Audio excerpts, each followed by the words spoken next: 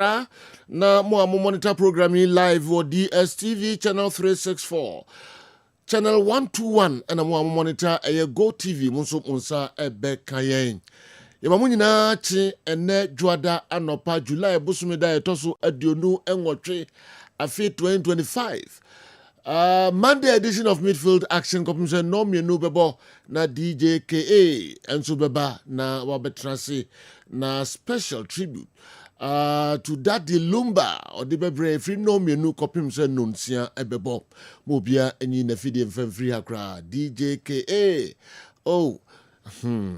ene mobia missing the program no from 2 to 6 Emraso Midfield Action de na de ebremo omaimu bimemu ha na fe amanone nsempi na ebabo no de ebremo latest transfer stories ni na de ebremo sanso na pre-season friendly matches awdo ekoso no ni na ebabo no de ebremo tennis akansi umbadala tournament no so course America memo no saying na ekosi ye ema ball bo euro ema euro na course no England omo ashe Spain penalties 3-2 on penalties the winning euro no assign atwaso biom and for the second time football has gone home and that's some kitwa we any other stories amanoni club stories news awodo and abobo no the bremo latest transfer stories sanso na eba Africa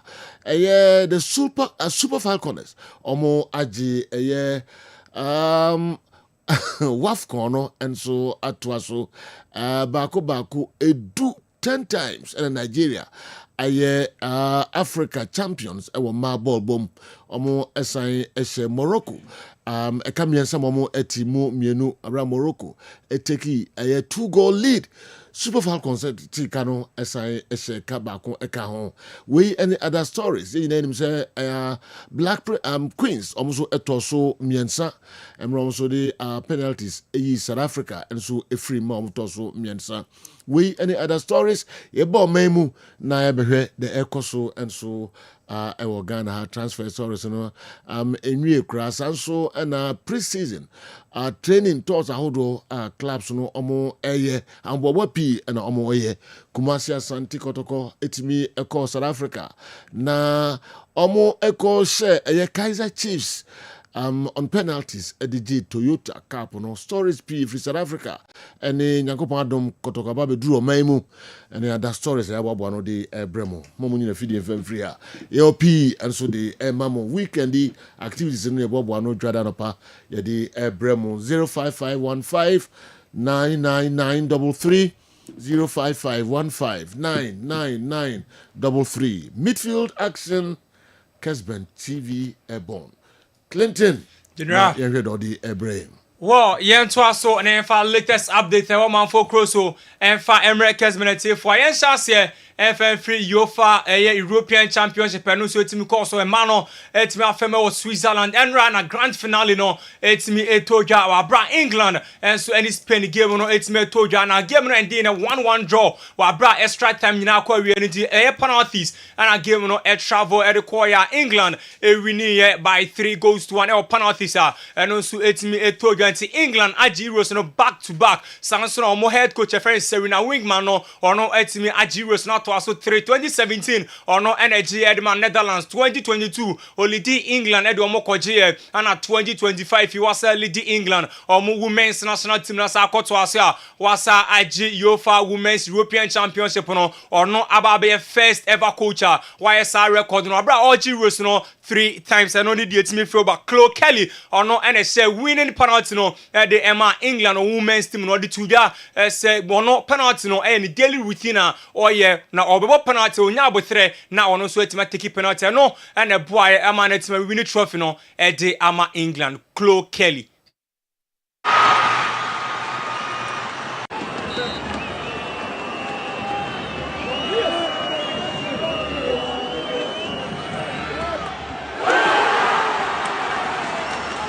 Yeah, to us one updates no and to us for marketing Chloe Kelly a video no aba yeah to us na inform. To be honest, it started when I was at Everton. quite a few years ago now. And it's something that just works for me. I can't explain it too much. I actually spoke with one of the coaches the other day about it. It's just my routine that works for me, and I take my time, I take my breath, and I'm confident in that. Taking a penalty normal would probably feel a bit weird to me. So it's just my routine. Sometimes you miss, sometimes you score, but I was adamant I was not missing two on a bounce. Congratulations. Yeah. Chloe Kelly no ana ehye winning goal no edema England wa bromo European Women's Championship no e free Spain 7 no e kan say penalty no e daily routine away na this time no ono e make sure so beje trophy no e ama England yento aso e o Michelle Adjima no e Ghanaian na obo edema the English Women's National Team no energy young player of the tournament, and so e ho na odu be na England e players no any England fans no chante Michelle Adjima way time I boni this one a younger player of the tournament na okwa China award no papa na ono so stand cinema no ono so share about boyfriend Michelle Adjima no Ghanaian na ono so e bought ne ball edema England o women's team no enti yento aso ne fa update no from mo England o mo fans ni players no so etwahia ya no mo ball about boyfriend Michelle Adjima din no ono so etimi edidi asa as Lioness's boss, and now she's here. Dreams, just what Righty said. You can see it, you can believe it, you can do it, you can be it. And look.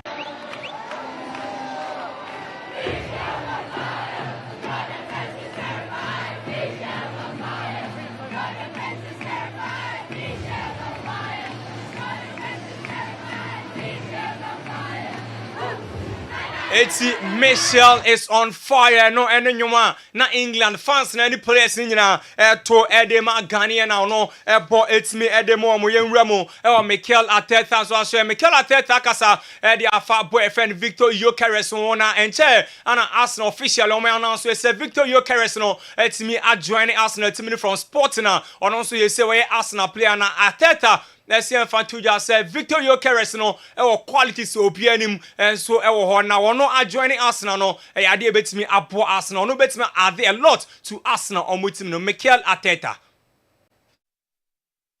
We are increasing the quality of the squad and the depth of the squad with all the signing that we've done.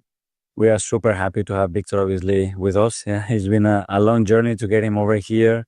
He's been incredible.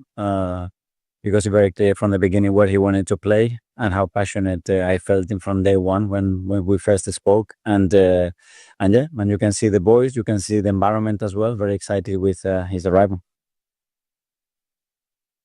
It's Mikel Arteta, head coach at the Arsenal. No di to ya. Say Victor Gyökeres or Arsenal environment, you know, and so it's me a fan. I want to it's me enjoy our Arsenal team. Victor Gyökeres and so Kasai was one no why hungry for goals, you know, a bono na otwane come dino. Say one she goals no no why we say Arsenal fans no enim say one goals no pe goals no she goals e na dwuma Victor Gyökeres. You've shown the attributes of a complete centre-forward, a phenomenal record. I think you scored 97 goals in 102 games. You must be excited to come in here and score lots of goals for us. Of course. I always want to score.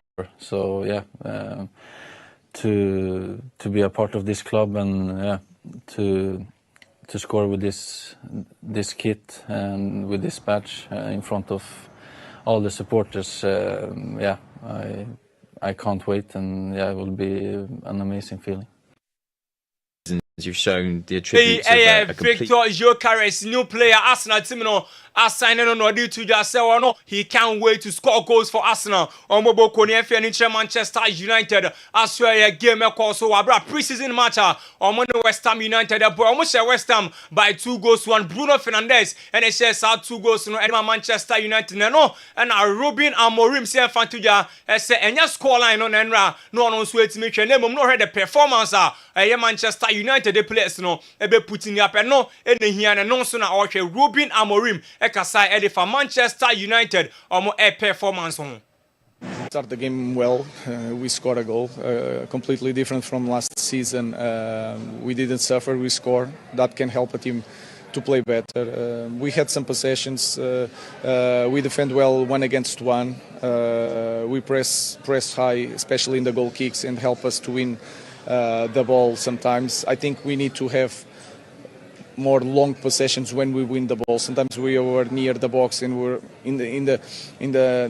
try to find the small spaces, and we can handle the ball and to work the ball a little bit more. I think until the West Ham goal, we were controlling the game, more opportunities. And then we suffered a little bit to change all the team. Ruben Amorim, head coach at Manchester United. Omobo Kono Neka Efa game Omoboy against West Ham. Or did you as a scoreline wasn't important. And here a performance at Manchester players no Putini a Bruno Fernandes. Or no they say 2 goals no at the Manchester United Kasaye at the Manchester new signing and the dean at the Matthias Cunha or say Obuya. Unim Brazil players no unim say Brazil players no omo ye loudi omo energy omo ho no and na boyfriend Matthias Cunha sabe bepe and what here na oba Manchester team no they are was here money players din kumo no utie cha because boy no join Manchester be 2 years nie nenso we new signing aba how ositi ni how oni players no edin gitaudie no kire say boy no enso happy Bruno Fernandes kasari for Matthias Cunha. As a shouter, tell us a little bit about one of the new players then. Oh, obviously we know mostly of the Brazilians are very loudly, very happy, you know, so he's one of that. He's a very funny guy. He's coming to the group very well. He's settled very quickly with everyone. What is very good because we need him at his best. We need him to create this connection with every player to get the best out of him, but also of the team. As a shouter, tell us a little bit about one of the new players then. Oh, boy, and it Bruno Fernandes, our casa, Edefa, Matthias Cunha, Manchester United team, and so etimi assigning on Yafiani, and outputs foot or more, and so a site or more car football, and so on some statistics in or more edit to your normal as subscribers now voting our 2025 FIFA Ballon d'Or, and also a bit me across na Ballon d'Or Barcelona way a French football magazine, Ballon d'Or bet me na sound seminal, and on bet me a trouble no more trouble, say Ousmane Dembele and almost say ono Lidie as number 1 te ono and likely say obetima je Ballon d'Or no Hakimi Al-Saraf obo edema PSG o Morocco ni ono etosumienu Lamine Yamal ono etosumiensa o Barca Rafinha Beloli Diaz o Barca otoso for na boyfriend Vitinha and so etoso 5-2 outputs foot omo subscribers voter omo koya ahead of Ballon d'Or and also etimi Barca engine way so na yenko ban Herba Hospital ni yanko jen kra to America latest or transfers mu nyina ya de betu ya matifo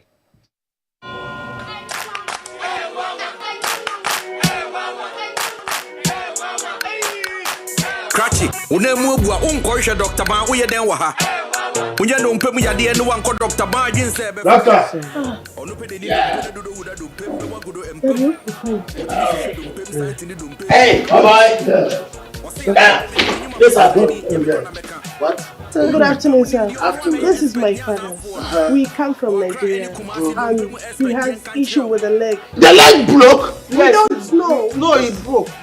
Ow! Me, I'm a specialist about bones. I will deliver you now. Then you go to Nigeria back.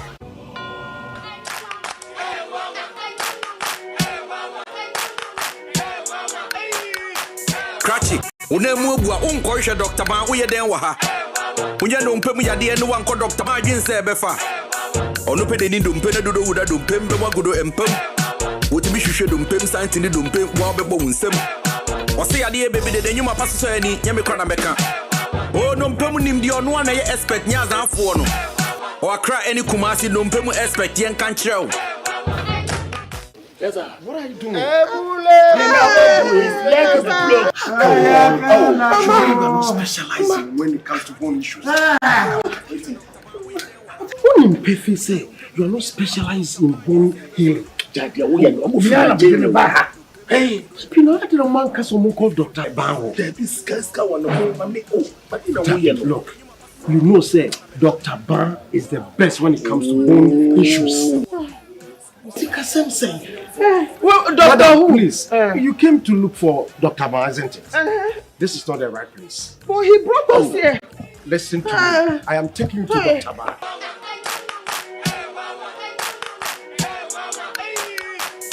But I have a ban here by hospital.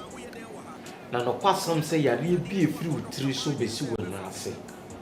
ye hwe yaruwa ni nyina tu ase ma me die na ama wa ba mu abuye ene ukuta koma osisi achia ukotodwe wona mane su kekra ma ne a wo kan ne se papa ne a wo kan ne se me kotodwe ye nuwa ne bekume ba wo ho a ye ntena se makotodwe enkum obi ba wo ho a kotodwe ye betu ase ama nigye awie peye enti me sere bia wonsa ene yiyi wani da so nyina asa ewuma na ya kan se Mr. Wakobobo anasa wona moama taisa pawa ma wonemu agusi pen brana ye ye ntwe ye de ahaban keke na beto so nyankopa dom ahaban ne beto so a nkasa ni nompe na etete na eha adwene nyina no nyankopa dom ni nyina beto ato a ama nompe ni nyina aye kama Papa actually Papa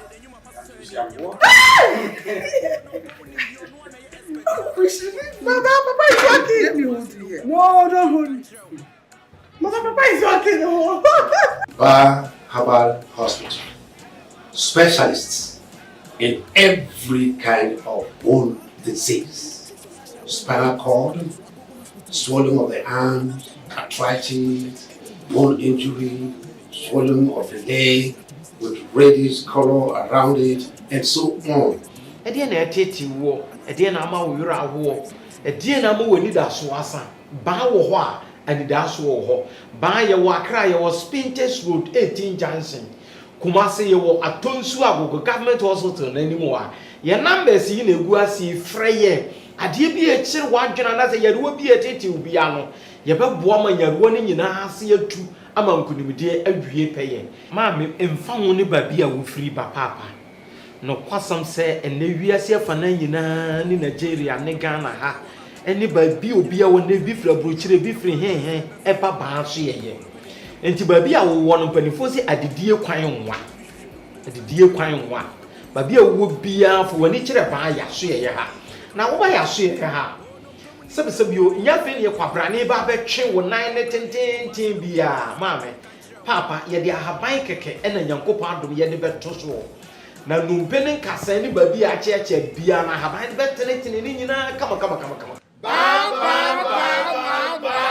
achafo ba yarwena bechare Ban Herbal Clinic. Fifi ye chira kwan wo Kumasi. Atonso Agogo Hospital. Ban Herbal Hospital Kratop. Ana wote nti ko ne fa no pam yade ni nyina ekọ na ontu ase enfama yen share yana ase ento stories na so etimi free Manchester United ase Randall Colomwani a player body ma Paris Saint-Germain o Cologne e wo Juventus bo ko no wasare ten to PSG team no report and second and it said Manchester United and boy in Taraj etimi edin come up for a possible dealer boy a friend Randall Colomwani e beba Manchester United abesi akan e di amom Alexander Isak Simbe Bray from last week. Baby Rad this week. Report and second. And it said Newcastle for sale. More said this week. Liverpool will be making offer. And as somebody bid for boy friend Alexander Isak. And a report that it's me through by the update. No, the Brian called Aston Villa. And so I swear, boy, he did the Dominic Calvert-Lewin. Or no, and so a play and no bunny ball. It's me, them Everton. The boy in the contract, it's my India. He say Aston Villa. And so I someone said it's Macano. AC Milan and Newcastle nyina ene boy no edin komoso no e ba besi akan etime dia mom James Trafford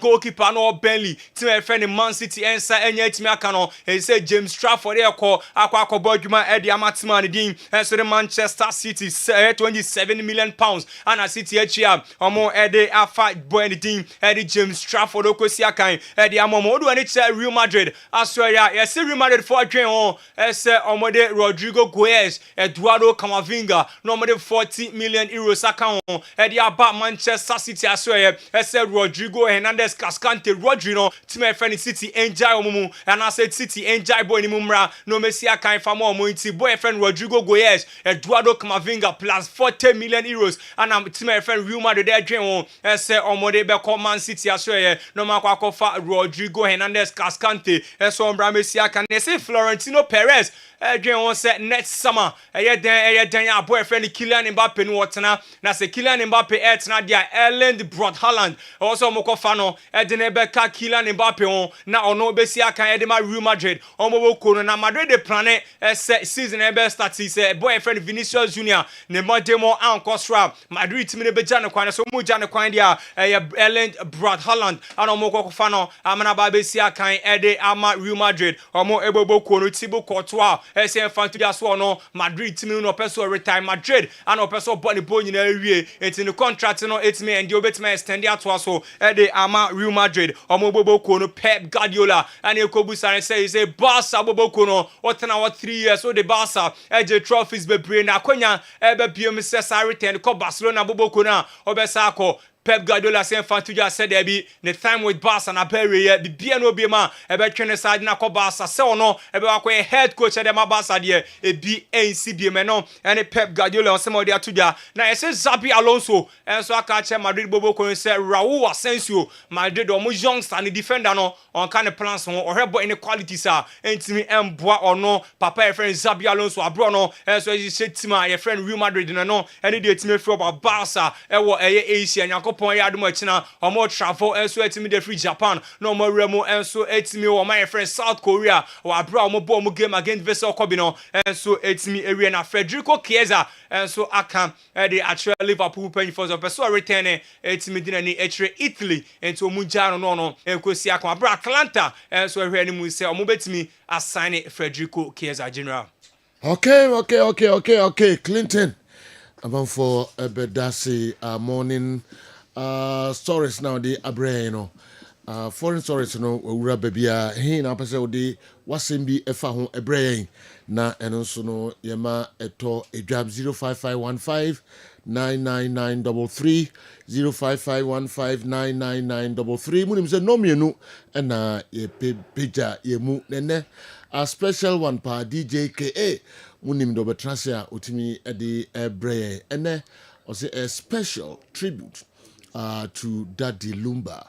A free no menu copy said non sia ebebo. I am on moshi mofide and free hakra. Oh, Daddy Lumba. May your soul rest in perfect peace. Okay, entina and so no. Yebeda ho kakra abana fe the foreign stories no abegu na yahwemu ye papa ede amamon Balm of Gilead. Eho na yedi yani kire ene anopai na Dr. Edmond Afa waboye nkomo kakra enye du no so se obase ya na babia taidi a obia train education bebre sanso na yaresa ene futu ne ade bebre nso ode breye Doc Akwaba sejo pacho yejo se ohuye Nyankopon adom me ho ye pa pacho na nso ye de Nyankopon ase nyame adom me so me ho ye pa. Yes. Anopa boy nkomo as usual me hu BOG vinegar asan live ha na me nimse nya no nko ahwasem na obeka bebre eka ho boy nkomo ye tiu Doc so yo me na see anopa de kan no ye de nyame ase se wama ye nkwa wama ya pomden na wafa mo so na ye nya opportunity se ye metiefo nyina so a fruitful ending week to July, a fruitful ending week. You say this week a week a fruitful. Sure. To be that hope I wish more and say a che cry a baby be fine pa. So you your bossy dia na I was here more education than medication. Na and topic me pese ahomrasi mo ayehwe no before say member topic in so no ye be dim komo kakra afa vinegar no ho. Vinegar no a product a BOG clinic and as a Balm of Gilead clinic your product na a food product sign registered on Food and Drug Authority and for that matter the best power humrasi mu say offer na open church mo we was you modern Michelle a food product a aduane nti aduane so de wontimi mfa claims nka say e ma cholesterol ba form e ma sugar ba form e ma BP ba form e yesi da bi so de gunsuom no na penchwechwe aye chwechwe no wonye bi koyi ma say bia wafa na wo sugar aba from bi bia aba from cholesterol aba from one untimi claim say no na ye ha because any that properties no ha ne mom no e bia me ba yi maka cho say didintemu jana dwedidi o ti we so o ye na wo didi na de wo horo ne ma no no benefit a wo nuane no no e be son so sa eno nti no uni go nsuo mu a de e pese ye ne say sachet ba ko ana bottle water ketwa no ha no wo bu ni ti ba ko pe ni ti black ne ba ko pe ana se de susu aduru enom na 10 mils ana se atrekese a ye dididi ayo tablespoon no ba ko na de gum nsuo bi abe nom no from anopa to anwumre no obetimi de bia gum sa no anom ana se obetimi decide say anopa no warm water o nom no na wo bu ni ti ne ba ko de ayi de gum na wanom ana se obenum na no pa wie anwumre a ni nyina no ebeboa opa ne mom ni nsuo na wo de agum no kra no obetimi this nsuo no anum wadru bia wonom because one enya dru eye food product say herbal capsule say herbal tablet say orthodox am sure say obetimi ayene sa ne mom premier na ameka se wo how bi na ebia how na wo ne de opese ya boa e wo sa kwan no so dia oba bam of galad ya sue ya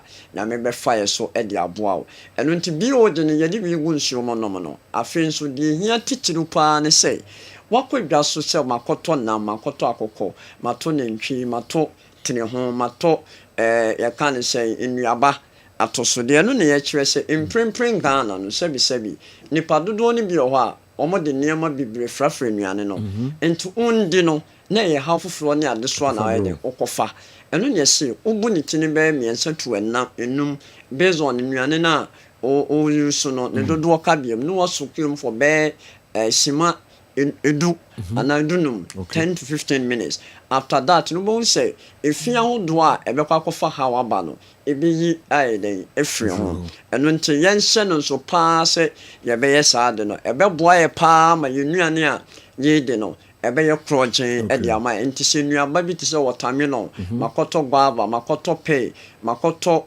ye kan se nuaba bi te se carrot carrot we no a vegetable there a root vegetable but we for tomato so a fruit vegetable cucumber mo nyina ne ba ko ya me kan wasem Saturday broccoli ne cabbage mo nyina no a good o be no e dugu cabbage so no untimi nkase o me de nchini nsuo ene nsuo hye ebeyi enu efri cabbage on da bi eno no kra na me cho se traditionally no obituma so ki ewo broken pieces of charcoal bidiasi na charcoal powder overnight ne mom no obe no overnight no na wie na inconvenience bidie na saye ye won say you should be o jim vinegar within 10 to 15 minutes na chese bibia fine pa so jo yaba ne die na e wo se yetimi educate public no kakra nen eneno na my se mekasa fa neps intini enunum pe relationship a ewo hawa hodo a eba ni pedwe ni mu a ekọ affect your bones ene yentini me pushi no ahye nyame bo a ochina me build no ochina nyame bo a true kick off no ochina ni Wednesday anopa kick off na me dia ba bi we o de no so ba no pe de me pese ye hwe gastrointestinal disorders so we be fa yen gastrointestinal disorders na affect your nipidua na about digestive disorders na me kan no digestive disorders ne ye nipidua no enuane ekọ efa yenum ekodu yeto abra sebi ye jaye nan no from your mouth to your anus no ekwan efa so nante enema frafra na afin so no emububu ewie na absorb a baby a wo se ekono hawa hodo a ewo sabia ho eno ho na anopemi pese yehwe obi o no mo asejo odidi wi a na ne yemachim obi o ho aduane to ne yemu ape na aduane na esene na wanya diarrhea obi o ho odidi wi a na ne fu ayokutu obi o ho odidi wi a na ne bo ehihye no obi o ho no mo a what happens is that obo say sometime no na sebi mo amudi de mo fanche me obo say okọ private na blood ewom moja kakra ewom obi o ho no mo nso a obo say wonya pain na wonya no ewo ne to ano ho no mo no anaasɛ na yɛase no ɛyɛ severe pain bɛ ɛba saa adeɛ baako nkɔfoɔ ehu ne sɛ biribi a bɛkɔ yɛfunu no mu bia wonim sɛ yɛ ulcer deɛ ɛwɔ sɛ meyam yɛ meya daabi ɛnyɛ ulcer bia na ma wo yɛfunu yɛ wo ya sometimes no wobɛtreat peptic ulcer for any wrong something bia anaasɛ a different thing bia a happen ɛwɔ yɛfunu no mu ɛno nti make sure sɛ kɔba sɛ wo yɛfunu yɛ wo ya anaasɛ wayɛ ase yɛ wo ya na wonya diarrhea na wonya constipation a memfiti prɛko pɛ sɛ mekɔtɔ ulcer adura no daabi mepatwɔ ma yɛnyɛ lab nhwehwɛmu na yɛhu the kind of disorder take place ɛwɔ that digestive tract no mu ɛfiti wano about small intestines and large intestine no liver no sometimes no obi wɔ ha sɛ yo what happens is that when you fatty liver fatty liver no so obi nya fatty liver hepatic steatosis a were a lot of complications edeba say one sheda anhwe ɛho asɛm anka I mean ɛkɔ baby a nse sɛ ebe pa na obefa gastrointestinal disorders na yɛwɔ acute one and yɛwɔ chronic one chronic one atena so ache acute one no bon say ba with medication and lifestyle modification bia obeye no bon say na den ekɔ na ebi on mo ban so a what happens is that aye no ho functional on sheda ehu adepoti a ede ba aye o ye doctor kwana deal with it that is all carry out a lot of labs bi no about bi hu adepoti bi ade ba and your structural one there are a lot of protocols ekekam mo bi biological factors bi chemical factors and other factors lifestyle kekan ho ekofa ba be na wiye ne nyina ne sesejo se enema na mebo boss no e bia wo free kutu na wo belchi na wo nya constipation na ase wo didi a na aduane no obo hyesew na okọ private as a blood worm na unyenya IBS money I mean other gastrointestinal winner oba ye hwa be solve am you be trust am you be sure say most of the gastrointestinal disorders na konipedwe ni mo no ana say happen no ne fare ba pa eating habit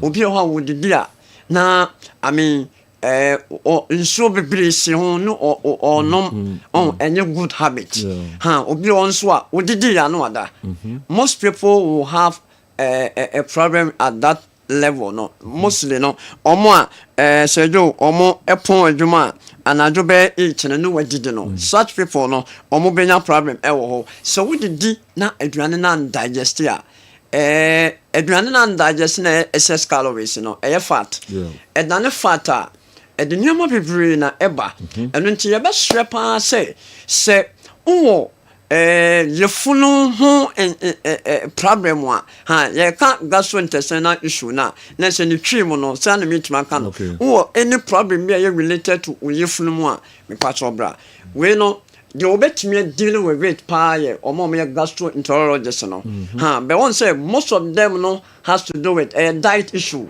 into oba ye ho a ye be kiro ha obedidi ene some of the natural protocols are obe establish obe put across border what they your smoothie what they your recipes no e bit man reverse na mai eno into balm of Gilead your the carbon ye ne eja hotel na next any opposite oba Accra so your Wesley won pay oba Wesley go a hopen yewo sans na oba takra dia yewo anaji apart from that no bio gene so opebi atwa oba Asida house premises in fact ebi wa ha kan hunu se ketwa ne 40 cedis 75 cedis for 1 liter no ana gallon no 5 liters no enso ye 300 ne de ketwa ba ko asan achew e de aka ho okọ Asida Twin Towers Accra mo amowo kanishin ne miamia na ben circle ne nyina no mokọ ho no mo benye bi ato na bibia ai fine anka wo kọ adwuma bomodin se anyo kra de small one de e show bag na unyusu na apart from that no so no efie no so ye yusu 1 liter ne gallon ne bibia ai fine kan wo se enye dru e food product use holistically nenya holistic resource e wo abrabomo your numbers na me dey tudwa no 0249 34 08 0249 34 34 34 34 08 08. And I said 0593 0593 86 86 38 38 38 38 0539 0539. Yes, 0539 05. Is it 93 or 39? 0539 0539. Yes, 86 86 38 38 38 38. 0539 0539 86 86 38 38 38 38. And I said 0240 0240 51 51 21 21 71 71 0240 0240 51 51 21 21 71 71. And you have my number. Make sure say I'm afraid I'm complaining say me fan. I am send me messages. Mudira dance say messages in there. Me respond to text messages, WhatsApp messages no. Edu baby nso a me anso me no mo ekasa nti aya na obi apese ne ekasa nti no mo nyanto boase kakra amaye. Ofre na emergency na wadaro ma mo ne secretaries no nso akasa na bibia aye fanfa. Say yo Dr. Edmund Arthur Yedibesiha na manfo tifo ne ahwefo enso asan ada Balm of Gilead omo asiye papa omo ena ede Tony Montana ekopie South Africa na report ahodo ekoso Kumasi Asante Kotoko ne Kaizer Chiefs game no report ahodo ne commentary nyina Balm of Gilead ena efa ho eka enche Tony Montana ba bedru eye oman enso emu yo tell me predict Saturday no. Okay, me buy no. Okay, me tise we predictions and I say e be draw na penalty no e be sure mo pass the penalty be you. Okay. Na me adom prediction nso be mo because me Kotoko fan kese pa okay, nice one. So for we na koye predictions in the boom so washem kom David we the prediction am here prediction na abamu no so match be draw Kotoko the penalties in be winning pampa sa na bam okay ebeda wanu ase na why predictions are my emfa say I mean open the two boot prediction the amfa surgery amfa no okay that's your play afan so am me many yes what the credit to them.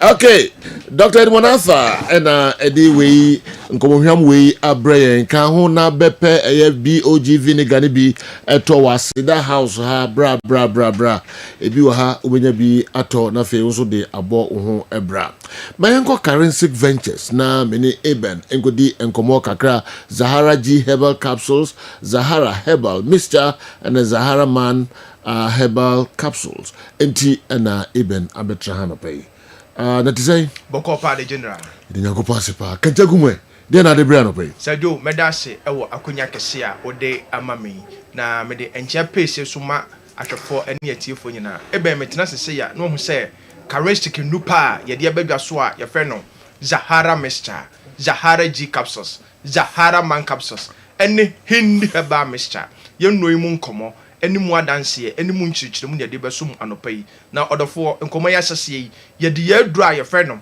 Zahara mixture ene Zahara G capsules ene edi kan wo nkomo twetwem sa adro we eye adro a eye bibidro kan eye nubuna ahodo ane ya twetwemu ahoden ede afa mfidiem ede aye Zahara mixture ene Zahara G capsules sa oye bema na utie me na infections pa hawadwen bema bi wo ha infection bi te se gonorrhea syphilis anase chlamydia ane na betena impempi no aya na ama ne bema no eso tia na etie ne bema na mo ahoden nyina ekofom bema bi wo ha eba ne saa etimi ema no edwonson tentem bema bi so wo ha eba ne saa impempi no odwonson na obre na ochim ansa na Johnson etimama bema bi so wo ha etimima sebi ensansan bi egu ne bema no ho prekese sa uye bema na innam yare ene wabetena na wako akon uhun sisaye bia wo ma bema waduro ene Zahara mixture ene Zahara G capsules sa uye oba so na innam yare ene wabetena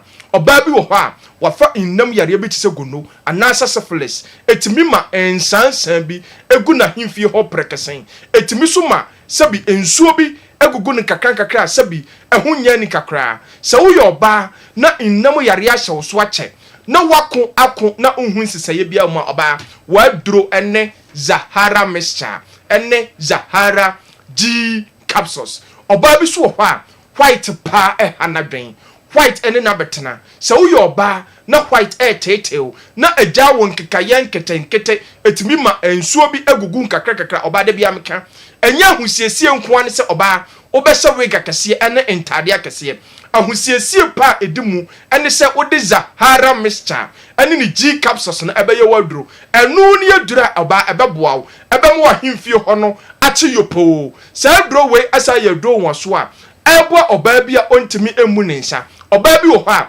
2 years ni onya ne menses da koro pɛ so onya ne menses no a na atwa sɛ woyɛ ɔbaa na wote saa ɛduro a ɛbɛboa wo ɛne Zahara mixture ɛne Zahara G capsules saa duro wei ɛyɛ duro wɔ so ɔdɔfoɔ nubuna ahodoɔ ane yɛtwitwi mu ahoɔden no ane yɛde ayɛ sɛ ɔyɛ ɔdɔfoɔ na wowɔ hɔ na wowɔ weak immune system meepa kyɛ sɛn wo nko ade bia wɔyɛ mmerɛ wɔyɛ nofo yareɛ nketenkete ana ɛha wadwen walking distance kakra bi a wo nko na ɔte so na unhuna mane ɛwa nketenkete wabɔ 2 years ni oda ho bɔ wa de bia wo nko infections ɛha wadwen wonum adura ɛkɔ na asaba ɔdɔfoɔ adura ɛbɛboa wo ɛbɛboost immune system no na onkommoa no anya ahoɔden ɛne Zahara mixture ɛne Zahara G capsules ɔdɔfoɔ wo ulcer na ɛtete wo no kɔdra store pharmacy shop herbal shop bi ɛbɛn wo wode uduru hɔ a wo se wo pɛ Zahara mixture ɛne Zahara G capsules ɔdɔfoɔ yɛbɛkɔ yɛ mɛmɛ duro no so a yɛfrɛ no Zahara man capsules saa duro wei ɛyɛ duro a yɛde ɛbɛgya so sɛ yɛde boa bɛrima bia sɛ woyɛ bɛrima na wotie me na wowɔ weak erection o bɛrima no ɛntimi ɛni mmɛnsɛm de bia wɔyɛ mmerɛ wɔbɔ adabridwo a bɛrima fa Zahara man capsules ɛyɛ waduro bɛrima bi so wɔ hɔ a sisi yale ɛne na bɛtena bɛrima waduro ɛne Zahara man capsules bɛrima bi so wɔ hɔ a ne nkɔmmoa no ayɛ mmerɛ bɛrima waduro ɛne Zahara man capsules kɔbaa bi a ɛtɔn waduro bia wo se wo pɛ Zahara man capsules ɔdɔfoɔ yɛbɛkɔ yɛ aduro atwa toɔ a yɛfrɛ no Hindi herbal mixture na saa aduro wei ɛyɛ aduro a ɛboa ɔdɔfoɔ bi a malaria fever ɛne na bɛtena ɔdɔfoɔ bi wɔ hɔ a de bia nanum ayɛ nwonwono na apɔ so nyina ɛyɛ ne ya ɔdɔfoɔ wote saa fa Hindi herbal mixture no ɛyɛ waduro o typhoid fever na ɔdɔfoɔ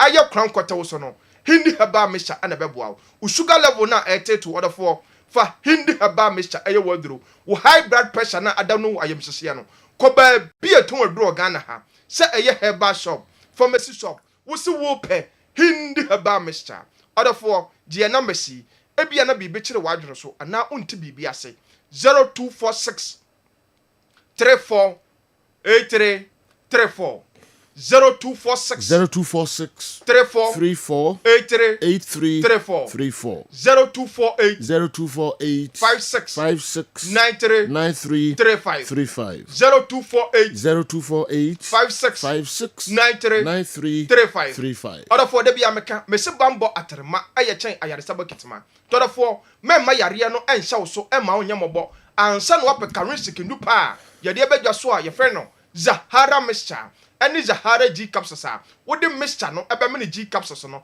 eboa odofo bia aboost immune system no aside to infection bia ase any Zahara man capsules a eboa bema bia ye friend 1 minute bema any Hindi herbal mixture eboa odofo bia malaria fever ene na betena odofo ye nupa yi ya to pete oman mu pharmacy shop bia ben wo herbal shop bia licensed chemical shop bia ben wo na odofo me shop bo se utɔ aduro na obeya danse no aka se characteristic aduro no eye papa bedase the general yensu ye bedase eben manfo characteristic nduro no eye papa mumpe bi ento na numbers no so mumfrɛ na chechemu bia o hampenifo enso de amount characteristic nduro no ope bia ebeboa oye papa enredu se yehwe foreign stories no emu kakra se na no bia ye de mamono na Kamba Africa na fe yakeka eba efie na yabedi efie enso enkomo mind you 2 p.m. pepepe DJKA ene osi a special program or a tribute to Daddy Lumba 2 p.m. to 6 p.m. aya muntieno munim de DJKA utimi eye dada obetransia enye agrokra Daddy Lumba Nakopon atunsa de afreno. I rehusem pa kese pa. But and then obomode na Daddy Lumba special or the abremu nyina. Aya munti DJ KA. All right, we have foreign stories no emo kakra transfer stories and my ball say me can and upon football has once again gone home. In what Andy Osri and you know Kofi. And no man the so what's funny them then the mouse say it was the Landale headlines no. Hey. And no miss train deli me fwa o man no pestil I me won na pesi me headline. Adufie. Yes. Adufie. It's home. Yes. It's home. Umpo. Football Adufie. Yes. Seven go say then I answer black and I know me no white. Oh, okay. That's how they say it. Okay, and chain come on. Now maybe no the celebration of life. Yeah, maybe sir. Why are they pa? Celebration of life. What's in Wasi? Oh, I really want to. You know, doing that's why I bet you. Sometimes it depends on the interpretation you give. Our baby. Nti ade a waye wo wiase no yes celebrating no enye tuntum which my tuntum okay obi so eye fita na o kasa o de celebrating of course on fumo ikra a celebration of life obeye bi one hwe aye mane ye na nkanso ane ho obi ani wo betuma duru the dad no do ye no nobody to rain for 4 decades. Yes. Nobody. Yes. Na ye be bonu nyuma kosi wiase wi. To rain for 4 decades. Nobody. Yes. That do my baby. What? I'm for crazy. BBC for capture na say. Yes. I'm the 100 years be by. They want to say on can say the greatest of all time. Greatest of all time. Yeah. Emrani in the BBC phone and said also the greatest Ghanaian musician for the past 100 years has gone home. Yeah. That's like beyond 100 years, there wasn't much music. Yeah. Beyond 1925. If you, which should be comfortable for me. Unzana no Saturday no upeso yire me. But I think that the flow, the delivery, the influence. Daddy Lumba is the greatest musician that has ever graced our land. Yeah. YB. I mean for currency. Nana. Really do no wa je ni won no wa. Yes. Abachi real so. Tu ye fo. Pempi. Saturday in Moana, Ubudu frame, so I be to Ghana. Okay. Frame, dear Sieni, send your Ghana gu. One of me simply put music is dead. Yeah. On go on music was the Ghana gu. Ah, okay, Matia. Ghana gu, na sanyo no o jamai. Yeah. Nti egu se na ngode na de ekona ye nti nyum ni biom dia o jamai over 200 songs o jamai over obia woni de obia oro ho woni de fiso ko ne krechi baby abeko bia Mike menua obia enua do jaya de yes Young to any come off. Yes, Yamadin. My dream said, Sre, say on farm domain. Yeah, I am a yeary, queer 4 year Juma upon, yes. Then so in Chini Jebi, Kodofu, obey Juma upon. Is that done tuition again? Okay. Yeah, the only thing I say, so far, monitor the media space, and I see some high level of decency. Ya ne du baby a nkrofo bi sebe manners omagyanifie na nipa ewu na fe na infonyini basa na nsem. So far we haven't seen such things, and I think it's positive. Man of the respect to deserve ne yere ne immediate family, whatever respect they deserve, we should accord Charles Kojofusu. He's done his best. At the appropriate times, state in Sube Anano.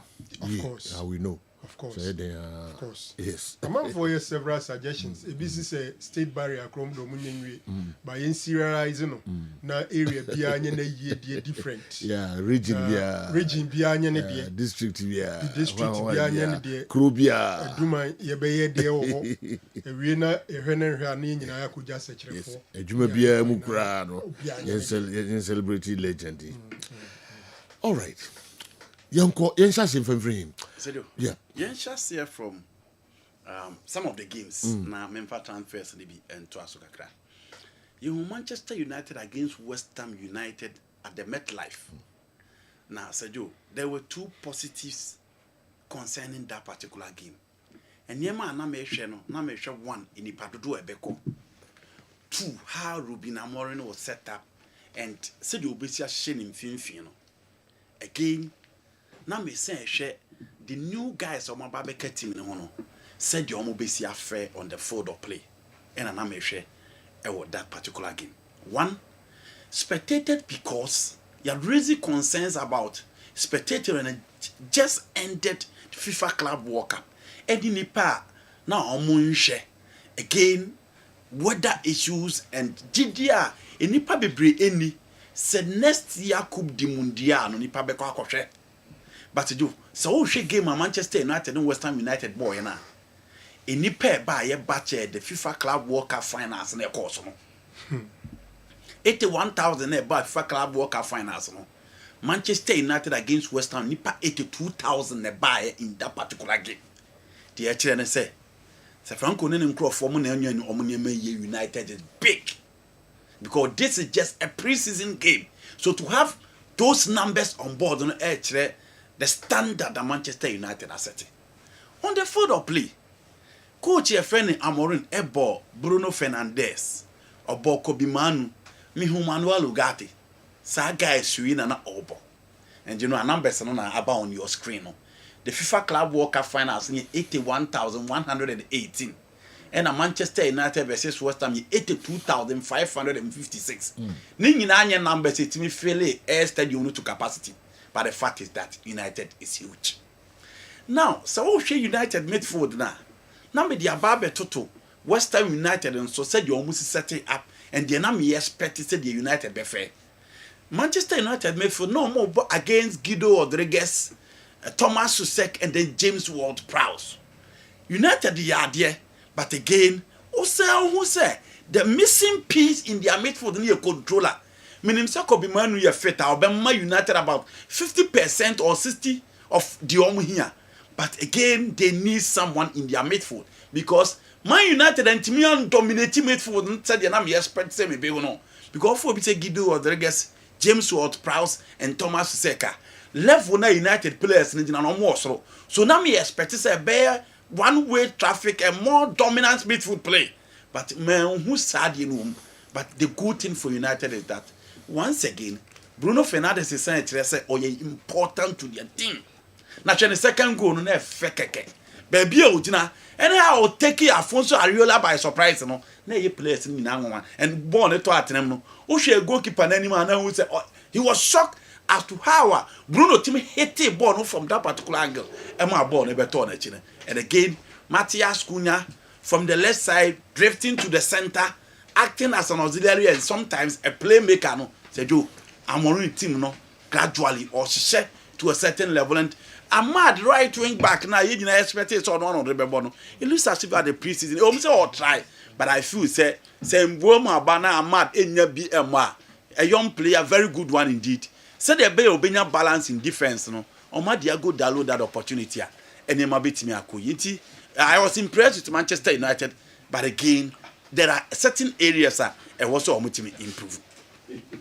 Arsenal boy against Newcastle United. Now, say Joe, before the game, and our brand here friend a bit of your caress a buy. Now, Baby Drew, you know, let's say, or Baby she gave Arsenal Newcastle United in Nebono, and I said, Joe, unveiling it to the Arsenal fans until see Park and National share in jersey number 14. No?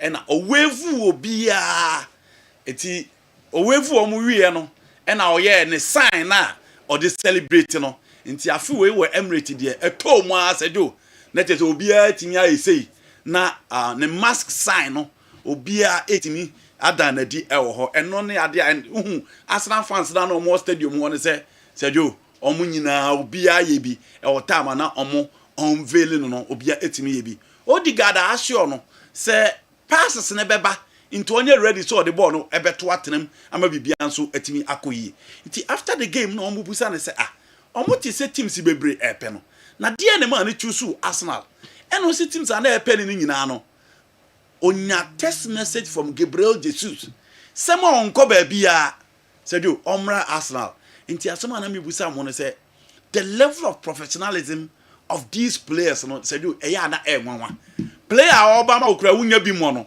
o say friend say omra wo team no omra mesi akan that is the level of professionalism e wa abonten eno ne ade a e o see players na omo local football no if they really want to play to the top Sergio they need to be professional. Also Jesus tested and say you shouldn't go anywhere. You should come to Arsenal and Sergio finally walande Arsenal.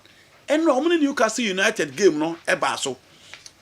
Na Sergio game ne bas no be who say Anthony Langa in a derby for a Newcastle United no to Arsenal edikan.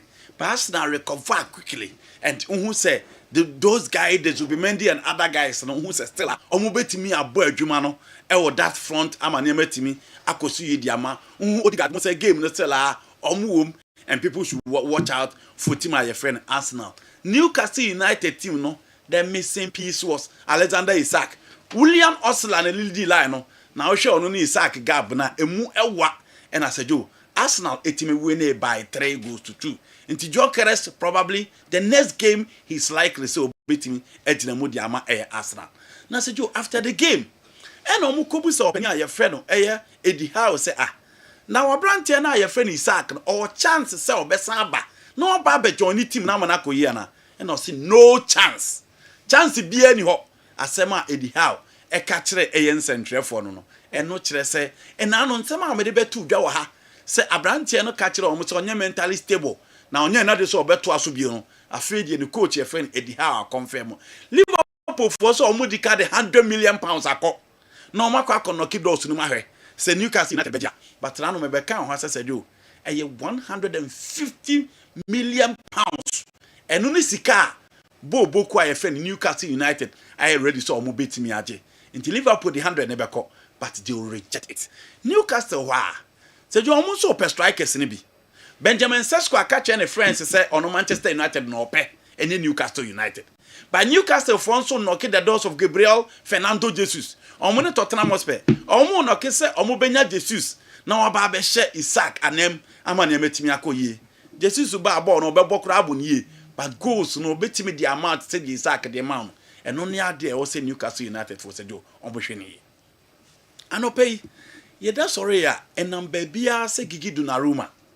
Sejo opeso jai PSG boboko no. Ni nyina ne say PSG for ni Lille for goalkeeper friend Lucas Chivelier akwa bonkobo na omo agree personal terms impo omo ready so betia 48 million euros to a Lille a French goalkeeper no ni nyina ne say Donnarumma Sejo offer PSG for the money for the contract renewal no Donnarumma Sejo the contract ni be wu next year June 30th 2026 and the contract ni be wu na eno na odi 10 million euros a year offer ni sika na ochi bi oji 224,000 euros eno ni sika oje na Sejo eno na omo say ni sika na oji 10 million euros a year no onte so mra fem but omo be man higher bonuses but wage bill no dey Sejo onte so na Donnarumma say da bi onye na dey so obete so aka ne 1 year contract na ono adwuma oda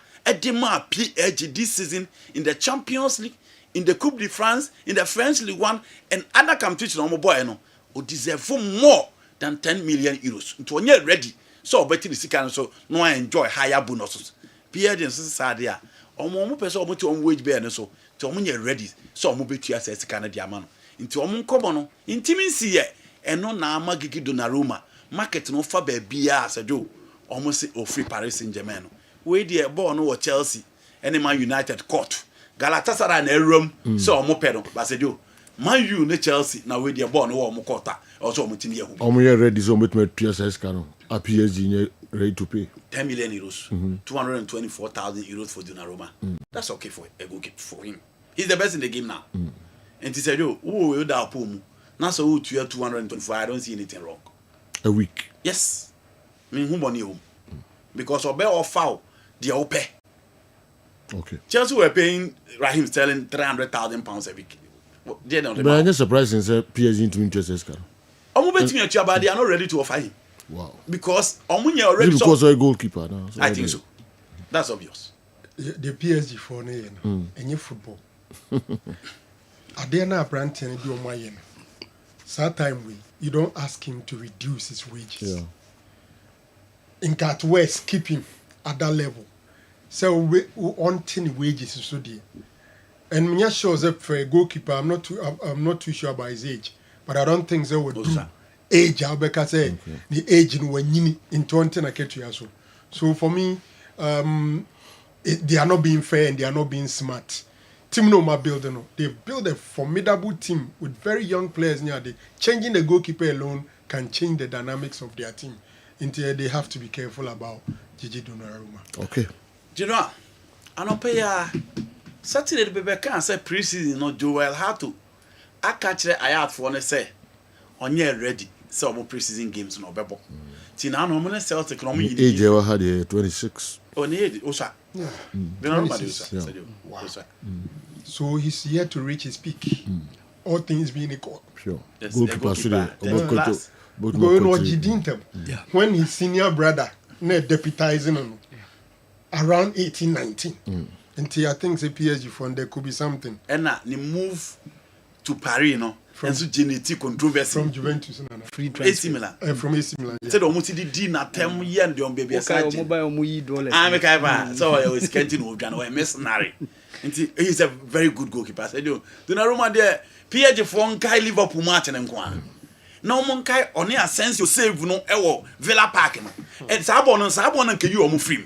But only a sense you ban in some no bobo na chen in some. Why you be a momo and said you they need to reward him. Age is the krum February 1999. And then now doubt can't be anyone. Anyway, you can't say said you enjoy more there. Anyway, you can't yeah, computer. Yes. There was one foul. And no don't set him back. Can't be anyone.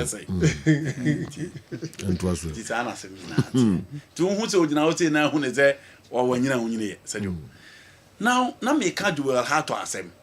Enti Nelson Ayas airbo against team my friend Como Abranti na that TV sui Chelsea for nkwan baby a omu mo san on place said you on that TV sui na ene Como game no nso omo say yi ne dia film onye part of the team a omo bebo the game against Como ni nyina ne say the deal no ye eminent a Chelsea for nche omo bewie na wa ba be pim e wo team a your friend Chelsea Cristiano Ronaldo ye signings Edema Al Nasser.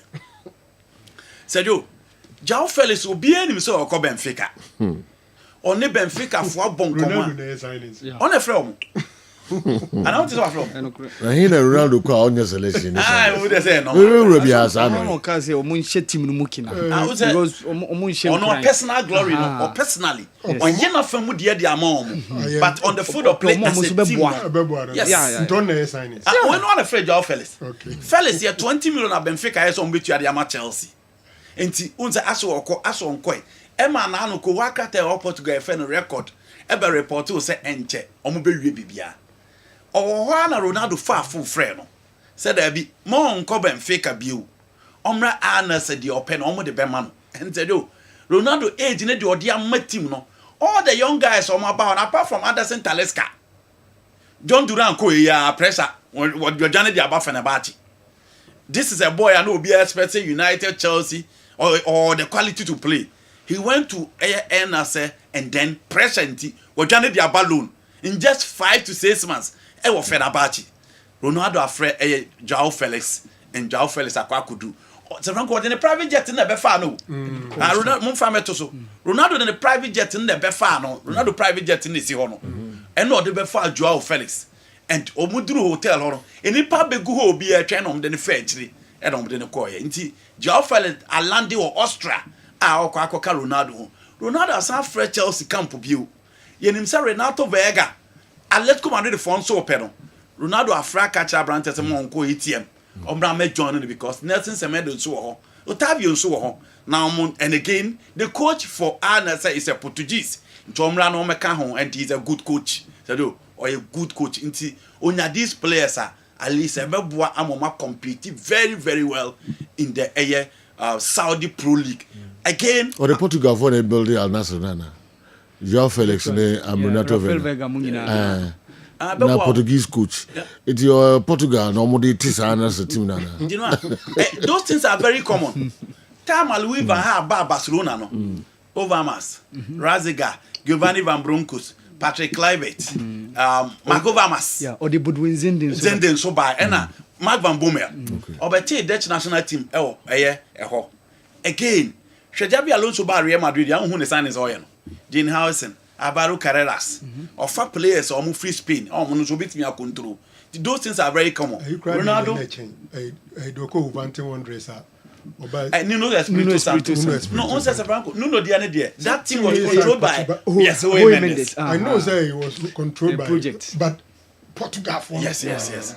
Pedro Neto, Francisco Trincao, Jota, Vintina Krabai. Yeah, Vintina by Nelson Semedo, their goalkeeper now called Romano. Almost previous goalkeeper, I've forgotten his name. Omu nyina ba Patricio said you omu nyina ba Wolverhampton nti enyenwa so no so push say obenya those players because unya that coach Joe Jesus very good coach na said you unya Otavio in midfield João Felix on the right unya other players almost say push for Cucurella and so 70 million euros for Cucurella almost the bread Chelsea and he said you almost ready to almost spend it Ronaldo sa call Anthony Bio because no pay Real Betis and so this 20 million euros at Bremen United I'm almost so swa Anthony so Anas Fona sa contacting as a do imagine having all those players on board obetimi abo because Hilane Zeman Crawford at no money they really want to compete on the transfer market inti said you Javi Simon they are still eminent Chelsea omo call can I hear this old Juventus Emma Juve rejects Cano. Matissa still Chelsea to one person cover here the Seba. The moment here the Sebana Chelsea David Simons because Omiri na number 10 for Omu now to ball from the left side of attack into the moment cannot yell the Sebano. Not just a Javi Simons and Ma Ewo Hodom. Inti said you son the kit will be on Luis Diaz. Enra and I said you or Tias say Obeko Bayern Munich and the Liverpool Fonso at Tias say 75 million euros.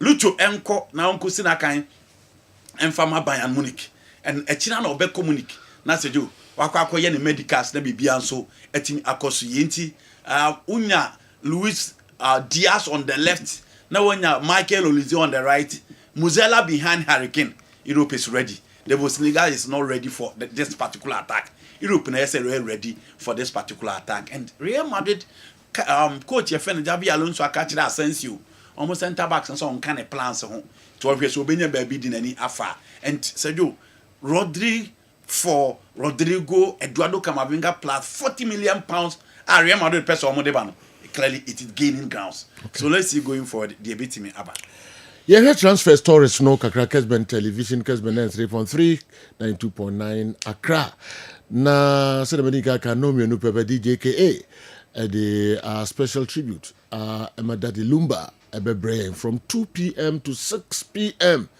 Ma I am Mrs. Shoei Munim the DJKA Obetrasia Obetimi aye ne papa ko or home ye papa no very good plans Emma DJKA then so no wo kradia enkwa entimi enje daddy daye some guys wanted to bring Lumba to Italy and I spoke with him just today's week last week Monday and see where he is now.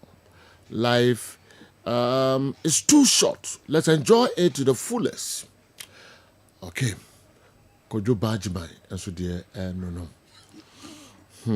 Let's enjoy it to the fullest. Oh, dear, say, I say my crowd will enjoy life to the fullest. And then you will be never cow says I will enjoy life to the fullest.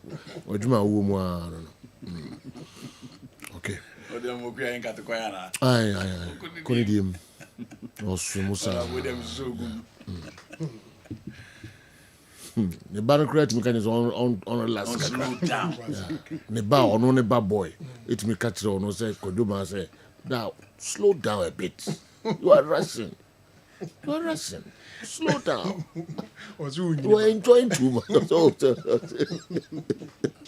Could you badge me? I could now on the abro from my good pool more. All right.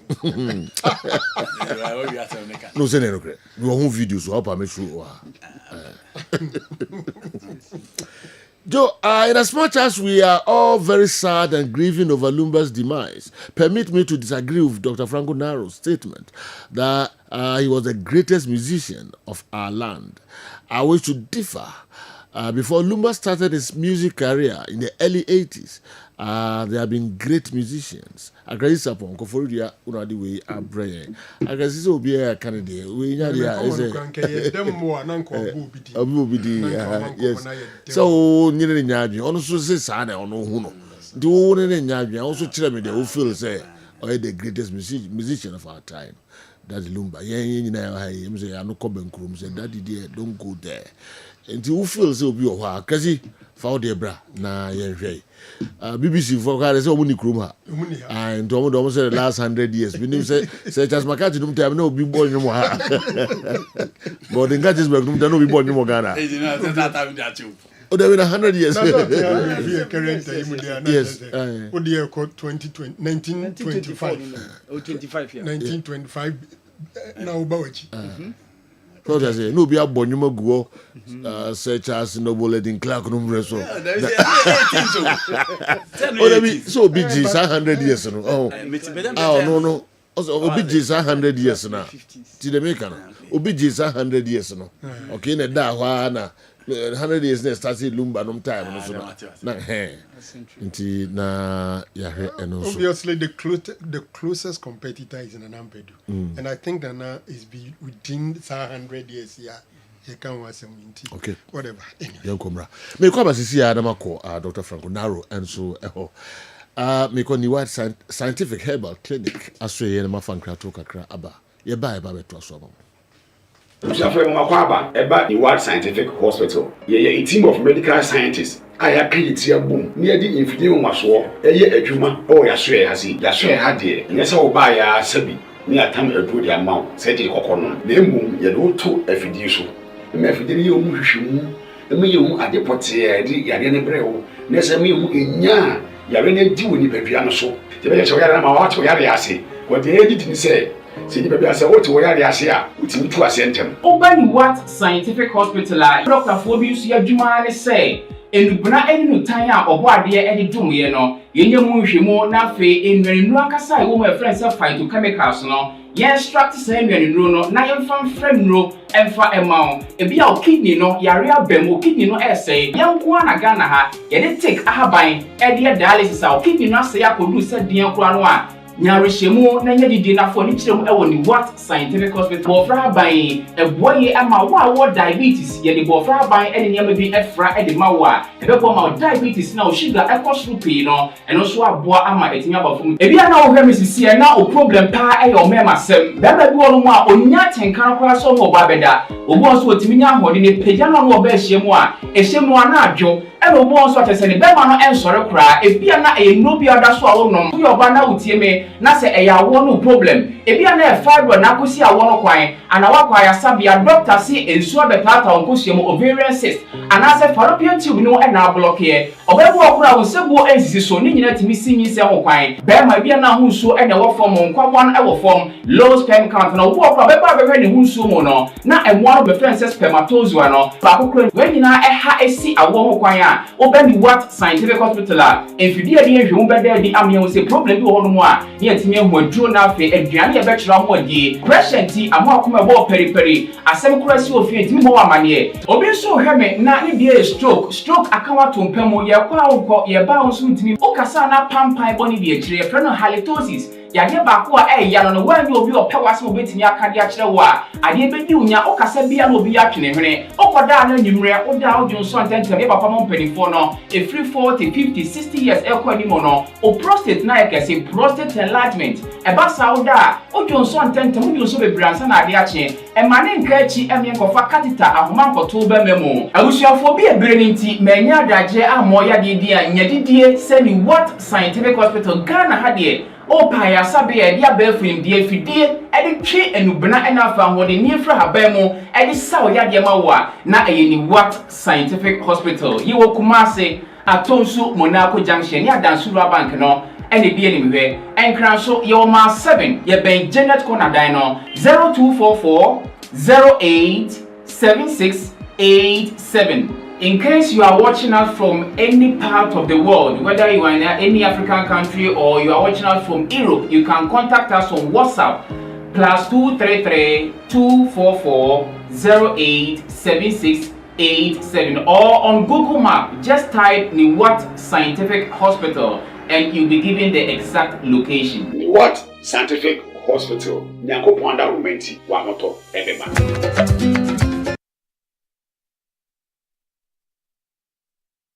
Yo, Yansain Emra na Yemetwaso Emfa Mamo.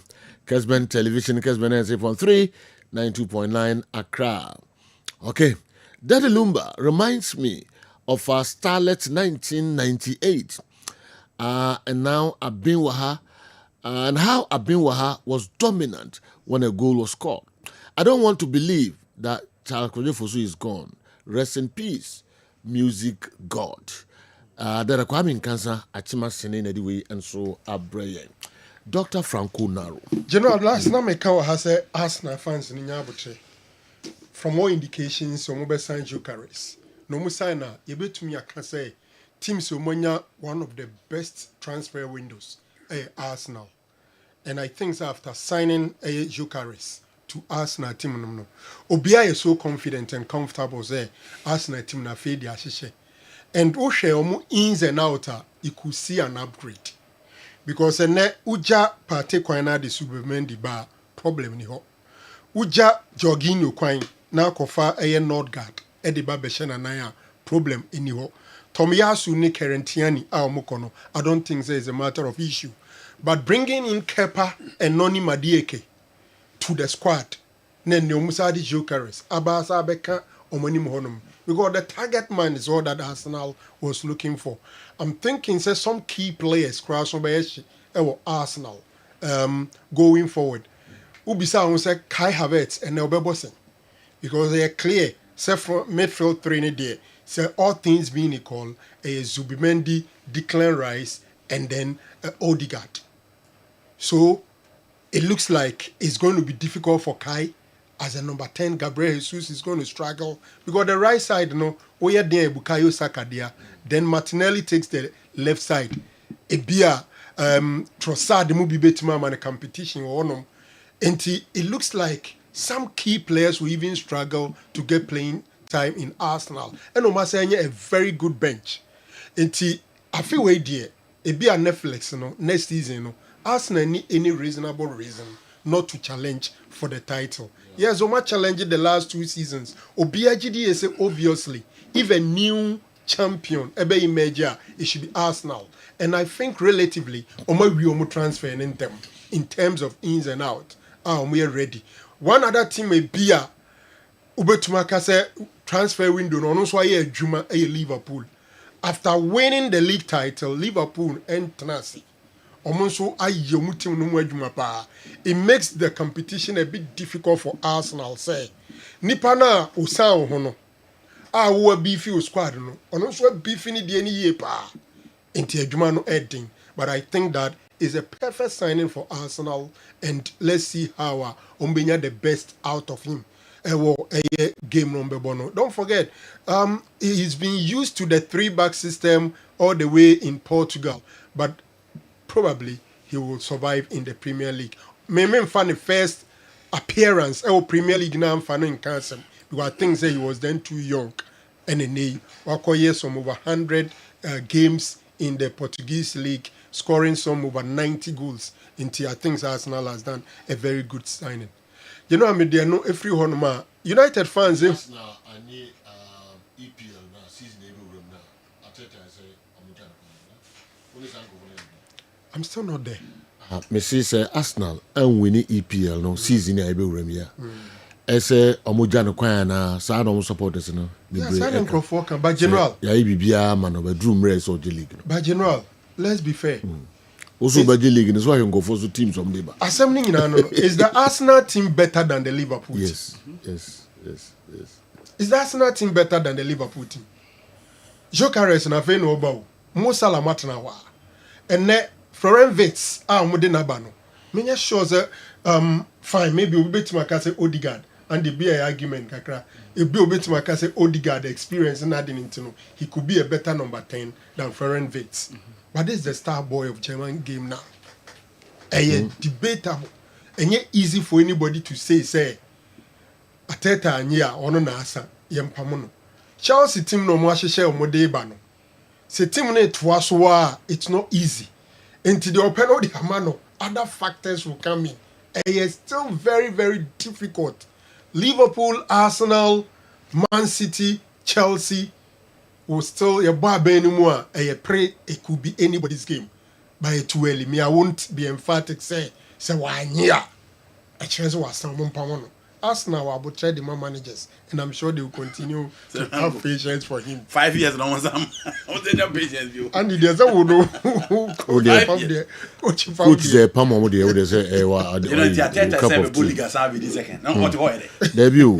Entino Doc Busa Simbi. Arsenal team no a better than Liverpool team. You don't need to have you being a better side. Chelsea no money better than team bia. No money fuck. On what grounds na so better. Liverpool team no better. The difference between the two teams will be Mo Salah. That will be the difference. At least two difference. No, I agree. And I'm saying Mo Salah consistency, the level, the class in the Premier League. The latter part of the show, you combine 11 between Arsenal and Liverpool. Yes. How do you have numbers? Yeah. Sevanko, I'm saying that Chelsea won the FIFA Club World Cup. They were not better than all the teams, but they won it. But Chelsea and FIFA Club World Cup will be entering Kokasa wine Yampam coach. From day one, now not a favorite. I name Chelsea. Arsenal no me a better team beyond on Bull League team 8 points. No me a better team beyond on Bull League team 5 points. Were they better than all the teams when they? And on what grounds? Because what better teams? General. Because our team not paid to the level that they only need that the missing piece from those or more excuse them Arsenal. Say our team didn't do our money number 9. Our the best goal getter in European football about. So what again? Well. General, Man United for whom Bibi Kakra seni Urai Freno United manager Juma Opeso ye e team no. Of course, Matthias Cunha had his first game. After the game, it was 2-1 in favor of Man United. It was the same old story. For me, I didn't see anything extraordinary. Ura Efreno, Bruno Fernandes, and 2 goals. You know, he's been the obvious source of goal for the team, and then he had those 2 goals. Coach, the concern wasn't the results, but the concern was the game itself. And he thinks the first half and it was good. Yes, pre-season, Okachi will be say concerns or performance. And they say no responding to that is fine. But season started there, I'm not sure anybody will buy any Komubia because performance ni hear me, na results in here. It's pre-season, so people would want to accept. In Buemo is the other signing, but I'll say United fans ain't playing the final game of the pre-season third. No. Until the next game, he'll still not be available. But the next one, he will be available for the team. All in all, Bibia DP faces still a year holding midfield, no, Juma Honum. And I also think that Ahmad will struggle a little as a wing back, especially it's a duty Nebase on my defensive duty. But looking at the team in the setup, it looks like the players or the Nebebano. Meaning how Mazrari Eba either say or Nenebe compete now the Mazrari Ebeka the back three no. 2-1 it was a start for them in the preseason. You know, finally my menya Masem Kakrawada Roma. Oh, Masem they say yeah at the of course. Yeah, Masem. A football weekend. Na nititu. Kofi Chambers. Makasa. Okay. On can but saying yes will be on once. No, The why you need to need the whole year to say, me do ma me nyum bibi. Okay. Munya mi wo na me lumba wu misramu. Mon kama asem. Munya mo masem. Munya mo masem aka bi. Muzo mo ye masem ne tete na ehwe mo se munya masem. Yanka bi afi ade. Chedra. Yeah, mo na ye masem. Munya masem. Yes, it was between the world champions and European champions in the final. Yeah. Spain versus England. Two teams here, and I say two nations here, have a lot of battles in recent times. And in fact, Germans and the dominance in women football after winning the Euros about 8 times. Especially when they were eliminated by Spain in the semi-final. But the game itself, England went down by a long goal in the first half, Umba second half, Babette Kano. Normally, the average English, send ya na England, Andy Kano, ya na nkomo mentality ni so strong, okofon kakrebia, ubehun se na bemu yebu. And then so common, say an English side will win a major trophy and defend it subsequently. These group of ladies about 3 major finals, win the Euro Championship, play in the World Cup final, come back and defend the Euro Championship. And I think their names, so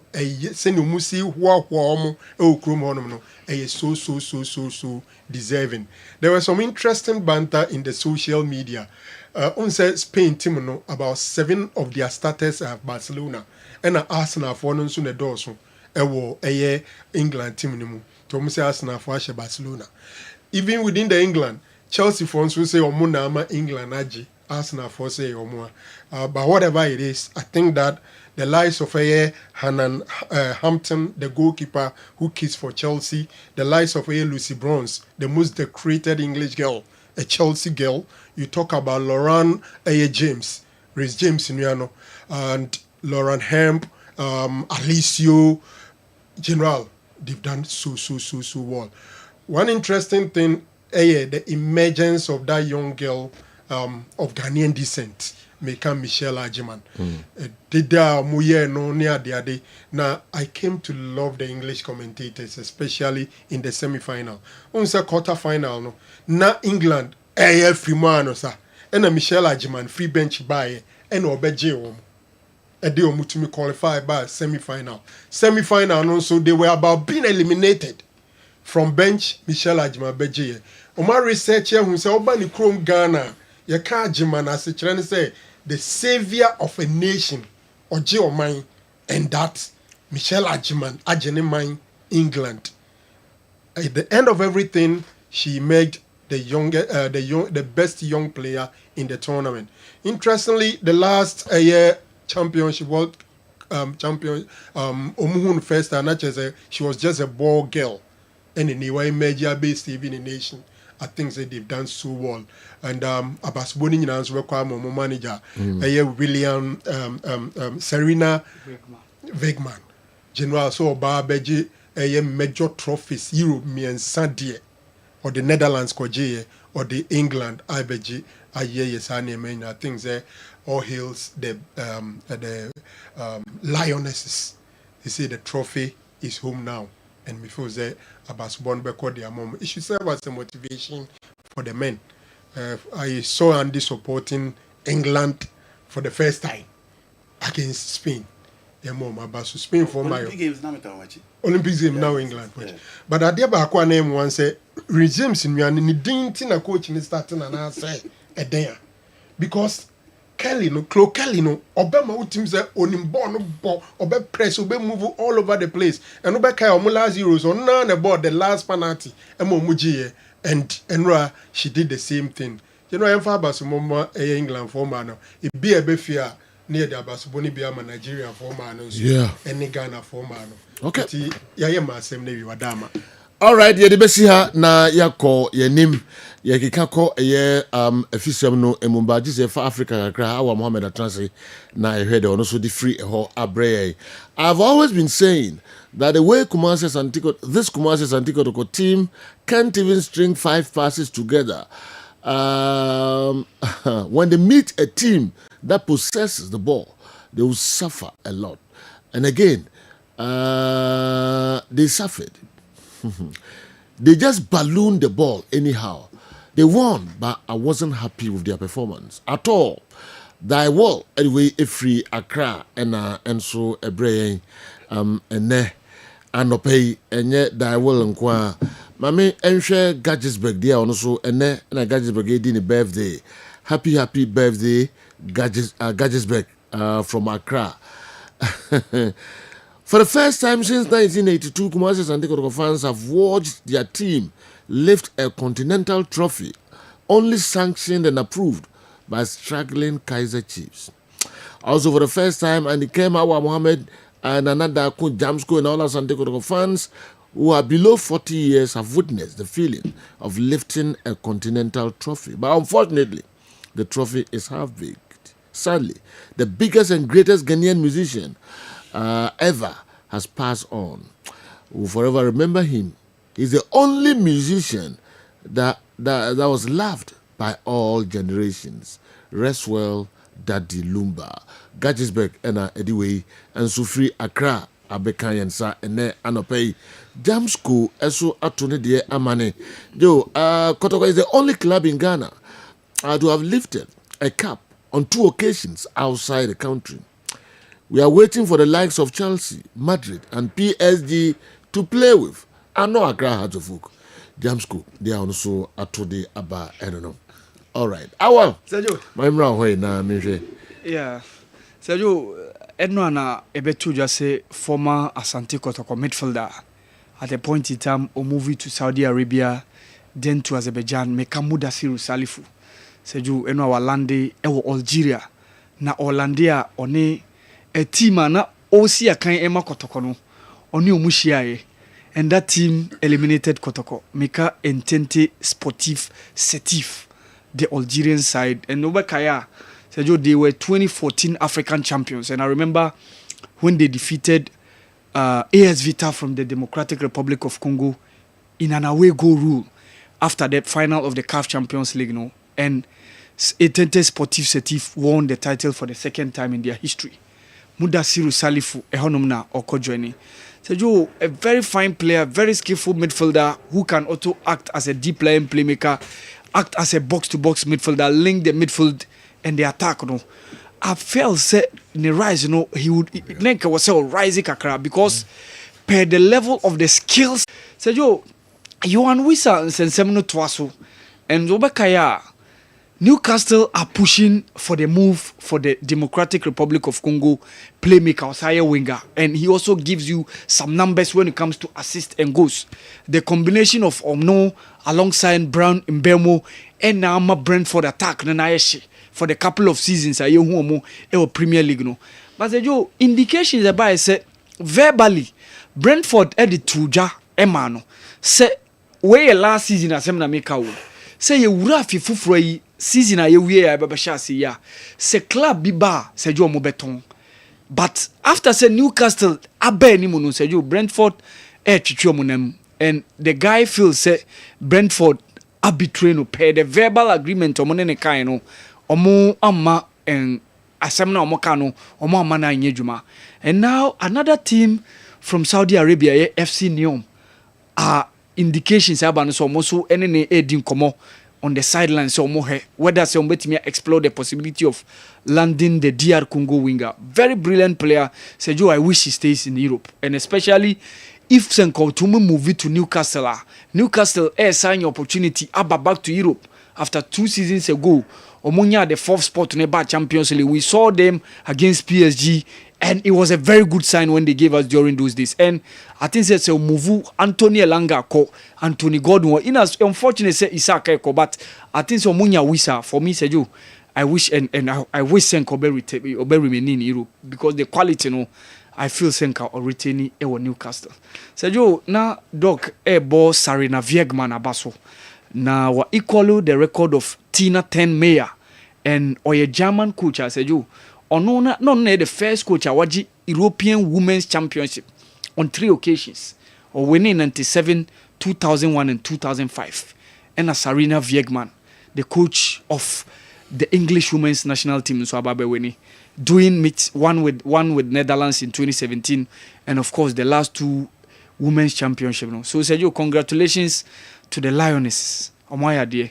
winning as I say shen the lions, the 3 lions na nkasa kran say omonso pushy no montimi secure spots entimi win trophies 2 European championships ejo ni na ntwe including one ewo Wembley at home and omone Spain of course or Germany last year mano and take your football so say you koba e behwe how Nigeria won their La Decima the women's AFCON say you all right mesdames ho kakra abana fe fisem no kwa mikidi aba so na ya biebiem bebre of course most church remadwe bebre e foreign stories no ho na kakra ya de tuwa no pa e fisem no ho no ye kwa bana behwe mu nso demode ebre on Kumasi Asante Kotoko's match award on Saturday.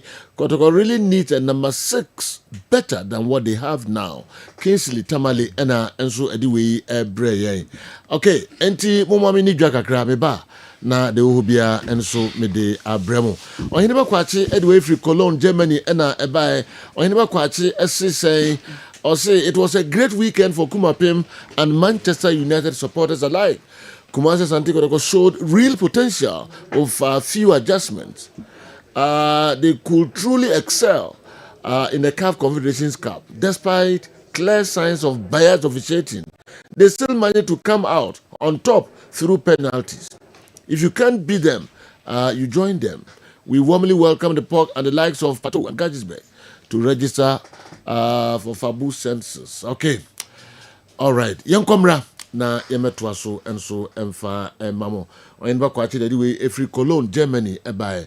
Me call ni what scientific herbal clinic na many Dr. Kwachi and Dr. Paul akodi enkobo kakra enso ho obe Dr. Ro. General. Dr. Kwachi. General. Okay, we enkobo kakra. Right. Me just free or what? Right, General. Yema busuafo nyina achibium ye hyiehia na ni what scientific hospital yese bedi nkomo ne asua de yese na watwe bi ye edema mo no yesua de na yesa ye ho yare ba bia wo a wo hwe ya na wutie bia no na wakaya hye ne so se da bie kase anka eye pa se ubenya dokutani bi ana obi a waben e won haban mu nimdi na odo ho ahye ne nsa se de bia bibia ni in case of emergency bibia ni ana wafre no na wo ho first aid obetimi dia ma bia antimi ansoso ano a na watimi akose ne yese obi a benya bamboni bi number police na se soja ni bi number bi to abetimi afre no saa na pomuden hu nsem tire nkwanti no ubenya doctor ni bi edo ho abono se wo pe doctor ni saa de a ene ni what scientific hospital na ye kanfo dia ma wo esan so ba ya so ya se benya aduruma enko na ye hu adwuma wo ho ye tufo ye kyerɛkyerɛ die wo se wudie die ni se wudie emfi a wadi no aduane ni se wudie die be kyerɛkyerɛ obi bia esan se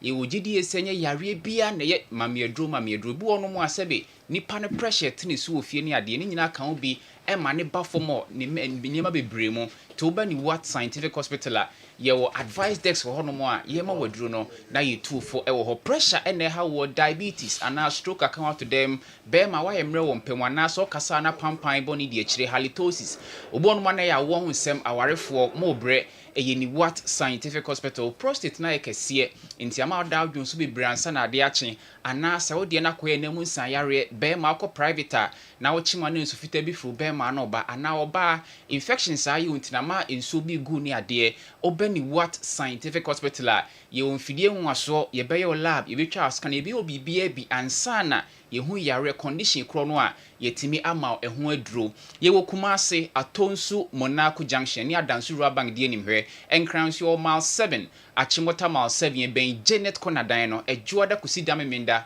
ene ye adwuma frɛ yen e wo 0244 087687 0244 087687 0244 087687 monso mo recommend yen services mo recommend ye hospital no ema amanfo nso da mo ase mo amaba monya yaresa monya hoden a mo de number se man krofo no so nyame nhira mu yi pa se mo so dan de nyina mu de ho adanse pa enso ede ekire adasa na watwe bi eyisi wo na ya pa yare ba ko ne edi hu nkomo na ye ne mu asuade enso de afiri mu ne be kasa de afa stroke enyojuwa na se mu bo yare no ho esanse stroke nso yare ba ko a eba enka bo kakra bi na de be ma wo ento anu achi no na amane na oyi na edi akire no na anu adin yi pa obi anya stroke edadem ya akire se ogine ho ba bi a enye ya na ya obia so ne se de ne de no extenta esiko esitie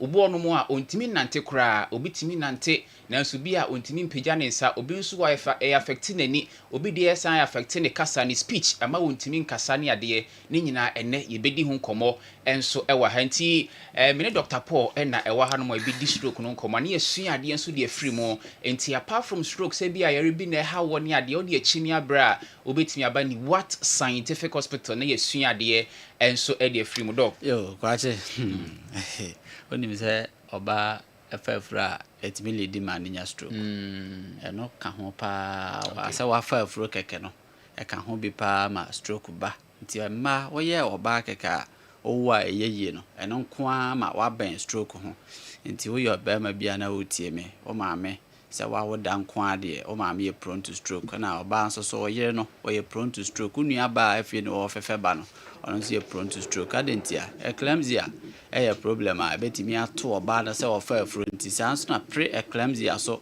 betimi ato oba na se ofa afronti ma remfi se eba wapomode ni mu a oye oba na oye be ma nko anti betimi lead to se wo kwakonya problem bi eno no nya bone bi no waye se wa wosu a wode ba asase so betimi akwakofa ba pre-eclampsia to da ta atwogu ema ebooks mu abra omanyem no asechire nyina ne se oye oba no ofa afronti ama o pressure sha se kwasoro onye bone bia o odidi yie o hwe ho yie den ne ba ne sa enhwehwe mu kire se ofa afro no moja ne bitimi clote adentia moja betimi aklote aje se o plateless baby a friend thrombokinesis e fra moja na ye na dwuma yie se nye na dwuma yie moja ne ntimi nklote ye clote so ana abroso etimi kwa fix e wo wadwe ne baabi e wo se moja ne mframatimi di afrisa ne kwa wadwe no e fa baabi bo nsa block enti ne e fra bibi stroke ne kire se cerebrovascular accident bi ana esi woni pa ne trimu na akwa block baabi e beboa ma ne nsa obetimi amaso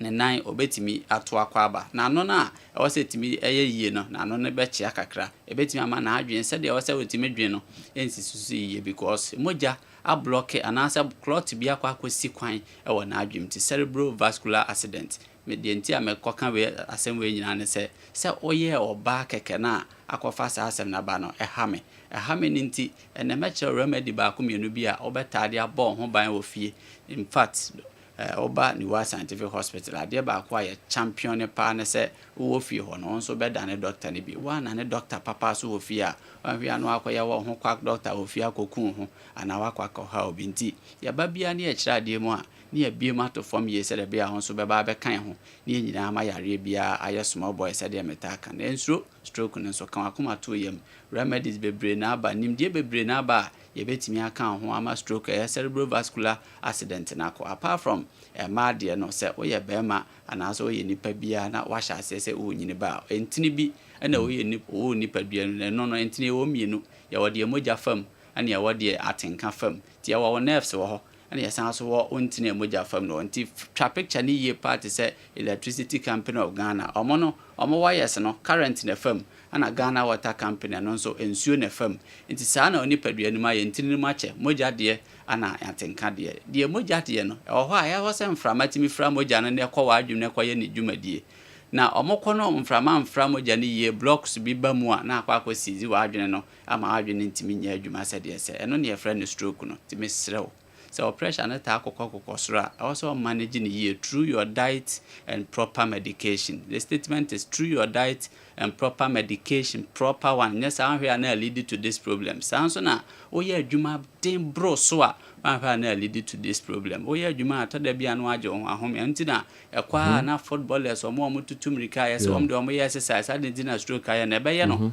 because of say obrebro na ho de na nkasa so say obi a wota hye heat mu cha na wa hye say wo sesa no sa so na obi a wota di nkomo bro so a no so na sesa no so ma wa adwene nko ade ba akoso de bia sesa say de nyankopon boy no ana so oba ade boy wa mo yesi anya ade ba ako de bia wo ya ade ba ako anu asesa no wa adwene anya dynamic na ya ade ba ako say in one line no so betimi affect na we are stroke nso pese yi no ho a eto da bia nsunso ni bi ne say be sha say e ba pressure rise kokosoro na anu madura na ma fam a sha say wo control cholesterol na enye yi a emfa duro nko anye cholesterol no betime lead to say kwa ha o liver daache ya twero kra o liverlet no ho nti ye careful mfa duro nko afa o diet na fa o lifestyle ebe hye mu bi wohia the World Scientific Hospital ye ma proper medication ne san so ebo am use right way diet and right plan e wo fie se de be bo o pese o control stroke pa se jo ye hia turmeric near the milk aka ho ade we kra milk ya ade we de o we de o anye bi ebe hye me wanye bi pa de ebe hye me pa ma onua ba ne nye na ma won so papa ma me on fa yan fan prevent stroke ma ho offer milk be 4-5 tablespoons now the turmeric 1 teaspoon of turmeric and 4 to 5 tablespoons of milk fa friends so share nanom adentia tryptophan e wo milk nim na coumarin e wo turmeric nim ade mienu we ka bo ma ebe prevent sa clot na e kwa wa adwim na e ko lead to stroke in order to prevent stroke we home remedy the World Scientific Hospital say yam fan preventing a stroke yare no enya ye owia bre ansa na akọ turmeric 1 teaspoon 4 to 5 tablespoons of milk now their friends so 200 ml obobi anopa na obobi anwumre o prevent stroke the World Scientific Hospital. Wow, Dr. Paul. General, your numbers ni here, a beer, a board more person, friend, a board more gen number now, you know, use or the ma uni and I say, the young could be and watching or number is 0244 08 7687 0244 08 7687 0244 08 7687. Send your kind stroke area no. Send Dr. Paul Kano be brain no obu on mo a eba e won sunsun so kakra kra bia de ma wo ansa na wo hunu se stroke area no ebi ebobu on mo be hwena ebi na no e fa achi anasa na no akodi fa kakra na obu so ne kasa no ane bia nkomo amudie na adwen free so na wo de akosi nkomo foforo obu on mo so abehwem na wani asa wo hwa ade wo hu ni ni ade ne nyina e wo ho no obu on so otitimi pa wo pa nti da bia ka se wo amota fa painkillers nya de uti power enye painkillers and bo okra na wo body no aye dehydrated and I say hunso na awie wo so no munso keke ba na bi mu akoto painkillers nya de sa ma pressure e betima ma stroke ama so ho akiri pa weni sunsunso bi e ba e dadie e no bo so etime chi no e mal stroke no and ya na esunsunso no no so sa enti se utimi hu doctor ni ntam wetimi boaw e ma yesan so ehwe ne recorrect bibia e de e ma but bi out na se ischemic stroke and I say hemorrhagic stroke na nkasa kire dia e bi wono ma wo be break akra ansa na watimi ade ho wadidie mu so ya ne hia ye pa regular exercise wo ho no ma no atentene mpo mu kakra we nyina aboa ekepi o body no active said be ya niam betimi ade afurusane ye na eniam so akoso dia ma ye Kumase atonsu Monaco junction ni adansuru abang de ni hwe enkran so mile 7 achimota mile 7 ye ben Janet Konadan no ejuada kosi damemende bia na ye adwuma eye stroke na ha wo ana diabetes odi pressure enamu nsanyare no akote ana wo ho nsem na ha mo awarefo odi achimi abra ni What Scientific Hospital yese oba no kunu ana no yire momra na free fa ba ko a ebe free fa kro no aka no ana sa odi no eye o prostate na yekese nti oda odi so be briansa na ade ache oba ni What Scientific Hospital a ho ensem ene ho nkomo enso obo no a ne brebo na yare abemo hepatitis obo no a wanom cigarette ana so wanom nsa na ya na enwanwa so se omo a eya na omunya liver cancer no da bia no ohimna omo ye nkrofo ebu no wanom nsa be 4 5 6 years deep obi a oye high alcoholic partaker pa wajai be 5 years ago na afi na sunsunsanso ne ba ni nyina no ba ye di hu nkomo ne ye kirew anama wo sewutu ani nro ne afun futu a ye de ebema wo Kumase atonsu Monaco junction ni adansuru abang de ni hwenkran so mile 7 achimota mile 7 be Janet Konadan no number ni 0244 08 7687 0244 087687 general. Okay, yen na mo sini What Scientific Herbal Clinic na fi nkomo de abre yen no kan ho na de how bia no ko clinic ho na omo emu a obenya yare santen ma fi numbers no wo de frɛ na ene omo eni nkomo na yenhwɛ mo a omo betimi de aboa mo on be from 10 the amount.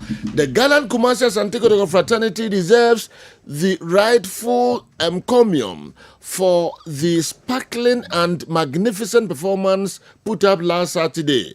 The Kotoko fraternity has indeed sealed the maps of the vociferous, empty teaming fans of Accra Hearts of Oak.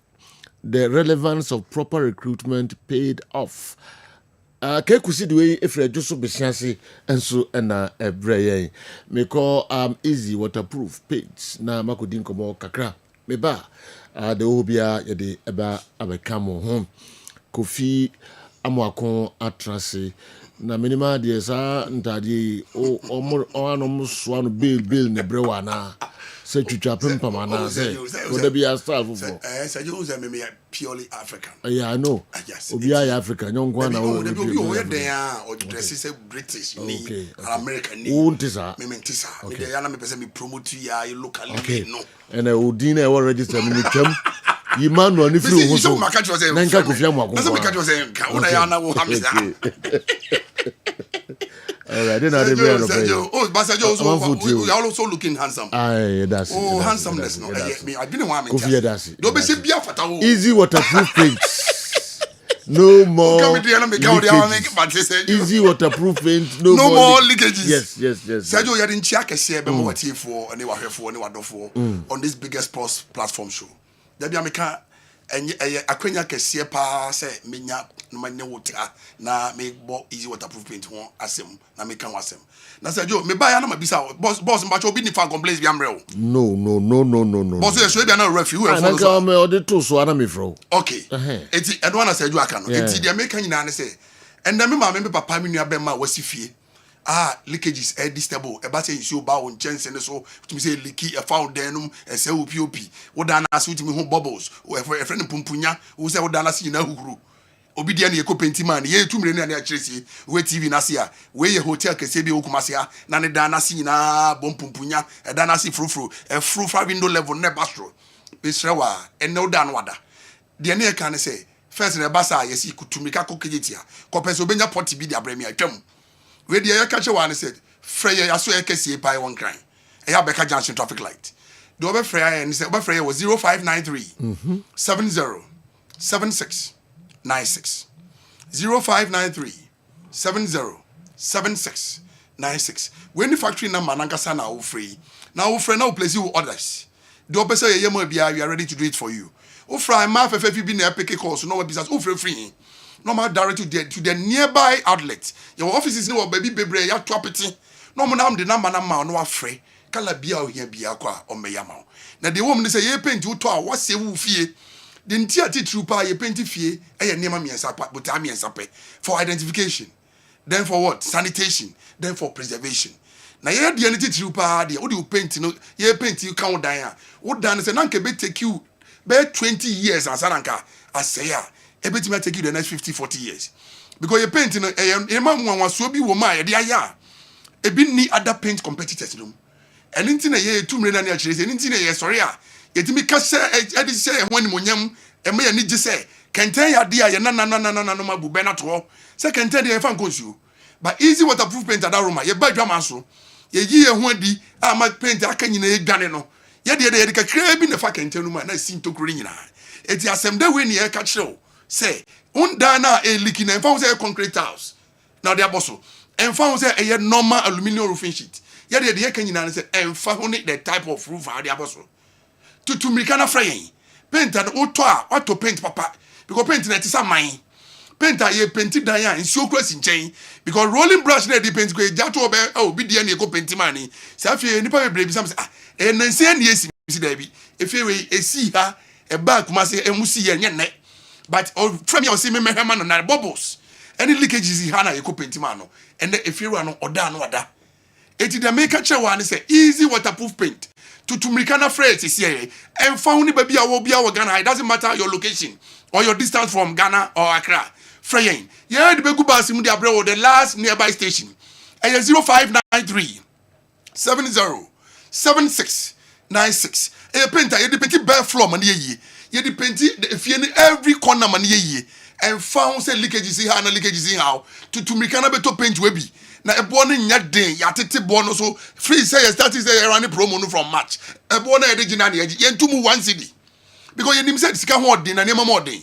If you say never paint here we so bobi obebo nipa bia person dey rent bia no you go for it because unim say if you hold nipa ba fia na wo kra ba ho say me ko fia me ti me hefe.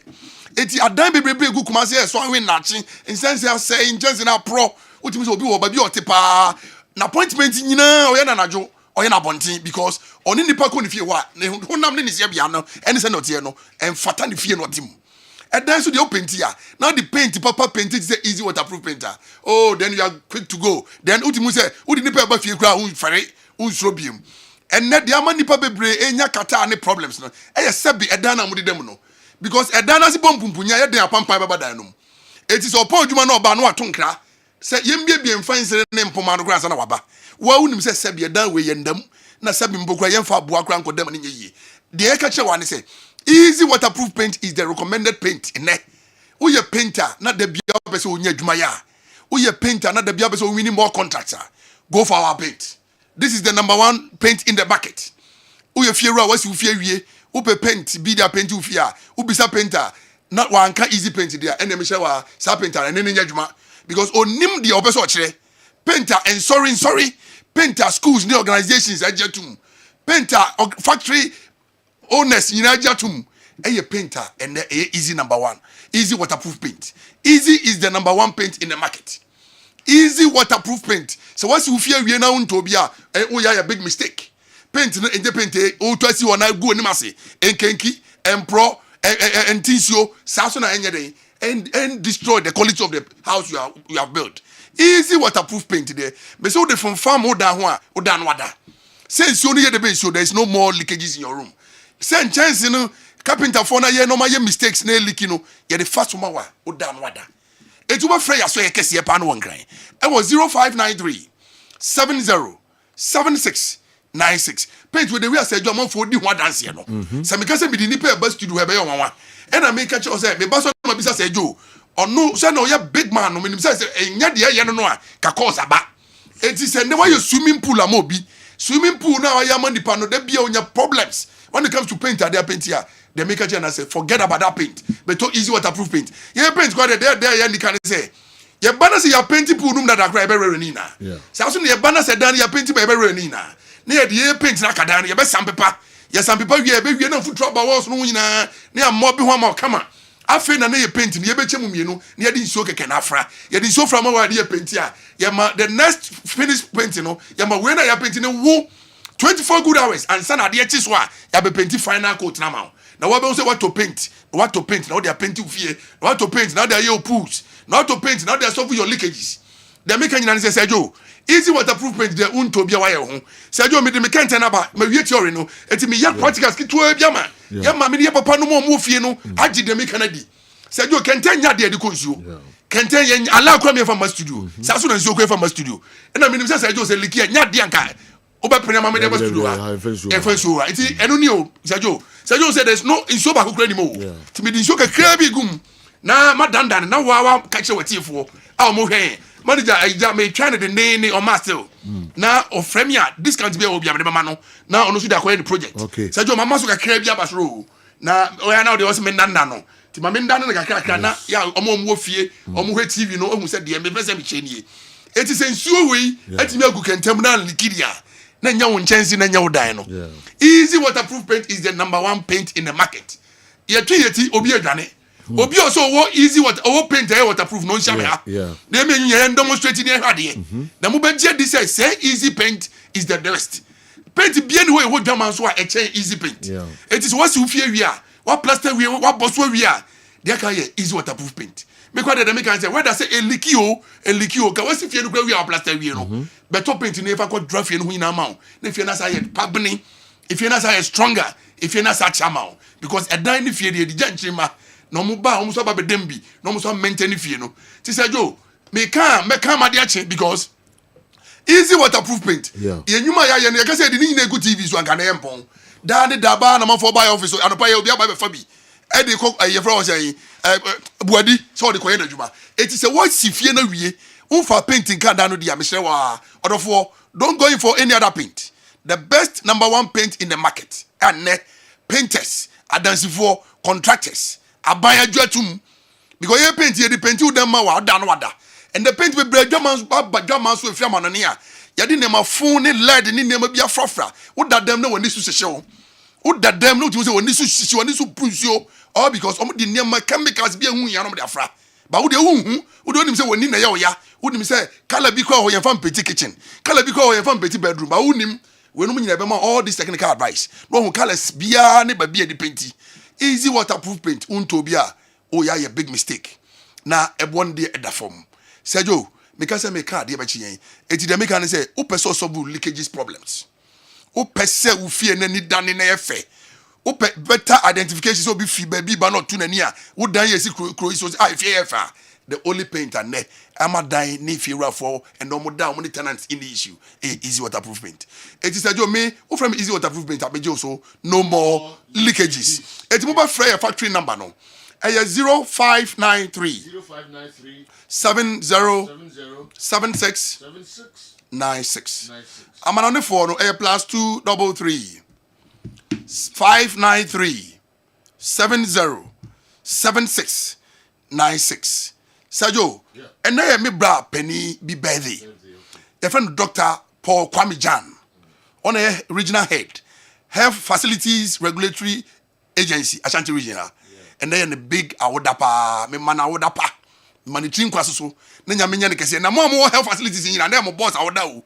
Eti mu ye bibia na mo fa no share plans no na mo nko chia no nenya fe, nenya ndika. Boss ya menya o kese. Na mi sha, ya me ado wo kire Asia. Easy waterproof paint, or see no more leakages ka ho kotobi na leakages ahodo air how what dan no nsu a meto na e ba dem ho. Odano walls who frufu ni adi nyina no nedro tatahwe ane easy waterproof paint ka ho kotobi na ebeboa afa yenkonkwa local stories na yedi egu ho ede amamo Kessben television Kessben 93.3 Kessben 92.9 Accra. This is my second time of sending this message. Asante Kotoko should make a conscious effort to extend the contracts of these players, Samba O'Neill, Mohamed Kamara, Albert Amwa, Emmanuel Entry, Kwampoku, so they can go for free. Because whilst I was watching the game on YouTube, the fans of Kaiser Chiefs were really impressed with the performance of Samba and Kamara. I hope the IMC of Asante Kotoko are listening and watching the show. This is my humble appeal.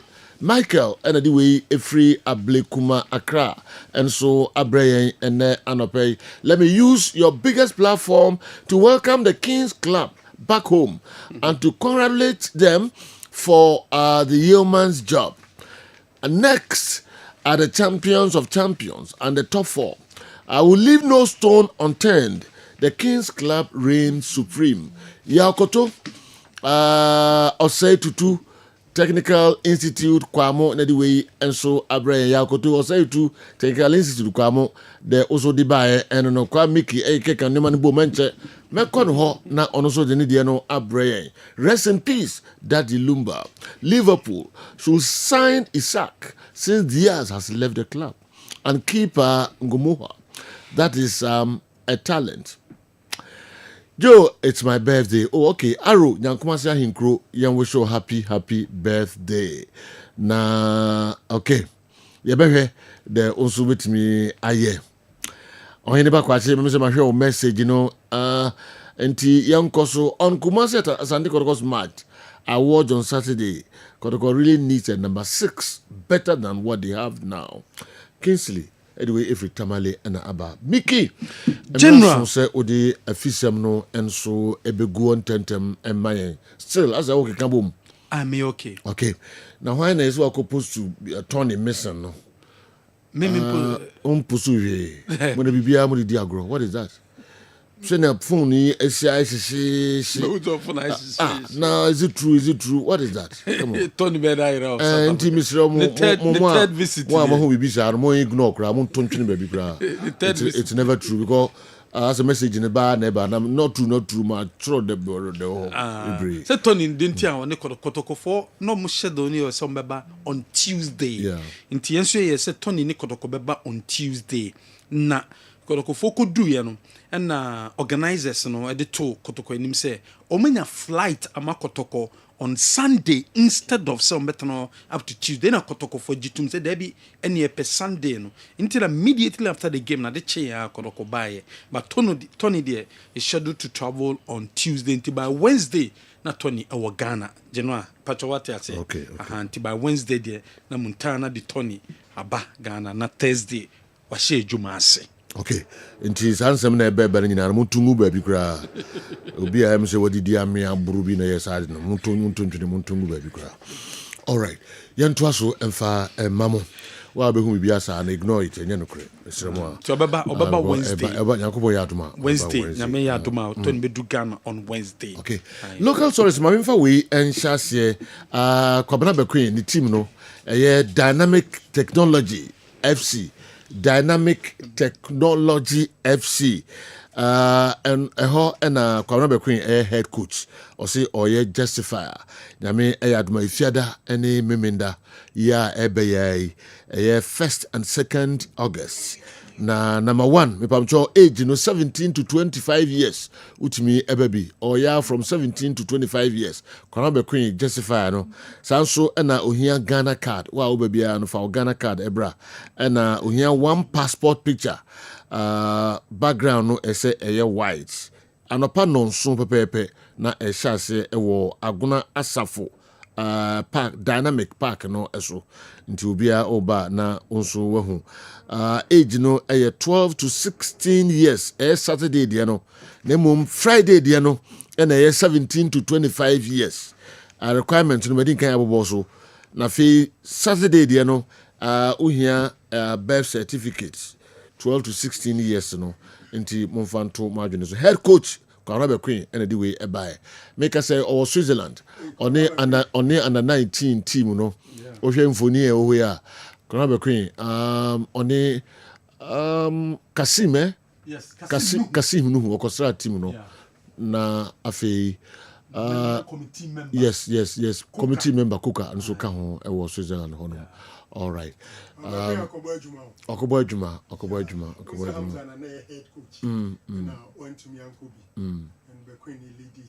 no oni ne say head coach ni ka ho na be queen the team no ko e okay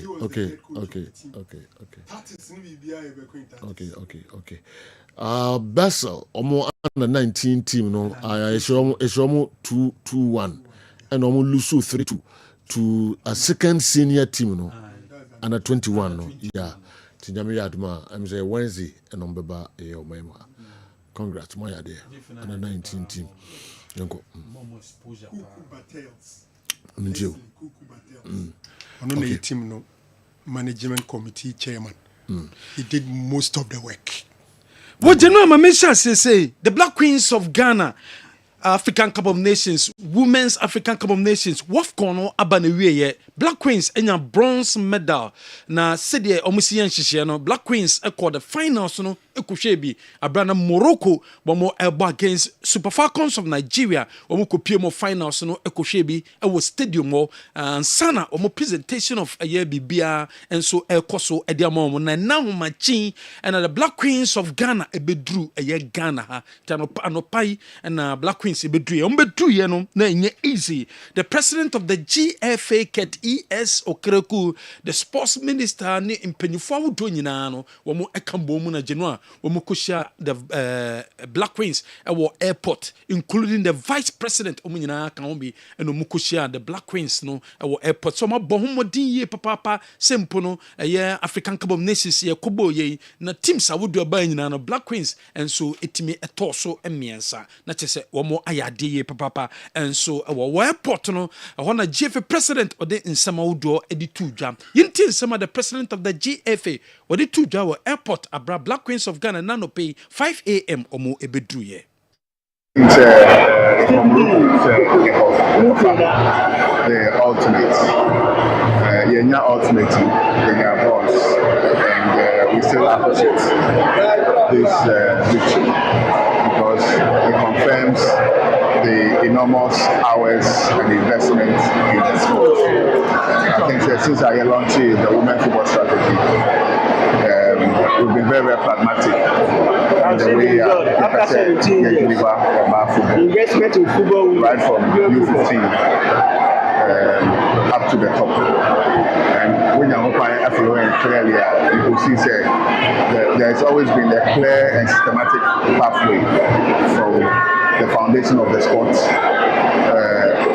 From the time I developed the DNA, the women football strategy, our association and partnership with FIFA in the talent identification program, setting up of the academy, that were not following, the investment in the women's Premier League, visibility team Emma football, etc. etc. The team of but at the end of the day, Yami Ama bronze, which at least gives us an indication say investment into Emma gaming is going into right places, and given the current and given the quality and manage show our tournament, we are not in doubt about our collective future. And say continue investing in the game. They continue say when some of the president of the GFA what they do just say investment Ghana Football Association women's football no and no and the resource no eba and nam say under 15 under 17 under 21 na fe wo ko we na can be and na build the fundamentals because team na ko no wo mgidi say a very young team wa dachi bia no so mo to aso say ya wo metimi ayade enti the president of the GFA the honorable sports minister and ne technical advisor in charge amunyano eno kopie mu ewo mekase Kotoka International Airport eko welcome the Black Queens of Ghana sempono o metima kobomode akotoso miensa enso ewo yento so ewo other stories yenko across vokaso has eguso prepare towards a new season eba coach Masoud Didi Dramani and oni players no wo board so wo choma de wo board so wie pe na fe wo me de akọ field ne so and no aye dwumedia coach Masoud Didi Dramani wo use projector wo di training has work aye players ni nyina enso ahead of new season e ba be koso no into okọ aye room one no mo kotena se wo choma tactics no wo board so wie na for makọ field ne so na makọ practice e wo ho and no any dwumedia koso e wa class work boboko na so e enam so ma has work legend amankomreku what the no to say sabrede this is the has new option bia has a work I will say this year Ghana Premier League no I will say mutimi eje amankwa mreku around no this is in there the players no will work harder and make sure say they'll try and put the team on its right path when it comes to winning. You know what I'm saying? And so for me we are all hoping say na me aduma this season in there as of with Magic League. We are hoping. Oh, I think for now, no fear. I can now. Me first as former players, no. Yes, you born by and I say you to say players, no. On bet me age Martin. The most important is about working hard, and I think this time around, no. As former players, we are also supporting and the players to let them know say they have to work hard and then win the league. Winning the league is the most important thing. Yeah, I'm hoping this around. No, this is. And someone a year among Comreco or dear to just Masoud Didi Dramani our baby. With GDS has of work a new option beer this season. Premier League, I was house of work Bobokono, one more Etimiji, EDC, one more and Naso, and then some of my Comreco or no a legend at the Mabobo Kefanaz of Vocolo, what they are to the Yentuasum, and what that stories are. BOG Clinic, and the BOG Vinegar here at the mouth, vinegar at the French you, no one know. De biano pa kosi enumere no anumbi enye dro eye food product wo de numbi de bia na num ko nipedue no obu changes ebeba nipedue no e de ma ade a ebeye mfaso obenya ewo eye BOG vinegar no enu nti be bibia beko bi ne hia ukọ adwuma ehia so the BOG vinegar no enso ebeko no hwe bi gu nsuom na wetimi anom wonnam a wakọ akoto no fa BOG vinegar no fa horo ho fruits no vegetables na wakọ akoto no e bi ti se carrot no e bi ti se mango no watermelon no fa BOG vinegar no fa horo ho na de horo ho a obehu faso am obetimi enya edi efri so enye duro eye food product ye ne esan so edi BOG clinic na ba yare bie ha obi a efru 3 so kosi na ase no fa woni kire eye Balm of Gilead clinic na yemboa obi a wo diabetes wo hypertension wo stroke wo peptic ulcer anaso obi a wo bone problem ne titu wo arthritis anaso wo prostate challenge wo asthma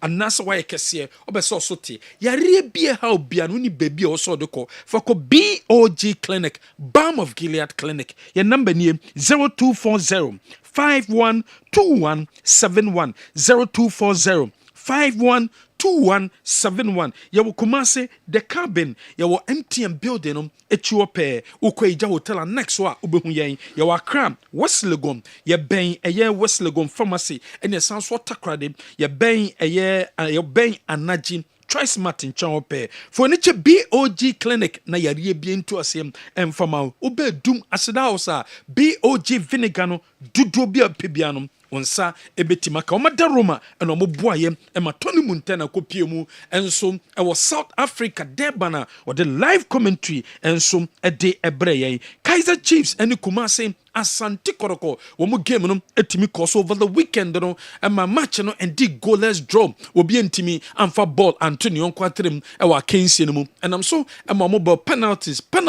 and Kumasi Asante Koroko etimi dinkunim e Toyota Cup no mu womu timi ehye Kaizer Chiefs by 3-2 and when the results etimi piemu e de ma Kumasi Asante Koroko enso e wa Kensi no mu enso e wo we ayabra ye present trophy no e de ma Kumasi Asante Koroko enso ewa Kensia ekoso enum nyema bebre activities awdo bebre ene timi ekoso ewo ho wo hwe two teams no my rival kwana na nye easy o Moses Madiba Stadium no kwana enye easy sedie wo musi etwa no esi fa match no na enye asem kuma wei eye Kaizer Chiefs wo mo rival ne Kumasi Asante Koroko enso arrival nyina no ena hwe Kessben television so sanso na Kumasi Asante Koroko officials wo mo kodu stadium no eno so no ni nyina no eye Tony Montana hu sediem na esitie enso ewo eye Deban abra kotokom enso kopiemu a wo me Kaizer Chiefs enso ekobo akensie no ye de hihye so pemso a Kaizer Chiefs enya penalty ewo 90 minutes ni mu na enso mo penalty no efanchen penalty no ose no e ma supporters no e kasakasa yie papa ewo stadium ansana the main game no e ba na wie ame ebo penalties and akotoko winning 3-2 Kamara eche penalties and 9 enso etwaso after the game no when is some coach Abdul Karim Zito or the etuda yenti ensem no the end of the day I'm satisfied with the way my process, but tactically also I'm also satisfied because I know for sure you have been through the process before me, and with the new players definitely I will not get what I wanted, but at least I assigned them certain responsibilities and I was looking at it for them to do it, and I know at the end of the day we might win by 1 or it goes to draw. That was my thinking, because when you watch we didn't attack too much, but defensively we were ready for you, because seriously I don't have to go to match you because you are ahead in terms of preparation, in terms of team cohesion, and so you are ahead of me. So definitely I have to use my sense of judgment to go according to the players I'm having. So that's what I did today. You used your sense of judgment, coach, but the players executed what you said because they did sit a little deep, and that's what you just said now. Yes, as I told you, because of consistency, we don't have it. You understand me? You look at the boys play, they were even tired in some points, so I have to be changing. Why? Because we've not started running as usual as the preseason demands, but we started doing, back in Ghana, we just won the FA, we just won the present cup, so before coming down here. So even before coming, look at the tedious work. 3 days we didn't play, we didn't train. So I know definitely we'll get tired. So why not sit back and then play? You see, this is what makes you a good coach. You have to read the opponent and then try to come up with a strategy that will suit your team. So that's exactly what I did. Coach, now you look to go back to your season. You finished second place runners-up in the 24-25 season. Are you confident that this side that you have will be able to go one up in the next? Seriously, I have to be honest with myself. The way South Africans play, they play like Europeans. And I know it's not like the other side of the countries. They play like Europeans. They don't chase you, but they will let you chase them. And I know it because I had all my I had all my studies of 11 times I've been to Europe to learn. I'm a developer. Professionally, I'm a developer. I like working with young ones. So seriously, you didn't play badly, but maybe the luck is on our side. Because at the end of the day, you ask yourself, an element of luck was against you, and we were lucky to win. But at the end of the day, everybody would like to be lucky.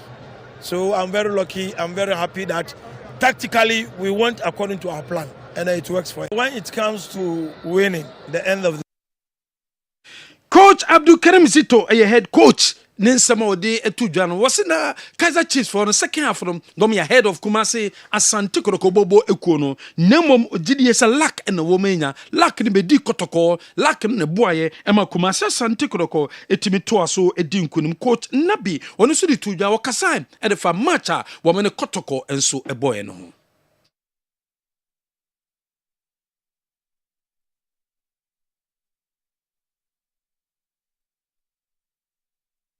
I can't believe it. Defeat via penalties, coach. But outside of that, I want us to talk about how you feel about the entire performance, looking at the work you've been doing pre-season. Je pense que je suis vraiment, le match a été très instructif pour nous, surtout le paramètre, surtout le plan. Ça nous a aidé vraiment d'une manière très sérieuse et concrète sur le niveau des uns et des autres. Et sur plusieurs paramètres aussi tactiques. Et franchement, ça a été très instructif pour nous. Sauf qu'on aurait bien voulu finir la fête aujourd'hui par une victoire. Nous avons eu une chance, on l'a raté. On a eu encore une deuxième chance. Mais c'est les penalties, c'est pas grave. Mais il y a des choses assez positives. Des choses peut-être moins sur lesquelles on va travailler. I think it was a game that was very instructive with the performance. We came up with a lot of answers with what we have been doing and what we need to do going forward. And as well, I think it was a positive performance overall. We had the opportunity to win the game. During the game, we missed it. We had the opportunity to win the game during the penalty. We missed it. Unfortunately, we wanted to finish by offering to our supporters the victory and finish the day with a joy. But unfortunately, on penalties, it's unpredictable. Defeats via penalties, coach. When some coach Nabi, when a coach a day my bobo friend Kaizer Chiefs or the two after the game, the Christopher Demenya was in the Nyanji. So we in the first game as director of operations at the Makotoko, na Kumasi Asante Kotoko etimi edinkunim ewa way. Christopher Demenya.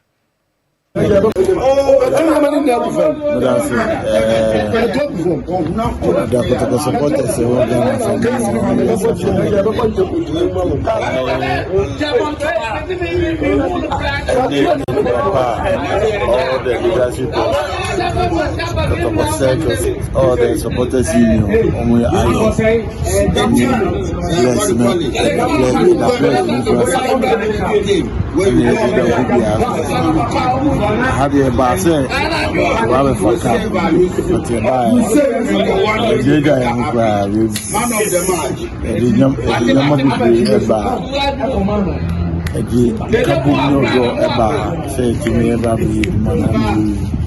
and moreover, so I appoint him, and this is my first game as operation director. And I want to go all out. Make sure to prevent first the outsider. And camp match. They are testing their strength. They are testing their strength to go to Africa. Yeah, that's how I meet me completely in Africa. Christopher Demenya was see where Boapa Makotoko who can be compete in Africa. A year, Papa Passomutimi yes South Africa and the Kaizer Chiefs ekobon modi de ebeboa pa Commander Griffiths ono so Kumasi Asante Kotoko wo head of security was also ka communication team no ono so after the game no ono so the be so they be kind that nyame ase and that protocol supporters in as was is a new team I na the bekan say nyame na aboaye because me dey na me ho bi say say ya ansha o munche nditamo munya pa ne tomo ko gugara no to ko say protocol ansha go has o munti ba bon internet da difference one and then the baby and nyame adom wa na ba wa me etimi ne awie ya do bibia say like ade ama ye ni ajepa they be kind that When someone Commander Graphics on also edit to Nana Mankwa, one also your former King Face CEO, Okosha Kensi Nibio, or China General Ghana football, and Guisa, or my idea, Comasa Santo Korokwaya, dear, Yentin and Naman Consul somewhere day at Tuja. Ghana football, actually, in answer, they said them some management here proof for the buy. I didn't want to the profit. We had this long part of it. Hopefully next year will be different. Thomas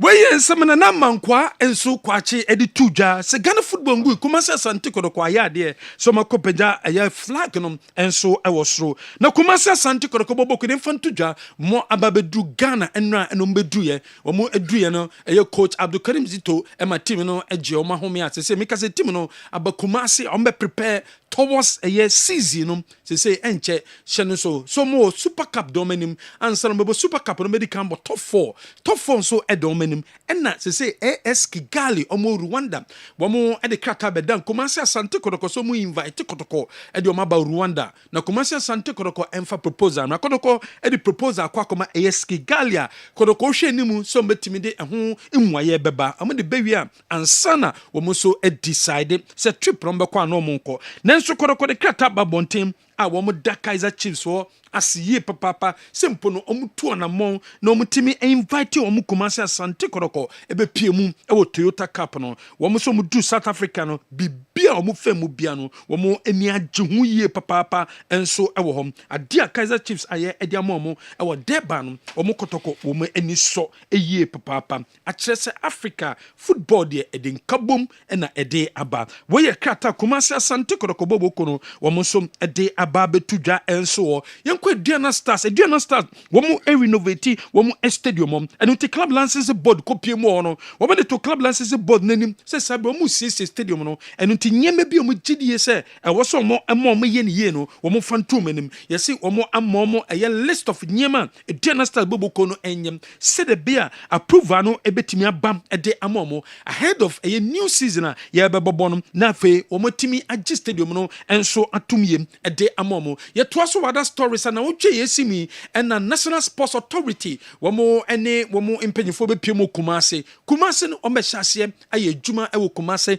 Babayara Sports Stadium senesom se top 4 na beba so ewo Kumasi Sports Stadium enunti nyeman kakre bia wo so mutitumu anomo no womo eba this week na ma aba behase ni titum aye pitch no ehu hiom ye papa wo se wo mutimi eba be ye ansa na top 4 kensi no eno so etimi abaso general we a few stories about no. Kwa mami ko Dr. Muzu aswe na me fan kra to kakra emra. Yeba ba mu kakra. Yeba sisi ya Dr. Muzu.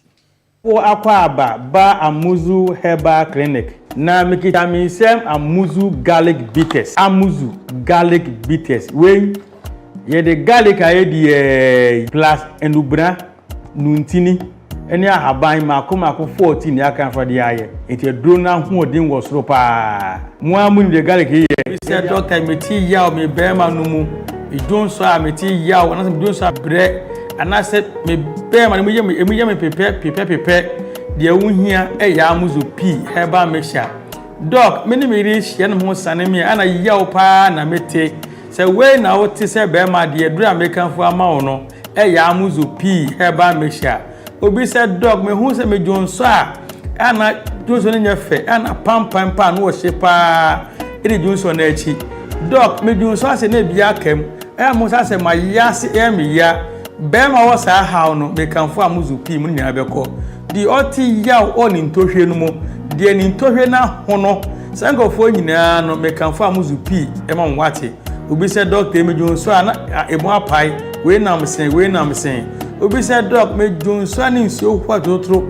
efremu ba ena obi se doctor me koja na so se me chemu a obo se ka frɛ na nsuo man efreba no ba de uhia ya amuzu pi heba mixture oba so a otie mi a obuni se wi a echire no pampan ko na eka ko na eba me kanfo amuzu pi ma wate oba so ode po how white how nsuo basa egu wase ne pe yie pampan anu wo shape o wase oba ojo so oti yawe wadro ya amuzu pi heba mixture oba ebu nkeka ye na che mamno kasika fi o na himfie bia na abie ni kuru na no ekọ ho pampan ohu no nyapan ketua amasabi ni confidence no kwa na ekọ form oba bi otie mi a otimi bu ni nsa in bleeding obo sa within 2 months do bu ni nsa mprenu onya nkeka ya na ya osa pa muzu pi nu masa nyina ejai wako twa scan yeso wo PID unu kunu hia ni nsuo nyina se na asa na chi aba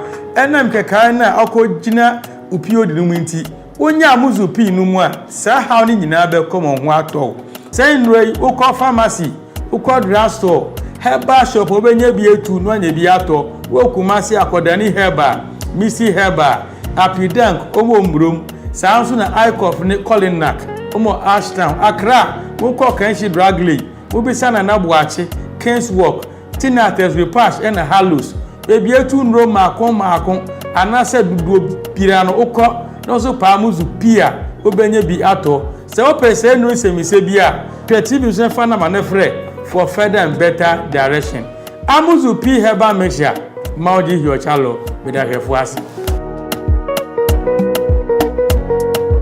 okay yemra na yemeto aso kakra emfa mama bodumi no pa ho sima aduonu enso pepepe Dr. Franco Naro maminsha semfemfiri way na yembrobo so kankra ana Kofi Champon yenhwem kakra ma young were coming young man your queens no yeah and it was nice at the airport now matching news came through and the president Kwakushiomo and also I have to commend the minister sorry and Rwanda muna kushia ya himana no mu fi Morocco bano it's good so mo ko no manya dia and komodo airport would land airport ya mo won and it show bubu jo so ko tournament ba pa no manya dia na mo belandia o mo ye djumo airport no and it show bubu pa and in Saman Crofo back yes airport you have no idea no mo bu ni che no mo ye we but I think they've done well and no wonder say ne how much na president ne minister vice president FA my colleagues on the executive council ne pay for mu nyina akwa amokoshia Black Queens kwan I think that we need to motivate them to build on success way when Nora if you are everybody thought say all was lost Meka coach no who said Nora did very well yes what I say or you know Black Queens not spirit no for me na do opeja team no until when she left na my and then in this case would have to commend the president ne recruitment coach we buy coach so buy ja no ba no nya hu team no so yi until normal in so consistent some of us kwa na be G3 but no with the results are oko produce say when especially could Nora Nufi say when Zambia and Zambia is ahead of Ghana in terms of women's football and it's again Barbara Banda no or fascinating no she was so uti the casa about Barbara Banda to say or call to achieve something with G5 if Nigeria with Zambia then yet my son wa ba betimi akọ podium akọ medal maybe it's a Black Queens I had the USA about technical team no and omo involved the Black Queens nyina no ye bo ma ba so titru ni management members are almost spending time ko tuna GFA virtually Alexander had to spend the time nyina with off season pre-tournament training nyina I mean South Africa mra kakra na ebeba beto so de amamo me ko South Africa enche And now Kumasi Asante Kotoko Ekoji Toyota Cup no a free Kaiser Chiefs omo ensem for the second time in him say first one no younger and be free omo free South Africa ekoe Kotoko enso akoji na de na ekoso ewo South Africa say mra Kotoko omo abagane Tony Montana odaho ewo South Africa na yede no ntwetwe nkomo kakra Montana de Tony na te say South Africa. I am the godfather Bibia de Dinamunso. Akopa do Bibia kama pa binim oda won Durban anase we free honum. But that's the player what in a charity for the helpful but that's a personal opportunity. And she more than an answer and I prepare the class here. You do come on Kessben so from South Africa near the man POG Bank of Gilead. Yeah, one vinegar and it was also a war clinic in South Bar. Yeah, you be a council at the food place also not the share at the amount. Now what Jenjamin and for white Taichi and maybe blue Kuma.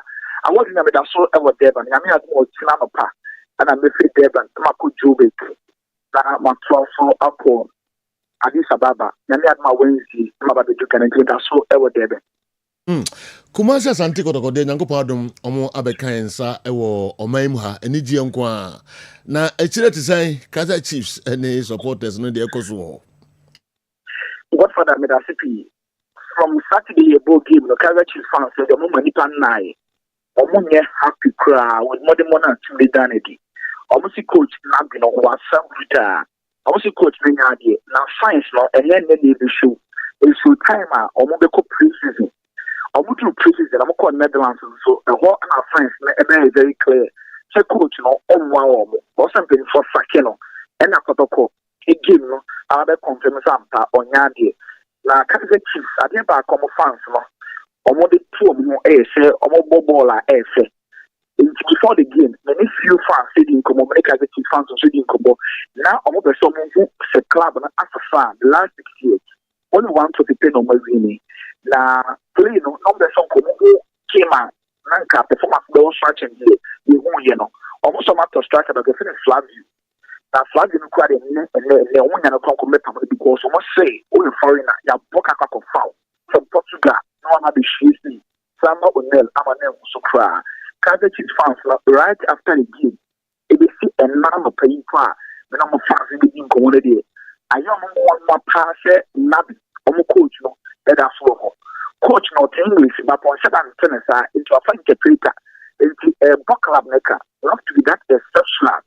And Sanya foul as a foreigner. Sell the sensible interpreter into more like they are paying twice. He can move your head coach, can move your interpreter car, meaning that resource of the moon.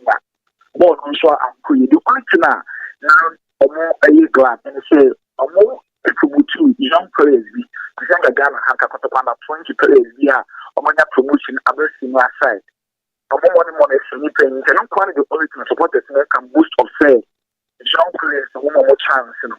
I'm going to say for me, women players are not come up with a or more deep and live up to expectation. And truthfully, or we need to be as in common the year. Officiating 50-50 decisions. Meaning, I know good Yakotoko. Cannot be a refugee man, Kaiser, and they're questionable. You can take it, somebody can put clearly. The goalkeeper Kessben or Banning, as a referee. Or draw referee attention, my referee ignored. Meaning a referee will be a stall on or going to be ending it, which is support the idea. Or when they very, very upset. Or what's some subsequent games? So I'm a club member, you're no man from coach in the year. Or more enco package game. If you do a commentary, now we decide kind of fans, they say, I didn't hear a stadium, no. I'm fairly bam, I must say. Or more coach Nasa. Coach on Nadia. You're second before the game. You're second to home buy, you know. Over half of the stadium attendance, you know. Over by a lawyer, over the regardless of the score line, over review, over true, over issue, over the end, over the buy. It's the lawyer fans and the buy. Since a court, no one Sakeno, and I come in a performance results, when in Karen, I want Netherlands to be a consider me my big those Kaiser Chiefs or more ABC, I will join this big. Durban. Then so many club or my papa said the people say the job is a more fans, papa. So the man almost coaching in here.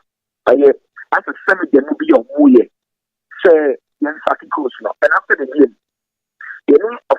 Kaiser Chiefs in Komo, the level on your communication director, no one you have to cry, say, so free or more irony.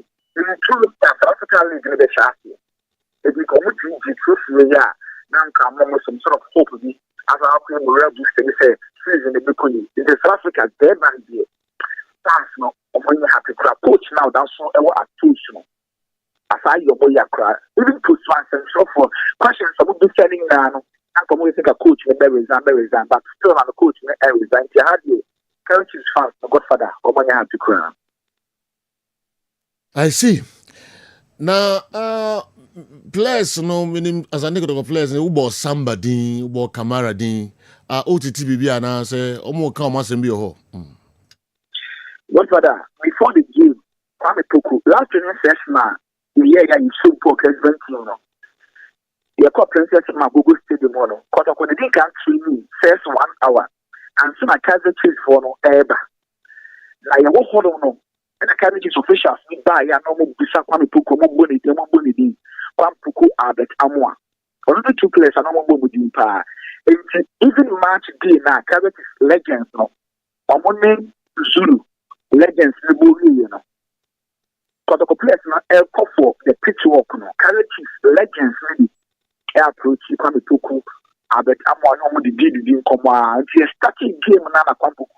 First 10 minutes no man call off players. Number so 5 to 4 so adibo. So the movie first half but after the game, players are within and then Papa 1 and the goalkeeper Kamara. 2 Samba O'Neal. Or more any 2 players are after the game. Papa but you had the Kamara sitting up to the game so it's almost Mohammed Kessben Kamara. Also no so a 9 ball. Even you run fire in the ice, but what tell me? You call training, first training session and call you. When it looks now, naturally, also in appearance, the form of fit, or also fire nice boy, a fresh guy. It will be a good man. And before the game, go to pay and will figure you had how this year and on my super performance. Goalkeeper Kamara did the Devon actually Mohammed Kessben Kamara. And a Samba will also go football deep. And the net is a BB bit messy, and I own you know especially. The BB messy, other players have many opportunities. Aside 4 players in the Kwame Poku, Albert Amwa, goalkeeper Kamara, Samba O'Neal. Another person sure O'Neal quite a good game, and so Henry Armstrong. They are conscious stellar performance. Before last training session, not a young and a Zakaria. And I say Baku edible. Then must say, I also coach so much aggression and a samba or your camp and collected. Would you and more your ball defenders, or center back, also yes, you can only live through. And the coach Mr. K, Ewo, O'Neal, and a between Zakaria, to say, and also a picky answer. And the answer to another person, and Alfonso, ABC, and associate, or you're very good, second half, and also participate, so. But not the old person, I'm looking for ball in the midfield or into the attacking area of Kaiser Chiefs. So I'm not another person. Saying it in future, do that time manner. And then we don't got a players like back half. I won't limit to expectation. Players make them much in the GA. I won't limit to expectation. Second half, and a miracle, and a Kamara. Nama got one concede first half, not a year, shake hands, continue to collapse. Penalties day, it could go either way, but currently to say, I say no more preseason. I want you starting to any rounds. I'm about to become 3 days and some of the first session. Canada is also ample, even beyond the shores of South Africa, Queensland, and Banjo. I'm preseason, they are almost ready for the new season. They can't be to on your wall. You may be world second half performance. Can't be to or you're okay. Players will be there. Like I'm not sure what you do. And it's a good job. Okay, Montana, the Tony, but that's it. Now, my no arrangement is a. Nani Admotna, grammar time, bed 10, the name is free there. Then by Anopa 8, the name is taken our Hanamo. Nama Twaso Ako Johannesburg. To go to Becca, 4 hours. Where transit, I'm at Swafako, Addis Ababa. Addis Ababa, the bed down and there. But some of us are you know Addis Ababa. Now, early morning on Wednesday, from Addis Ababa, Mabakra, and she actually Wednesday, mid morning, in Ghana. Okay, yeah, bompa ma bibia be kama. Ba sesi a wonya dwuma bia ya ase freedom kakra ne ho ahwan be e ho na ana eso hwe ho yi o. It's good for that. Because I mean, enough rest because I mean, I don't be do Ghana. Rest ho na sem na making. Okay. Montana jo hu sie pa. Me gidi say unni challenges bia ne ade bia e boko. Not at all. Any kind of challenge there. That is a Ghanaian community, so boy, Ghanaian community. Okay. Chairman Ura Ewan Imawaha, and then Mr. Sharif, man, one diehard fan, or just a 2-9 which is not here, we are not provided. Man, Sharif. Okay. Kessben sports. And also the Kessben sports in their group. Oh yeah. We are able to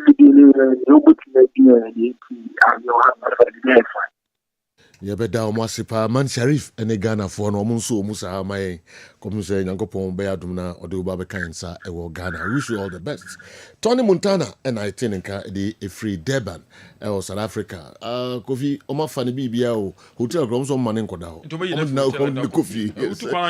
Oh, yes. And now, say, you to me, or see, or the Crate Hotel for. That's right. Mr. Fiat, Tony Hotel, and was Tony. And I took one on yesterday, and I answered. Yes. One is an old hotel we got recruited in. To go check on a full sinner, Jomi Wadumsa, was to fear you. Oh no, if you don't go more back, Becaho, Nadiana, maybe as I said, but all right, Tony, I obey more Omoko America. After 6 months, one almost like in view. Don't here, yet here can't ban Deben. This is Deben. That is okay. All right. Well, positive thing, but Joe, one thing, as I'm looking for Remo, I know they would have approaches. What I say, so about such games are Joe now we exposed to the international community. And you require the South African teams who plays the ball or boy, especially with Team Aqua in Kaza Chiefs. Yeah. But team, because Kotoko go into Africa, money them beat maybe and protect the team, build the team when go Africa. After Africa, no after 1 year, no a lot of approaches in the officer or Numbenya. So no matter what it takes, Kotoko should do well to protect one more place and keep them. Kamara, we in the body original goalpost tomorrow. Tony can answer me. Or Samba or ne, he's so confident to ball now or bonus. So they should do well to protect or more players, no say or more non-keepy players, no. Not at least if I prosecute you Africa, no. You know how I look because about this time we do see we say players so me establish your team no job job kwa mo kwa and then I will sandwich no work down the zero we sandwich kura. So whatever it take nobody should go anywhere. Those first team players no nobody should go anywhere. Yes room I'm keep peace our place I'm from Africa no Africa ni we are offer obenya ne no no be obenya by times 2 kura okay and na kotoko and to me Africa ni be but match the course no ajo ye nyina na ye te wona na ye we no Kotoko a lot to do. Yeah. Yes, they won the cup. They won the cup. But yeah, the team Kazachi dominated. Yeah. Especially I think in the second half, if I'm not wrong. Even first half, started quite dominated and Kotoko. Yeah. Second half, so Kazachi best by bars the same team, including even penalty. You know when you now snake over confederation. Including penalty, we say. No, okay, anything. Because Kotoko output no more so how do we could share team for Phobia? You before no do sa 90 minutes penalties no or do as mama no we so the Kotoko have a lot more to do and some prepare to me you power for Africa because the game we saw there yes Kotoko won that you take up but I think Kotoko needs to work hard and prepare here for African because we do coffee so be a new 90 minutes and you now we do as some we na South African so o boko ni na you near chekwa no chekwa no so no be any time or they change. Okay. I'm sure that they would be working on that. Now, what you coach in Klanu Masama? Interview na Biki Boy na coach he in this case Kotoko we're lucky. No more team doing it. this the coach no gyina bench now. No we are admit to say Kotoko were lucky to have won it. So we play now the course na. To say they nyina hu bi was na. O de you be taking the chances into unya sa chances so kwa penalties na. So the coach himself is admitting say the team no we lucky and a so 90 minutes normally lucky shootout no normally lucky because they at one stage now Chiefs lady. I think that's yes. Dominated with Kotoko. The coach I'm sure they would work on those in Sana, maybe African or Marco African. I was talking about the Black Queens, and I think that enough praise I said in the Momo. Now the state beat me, I am Momo and Joe, and my woman motivated girls and now and they are a film saying Black Stars and team qualify for AFCON. Oh no, now Black Queens are called AFCON. I could detail that. Joe, I think a huge achievement, a very, very huge achievement for them to put us back on that. Media space and so on about Ghana football. Today, Fata says the Maya with Joe say to me at the Maya Mawu. Elsewhere, out of folk, it's here Yamankwamroku, and was putting down notes. As were Jumaya. Kotoko Crown, baby, what could do is a crown so much Jumaya and among hearts of folk. Some culture and Jokotoko Monaka. And we are talking about that team so more system. Joe Mulevo no crown, one here, Clubacase. Level no so chain heart no Kotoko. The chance so more Jumaye. I say I could do drama so my dear. I fencing board so no man. We are calling who the enormous task or and then our start a few. You will say something, you will say something better will come out of it. It's one coach I trust in terms of status near Juma say on you dedicated to Jumani dear Joe or Yadi, Nary Fletty, or a league winner or Ghana. Okay. What I say, sure. Why be paying until Yadi young one. All right. The support of for now or more has of to achieve. Okay. Maminko na minkofa Gentleman Dental Clinic and Sunkra Tokakra Emra. Yababa never betua local stories no eso. Gentleman.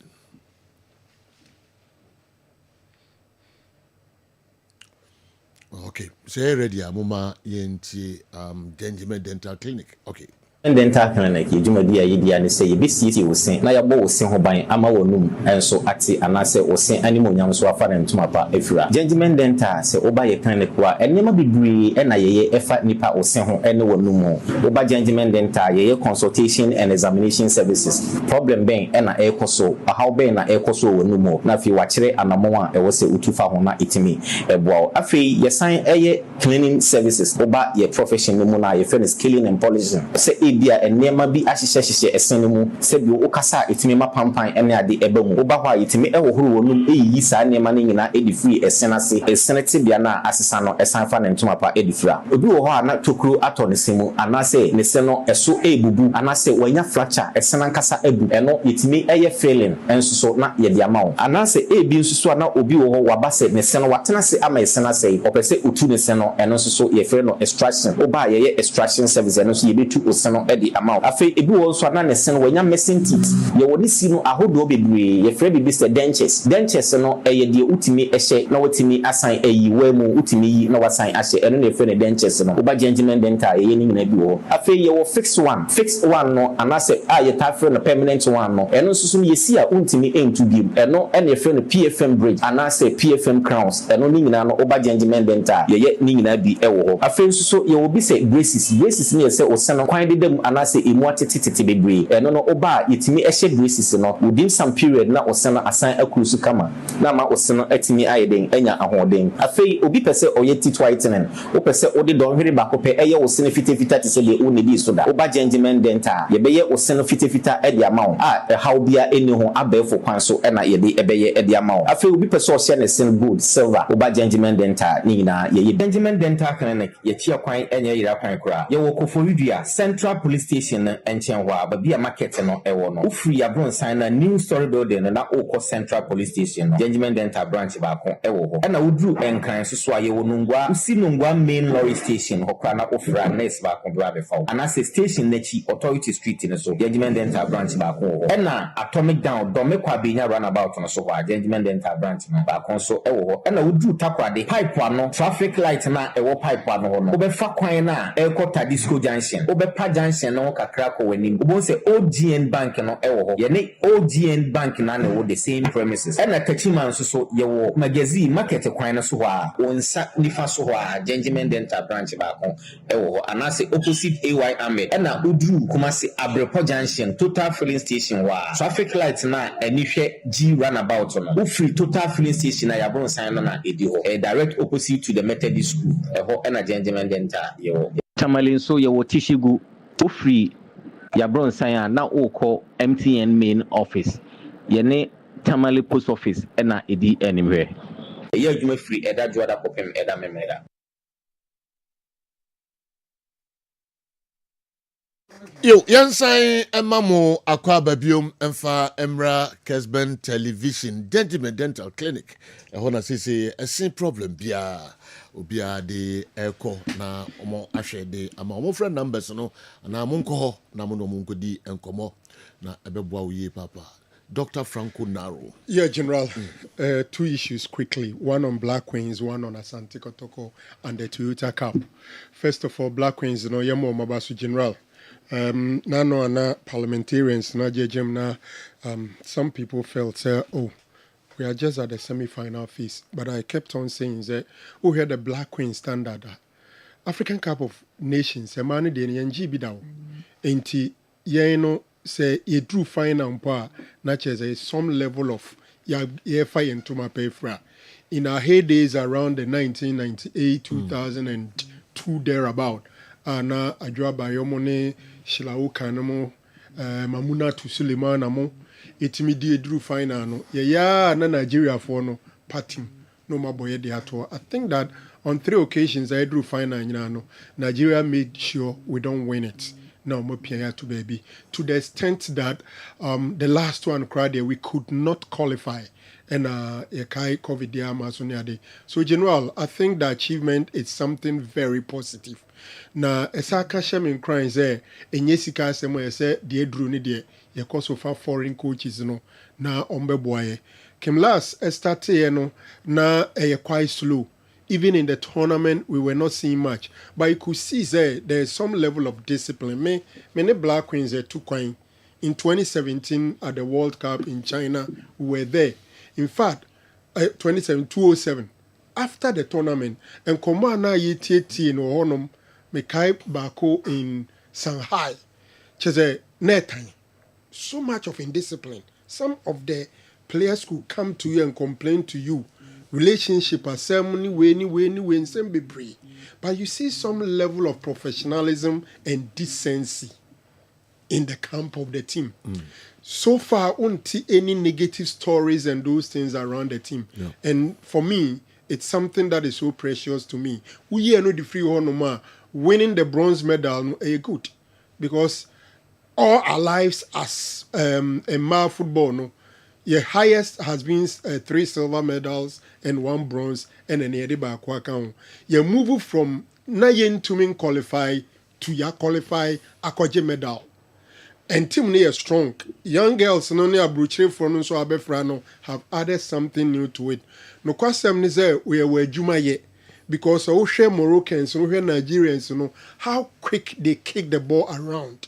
And it slow style, no, and a lot of things I saw we juma. But for the time being there, young cancer Black Queens are equal, name mamu, we be all involved be answer no, young mona basso. I'm hoping, sir, Abam penny for a babo mabasu ye, no music be a woman need their motivation piano, or mudia momo, a dear, as a fatan. Let's hope we get to the World Cup. Me free Black Queens asua na me remo Vodafone Toyota Cup course over Durban in South Africa. First of all, my main kasa Asante Kotoko aya pe winning the trophy. But the performance ni de na adwuma wo ho papa. First of all, me nim se utieti enkomo before the game. The good number of commentators felt yes. Ebeye din se Kotoko be win the trophy no. Simple omobo draw near the penalty you man I show 1-0 na bibia eye they na bebre bo ho ban say yenko di omo but game na e course on the General Laka no ka ho bi nye de bia nso na Lady Luck will smile at you.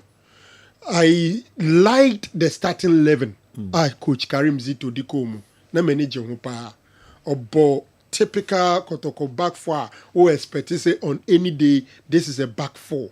Lodamo as right full back, Patrick Essiedu as your left full back, two solid central defensive pair of Henriazu and ne boss O'Neill, captain and vice. And of course, we decided so we call double pivots. Hilary Adabo and Seth Kojo as the double pivot. And or the Emmanuel and Chico Jinomenim. And to him pa, it was a game I know person of popularity midfield, no nipa do honum.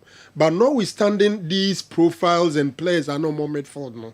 A Kamia Kweze Kotoko midfield ni anshede hun in existence. Said midfield ni jina toe. No watch passes and now bo Edietia Kaiser Chiefs, we didn't see it.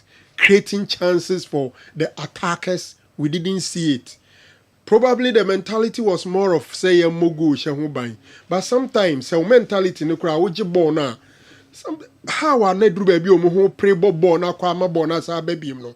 And the modern football no, even in and around your 18-yard box, would you born na pressure news wa instead of a born boom no. O passima o colleague no nya abutre na motimi coming out of your shells. Eti Karim Zito ne mrantie no we adwuma ye, but I think say abrantie friend Kamara and I'm not too sure. Senetintin ne kese ne scare opponent. General enye very easy say what is it how referee wan chiche has the chino and kese on say he's quite scary. And sometimes it me the hunto wow be bonus akwe no tie there. Ma money ye pa ara. No and most of the time when you're the direction right enti onimpa net neche. And I think say ni figure no so no ehunu opponent no so can be. He had a very good day. General South Africa for no mbo coach na baso no so bono. They may have a point. But my dream so mu blame no pa more no ko mu players no so. Salaries are kesi amoji in one game abo penalty num ase no. 5 penalties must say ni nyina in one game. Regulation time abo ba kwa ase no. Then in the course of penalty shootout 4 ni nyina mabo ba ko fo achi ni nyina. I think so mu ye da pa fo pa. Omo adwuma ye. Na omo situation no wo hwe no from angle am asem na rewu. Say we inventing tournament alcohol pet sponsorships ketwitwi de ahyem to crofo to safran crofo ba no ma be so no say two ma bonya trophy ba kokura ni krumo next year mbesa akopɛ trophy no ma kopɛ bi no mu sa de aba no ma sa bebo. I think that they would have to work hard next time some Africa toko so no boy dem say no boy bia na we de omatima next year samu so he for neck say younger ebe say no mpe giant bi wa Africa and modern one from CC no dey two omo supporters no ayi for no Orlando Pirates for near he say first one no go for younger for be say for no younger destroy I think they gave a good account of no so waka umani ahwehwe giant of Africa wasa no ma go for na be chichiro mo re eno susu na sa akotensene the old uniform and Madam, honestly, Kotoko preseason is looking good. The President's Cup, Omuji FA Cup, and Ombeji President's Cup. Now the Toyota Cup is here, and top 4 is also ahead of them. Right. I think it looks good for them. Okay, so Whiskey, and anyway, about Fred Kumasi Asante Kotoko played very well in the first half. Almost all the 50-50 balls, and winning almost all the 50-50 balls, and passing well. Lord Adabo was very solid and strong in the first half. The second half was for Chiefs with massive control and possession. The Kotoko team looked tired during the second half and was gasping for breath. Sir Whiskey and Apeja Wede Abreyen. Tactical Orlando was the referee who officiated the Kaiser Chiefs Asante Kotoko game. Is a serious executioner, and he will survive very well in Ghana. Now, obviously, trophy ne ka krumo, especially penalty na goalkeeper na bar out azada. Oba bechire na still a no man jina hon. Kofi minu za ohwe hona. Shoot out no. Yeah, okay. Muhu muma yenhwe ho nkwa na esre keke na muze kotoko play. Penalty. No, o sevu Chiefs opie. No, this sevu kotoko penalty no. I think there's somebody no so. Yeah, somebody no. Somebody na. Oh, we bejre ni mu. Bejre ni mu ansa na ochino. Ochino. Na linesman no ba referee no minimum. Any Nice man. We ojina chi. Monsam review. Yeah. Monsam review here we ojina chi. And I say AI. No. Mudo mu mono normal no. So, obejira ho twen no. Oh, that tunu ina no huru ba yo. Aba. I think it's poor. Hey, baby, I like some post cry. Huru some post. Won't say no ina land so cry. Na line the referee so jina. Yes. And where is that? Omu protest o say die. Atom. Watching. Na abrewa kan no kre. Okay. Intina the oho kakra and so no. We say the apparels. They see them wearing all clothing from last season. They will see a different THV apparel this week. Okay, do you hear any more THV before? Na peja we de abreme. Say week we mo. I was last season. Last season. This week. THV. The name of Frokra, be a one, I'm saying, be some but this week in Japan for anymore. I'm launching. So I'm not conference and talk and season start. Okay. So okay. I say none of these off-season games not to share, no confirm. Yes. Once I said to answer season crash start. No correct. Okay. I told say team no dear ni nyina ba. Na ayi de no so abedu. Fans no so there. Fina be draw more clear. Okay. So probably this week or next week will be available. Kotoko probably will use it for the top 4. Do you know that anytime we have a THB no Kotoko Shena AFN? Now I was my symmetry. Okay. So Babu Kotoko na so if somebody offers a kid sponsor man now on power as a buyer. You are them one. Because then. No, Okaka we United. Oh, that's what I didn't ban 10 outside any positive. Look at normal no mushi. What's wrong with this? And yes, THB and Kakotokonomus sponsor way. Uber struggle and send when how much is going to go paying them? Nothing. Watching the game between Kaiser Chiefs and Asante Kotoko, the only difference you could see was a well-organized and structured club, whereas the other focuses on talent, Inshallah and Juju. Boss, I tell you, if the stakeholders of our beautiful game will put proper structures in place to improve the pool of talent we have as a country, no club in Africa can stand toe-to-toe with Ghanaian clubs as it were decades ago. We should focus more on the scientific aspect of the game and stop relying on talent, raw talent and juju alone. Good afternoon, boss. Sir Maxwell Abisiwa Nediwe Abre. My topic is here discuss it. Govi, talent, raw talent. Usually, I want to differ. I don't know. I don't think. Boy, Juju any. I don't think Juju played any part in the protocol. Yeah. Or more fighting. So far, the entities will be about bonting. Onuna, so far, will be about bonting. So be babo mene safo akasa no pe ba wan kam gasa o se safo nkan de safo nkan chem sa obi na okọ beta mene ka ho safo so bibia ba ko ka chem mene di nkomo bia emfa ayo nkomo ye bibia se nko beka kono na be ka na chese ye omo mu friendly match no na friendly match ba ko to do dia producer safo amfa bibia nko amu amfa bibia nko but Joe, we observe one thing for you. We observe one thing. South Africa ni Debbie. We observe one thing. I'm saying we negus. Omu ba akukoi. Commander Griffith. So okay team no. In the last 4 how many coaches? Commander security ni soja ni no. Yes. Odin say drone babo. Oni Ojidipa. Ojidi say drone babo. God of how many coaches within the 4 years? Yeah, drone. Commander no. Yes. Oh no, team no head of Asante Kotoko. But did you see Kaiser Chiefs? Yentini kan emeto aso. And they kind Nyamiasi and the Dakota supporters in Yaswasi. It's a new team. I na the Beccan say Nyamina Abuai, because me dey na me wo hope say say ya ansha omo nse the time omo ya panic omo go program no to okay say kotokwa anshe go has omo ntimi ba bon to net da difference one and then the baby and ya me adom one na ba wa me yetimi ni awie enti ya do bibia say like ya dey ama ye ni aje pa dey di kan da nyame ase. Okay, Commander Griffiths, and so no. Kofi Champon, I want to host you anytime you come to the Netherlands. I know Joe Laka there. He won't come because he doesn't like traveling.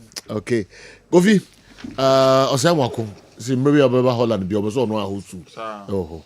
No, so the only bibia.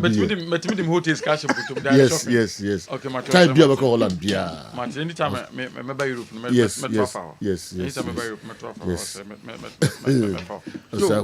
So sometimes you pay attention. If you are first half, Kaza Chief no me yellow jersey. Second half from Bar no one suggestion. So I think any enough from a part maybe they are launching the kits. Yeah, but I say the new one for almost supporters so that they can see no matter your breast with no more don't be choose you. We shall know who's own nefe. Do your first half almost no more traditional first colors in yellow no. Omo cause some mobile no. Now omo abeshe a different jersey trying to let the supporters see omo jersey ebi omo beshe for next. To be asana yana clubs you some off season big games are no omo outdoor. Into THB so most normal for supporters ne bar number launch omo need something like that. Kotokobo friendly match be no match new jersey no man confirm we say we ne new jersey. We say she plays no pack no hu nefe. Do koto no hu choice akokoto. Whether you are buying the first jersey and as a second reserve jersey na ne bia akokoto. You know no fit into it. But tone down on this juju thing and then my coaches and the boys and the credit. Team ni win ya no be na wine me say on team ya na one. Nso ya na makopam coach. Team ya de mapam coach. Am say junior shade ya na team ya de. Ko yi dia na mo de. Ya munya coach no mo so mo ka che coach na coach ni ntie. Coach ni bi wo ho a on fa. Enu tra 7 Davis so mo de na aba. Ti ase so mo de na aba no. Bibia wo football mu mo de na aba no. Mo ka o ti ase. All right. Yento so. Kwame Kiyensha Boafo no nsensem kakra general enye samba penalty no nko awo when Kaizer Chiefs scored to equalize in the shootout making it 2-2 the referee whistled that Kaizer Chiefs had won acquire rubber okay because everyone in the way ever at one stage during the shootout no I was still say and assistant referee call ho ko kete lebi akabako I feel like you not confused I need I mean you can be forgiven if you hear the penalty in the crowd bab on tina that is almost I need to agree but when they be now all counting one counting the we wapon we say I am boapaye kofinya boapaye my to us that's so funny game no assistant referee say I feel like tutu open table be akọ MTN everywhere you go baby abeko bia no obetima yisu MTN or MTN session so se sabre wo mo hihye wo mo de abanie data bia beto bia no ye be mo 15% additional data e de account enu nti momodi na to data upe data gina so upe data de browser kontema e MTN wo mo eye data ni bi *170 hash obetimi da to data *170 hash obetimi e da to data *138 hash obetimi ade to data *138 hash obeto data or *567 hash *567 hash obeto data and abetima to data or MTN wo mo app ne so to data e wo mo app ne so to data e wo eye MTN wo mo various platform ne so na app data gina so nko ade a eye MTN de be mo 15% additional volume data e de aka home DSTV so much more DSTV your home of entertainment de be catch say you should DSTV copy DSTV decoder ne bi obeke over the weekend amanfo mo DSTV omo any opportunity etimi hwe kotoko ne Kaizer Chiefs game no bi o enu nti ne de bi etufo se pe DSTV decoder ne bi na oji DSTV decoder ne bi na ebredu na disconnect wa me ha ho ana se bredu na wo so tue sika ha ho emfo ni che DSTV for wo mo office dial *759 hash 759 hash and no short code no o dalia ebe boa wo ye papa no watimi a reconnect wo decoder no high sense ye product no e product papa kope high sense ye nyama ni bi na UC high sense ye wo nyama papa ye wo laser television ye wo gas cookers ye wo washing machine ye wo smartphones ye wo sound system ye wo water dispensers microwaves blenders rice cookers kettles iron and air fryers ye wo ni nyina bi e wo yasoye ye nyama no eye papanti no ye bema warranty amo ho 5 years warranty enye de ebema 5 years warranty ye de bema because ye je product ni di and into the ni kire any eye electronic shop bia na pesanya mama bobo bia to high sense de Kumasi yo Kumasi City Mall, Kumasi yo Kumasi Dum, Kumasi yo Kumasi Dum Post Office, and your waterful, and nunti koshe high sense, your office no, na kopenya ma papa ni bi, and so eto. Plus 233 graffiato paint, plus 233 graffiato paint, your number ni, show number ni to, baby bia wo bia ne be delivery at the amount. Ope munche mu bia so afre yen, your number ni 053 55 81372 053 55 81372. We your beer, we a building contractor, we a estate developer, we a landlord, we a painter, we a building owner. Opportunity na bad amount. Se wo dine we si no pese gina wo fefefe. Wo dine wo si no pese koya. Aye plus 233 graffiato paint. A demo obese ho enyunu edemo obese umpese tonton beba ho edemo o dynam insana erere no aye plus 233 graffiato paint no and also using ye won kan wejab old barrier junction so your number is 053 55 81 372 offer number we so a ye bejo so ne aboa ama wonsa etimi akabi Hebaso Company Limited at the Hebaso criminal at the Abedjasom, compare Baso criminal na UC, we saw Baso criminibia, a baboye papa, Nititu Bema Humbantem, Bema on Timinio Bashima and Nijim Payon, Bema, who was Siciaria, na Mbow and my Bema no Entimi Enquye. Apply Hebaso communicate to Abby, I will penis in home. After 30 minutes, Konako worship. O was here, a brebedu, a masabreno, or Nijeno every payo at the amount. Hebaso cream, any drugstore. Any chemical shop will be a bekobiano, obenye bi atom, na wonsu wetimi akwa UC. Grace Gift Herbal Clinic and Laboratory. For niche Grace Gift, wamo aseye, obi a wo stroke, or diabetes, or hypertension, or a ulcer, or fibroid, and nansen, or skin disease be, and nansen, or a worn open, and for niche babia, for niche Grace Gift, omo aseye, for niche Grace Gift, or maseye, Oshim School Junction. Off Barikesi Road. In crime, your new Achimota Petroleum Bungalow in Shenimope. Your number is 0246 518 003. Jabura Bank PLC. Jabura Bank PLC. Future Jabura Bank for Womechirakwai. Na yambo between 3 to 6 months. 3 to 6 months. In Faswa and a bit menya our investment na obeye ewe yasoye no yawa huntoso investment loan now paying savings account current accounts Dutch investment account and now some up a fixed deposit money transfer microfinance eye Jabeura Bank PLC branches ewe Joso Bonre Abuaso Dwaben Pankorono Onwe Roman Hill, Magazine Road, Sipetimpon Fumesa, and addition Uduwa, Ubehuyen, and so Eboho, Ban Herbal Hospital, and also called Ban Herbal Hospital, Ye Dompe, and a Casemo Juma, Udompe no problem womb, or Casano problem woma, and ye Ban, and also called, which in Casano, one sana a rhinum. Wa betina udom pene mututunu eye ba and akwa ye be solve problem no e de amount your number is 0244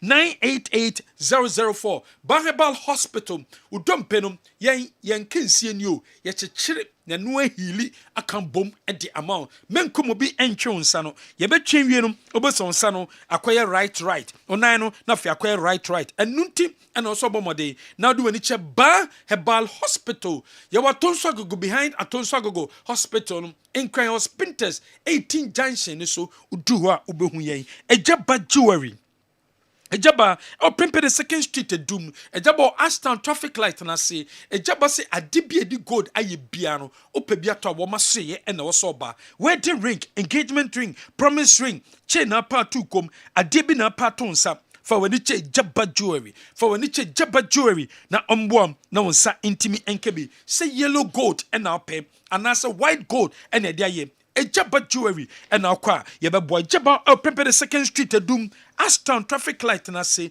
your number is 0277 0277 104488.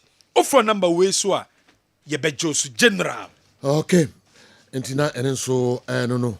And then Stephen Eba birthday. Yes. So nimza. Aye. Yes. Steven Ba. Obodi natural. Yes, Natasha. Obaku Amponsa entry. Natasha. Obaku Amponsa entry. And then Natasha birthday. And then Natasha in 10 years. Wow. Sivo. Kessben Group, Oko Estate Department, Penimpa or Stephen Neba ba our London CC. My young wish Natasha happy birthday. Man da and the family in some wish happy birthday. Show Honsu Yepa Nani Baye Akwada Papa. Happy birthday, Natasha. Enjoy. All right. Yeah, the Anubesia Nafi Yatwa local stories no and so listening to Coach Karim Zito. Okay? Karim Zito's post-match interview after the Toyota Cup on Saturday. I was asking myself, did he say all that because of the win or what? Anyway, I think that's how it should be.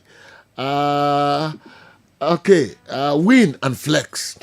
One of his lines that what makes you a good coach, Kwame Walcott anyway, every UK and so Abre Yang. All right. Mamicho Wejo, yesterday was a massive celebration across UK here. In fact, football in Europe was back home yesterday. Lovely celebrations at Manchester. Is it Pasidali station? Okay. Manchester Piccadilly. Is it? Oh, Toronto. Okay. Piccadilly. Yeah, Manchester Piccadilly station. Sir Cabis, Manchester, Old Trafford.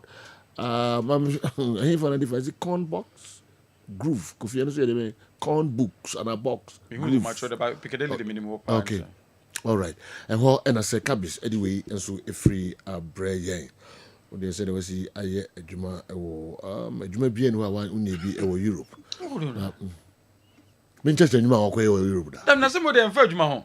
Open, bro. But who ho? Manchester Piccadilly. Train station. We see her. Na me see come who a hotel. UK. Yeah. Not their brain. What's it? Epidemia not their brain.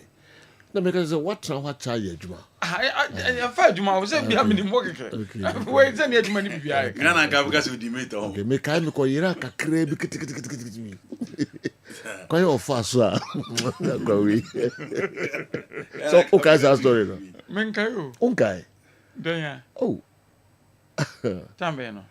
Yemi no yoko UK no. Yes. Ne ko he ball no.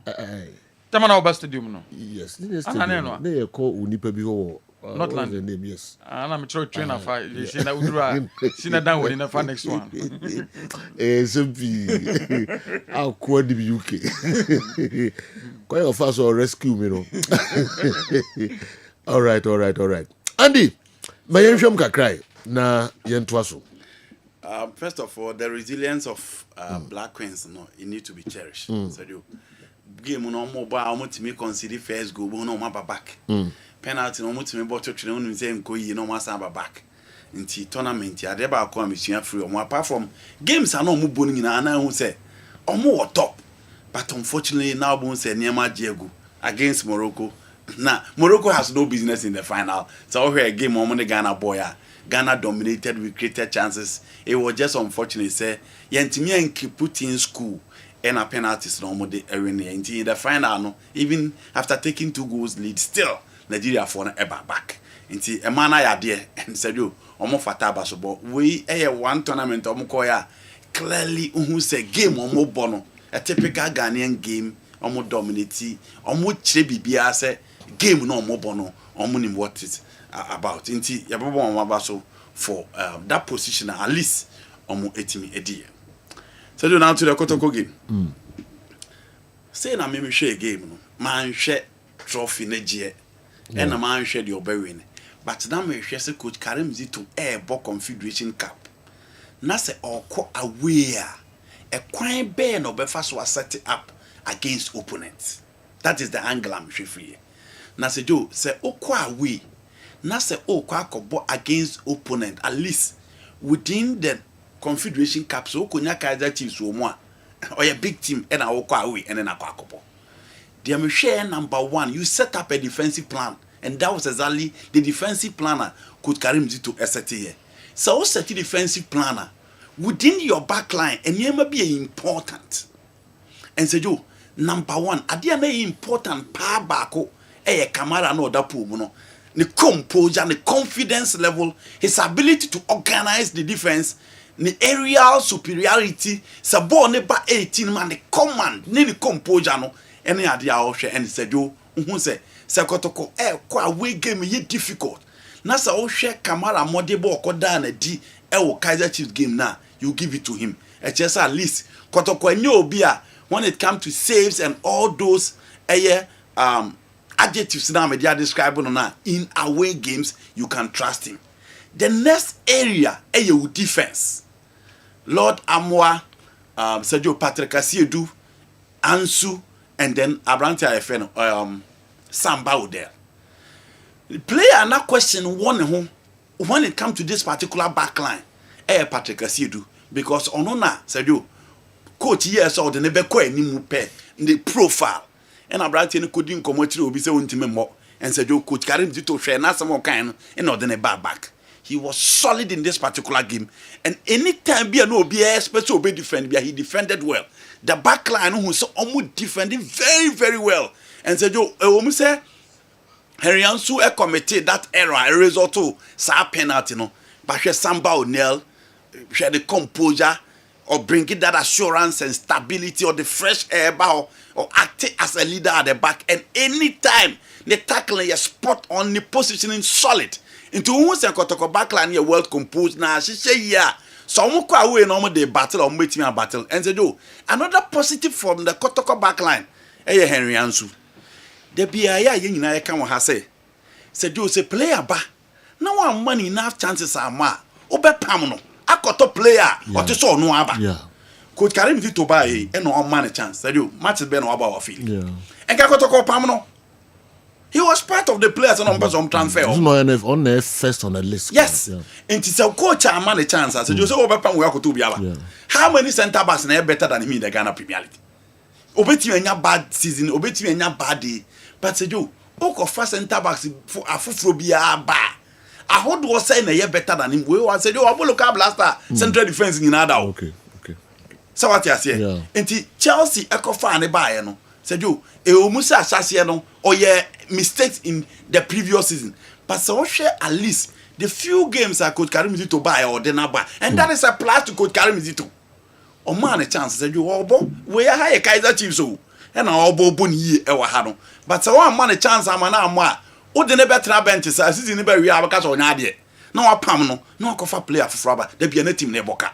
Until you give it to Zito say obi enim says a career for saying na ebebo. But hey, or the Henry Ansu, Abba Samba O'Neil, and so they did a decent work. And for me, it's a plus to the coach. Now to the midfield. Yeah. Obi the message by Asana Kotoko midfield in your cry. Nay, the jointed, no one to mean put two passes together.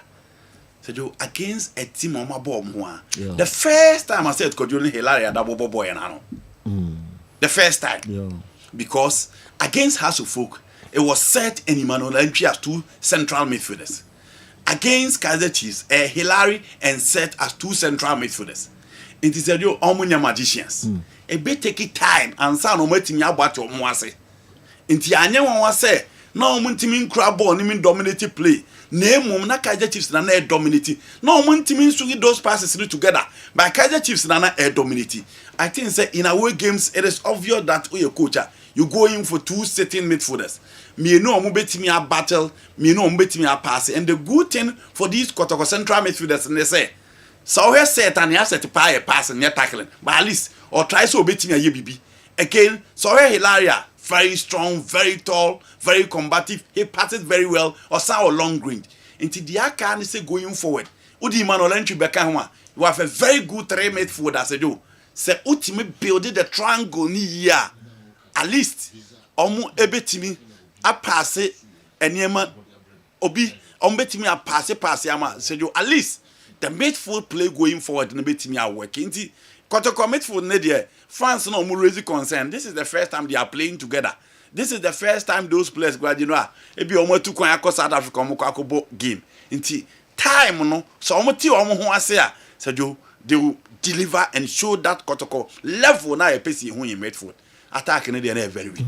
Sergio. Attack in there very weak. Nini Hokra. It was non-existent. It was toothless. Sergio. Kwame Poku, he was just not there.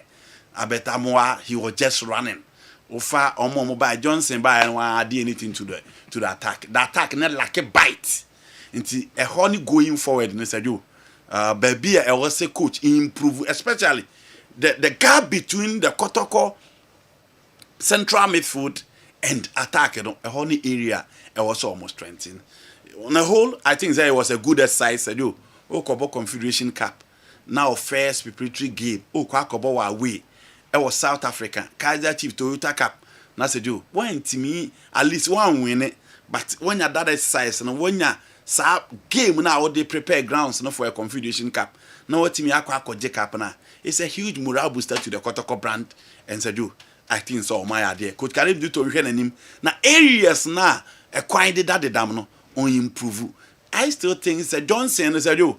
Kotoko here wingers on Bema defenders abre. Peter Amidu Akwaye be in the Ghana Premier League. I hope he improves in the Africa campaign. But on the other side, Kotoko need wingers a Bema said you. Opponent defense no abre because Okwawe na say also Okwakobo a counter attacking gamer. Se ball never be midfielders no normal release wingers now. You should have wingers who can hold, who can take on players, who can run at defenders. How about creative and the amount some of the strikers to score. I think that is the area I also will improve upon. Okay. Kofi is right. Those players for now seem irreplaceable. We sell them and probably sell our rights to step into Africa. The referee's behavior was so funny and strange with Samba's kick.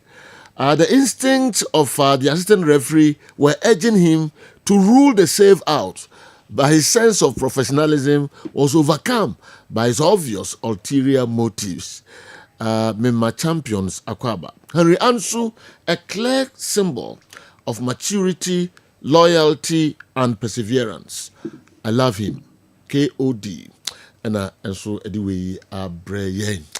All right, Yamfa and also Nsia. Asma walk and I'm talking of why you know. Say time be do time be a botrema place. Yes, you know. Me say place. Rush na the pump place, you know, and a hard. Obekwa ko fan crofo aba. Obo so ma de ombeba no. Omo nya de nche de opam ye no. Yes. Because our player no. Un check the number of years I would deal with the team. Yeah. Onya good season ya na waka ko fan say omebo kotoko. But he be a player no di 2, 3, 4 seasons.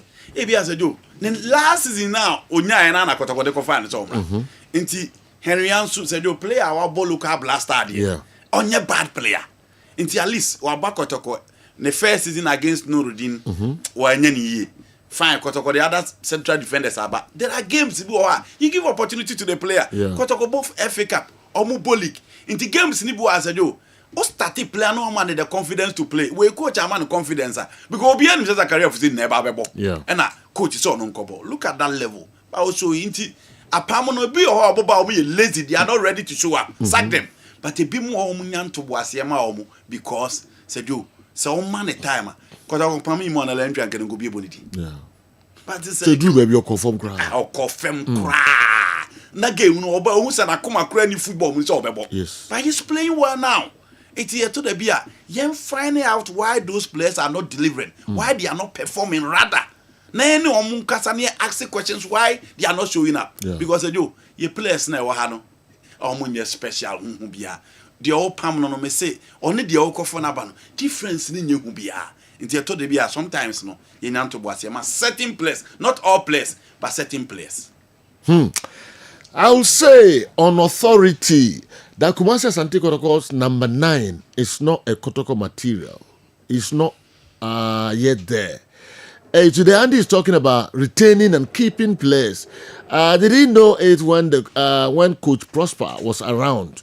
Michael Ablekuma from Ablekuma Accra, and anyway, Abayam Comrade as a war, Ibia Wakafa. Kotoko number 9. Who is he? Johnson. Okay. No, all says on your material. The first game, me buy ya obi catch them or ha. Say number 9 on your cry. And I'm saying the first game. Yeah. To boss man. The first game. Okay. All right. I remember I said one power say yenya mutrema players be. Me say setting players. Me got the play there. Okay. Me say setting players. All right.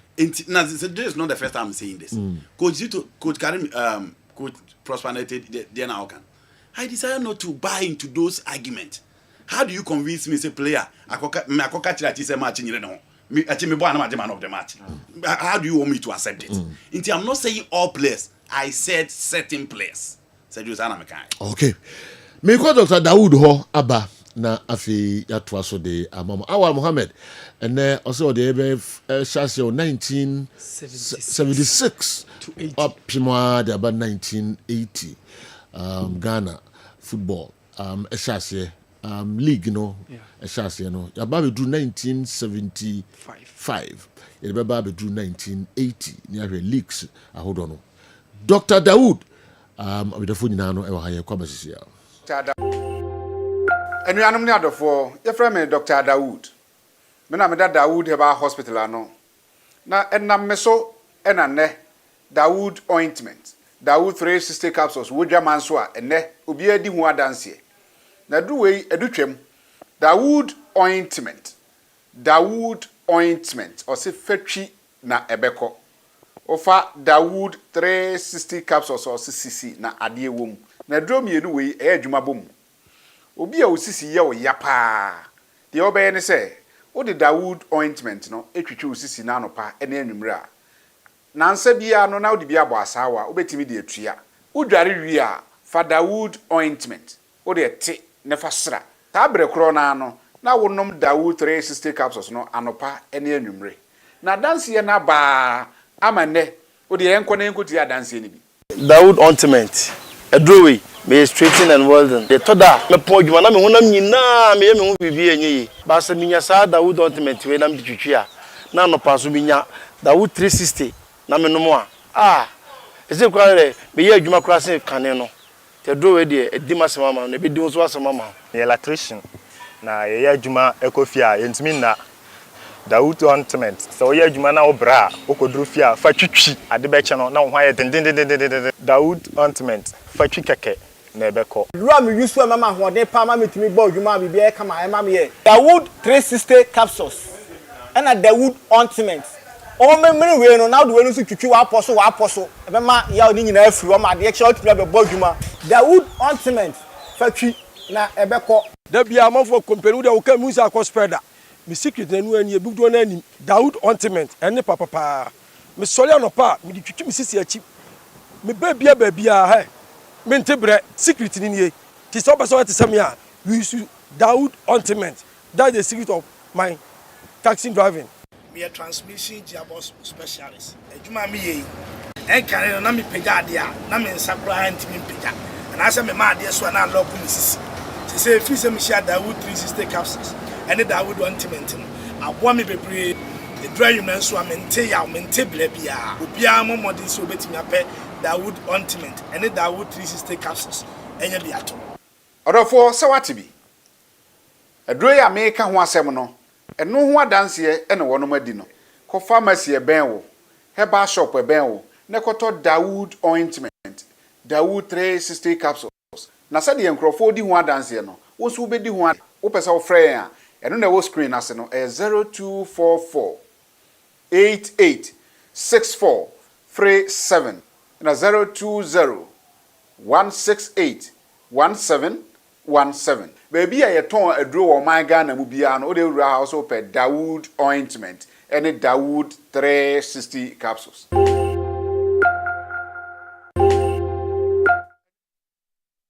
Okay, yo, Yensan Emra na ema munyina kwa babiom Emra midfield action. Edu dwada amunim say weekend no nema hodo aye agudi mu nsem ene bobo no e de ebremo anopa no.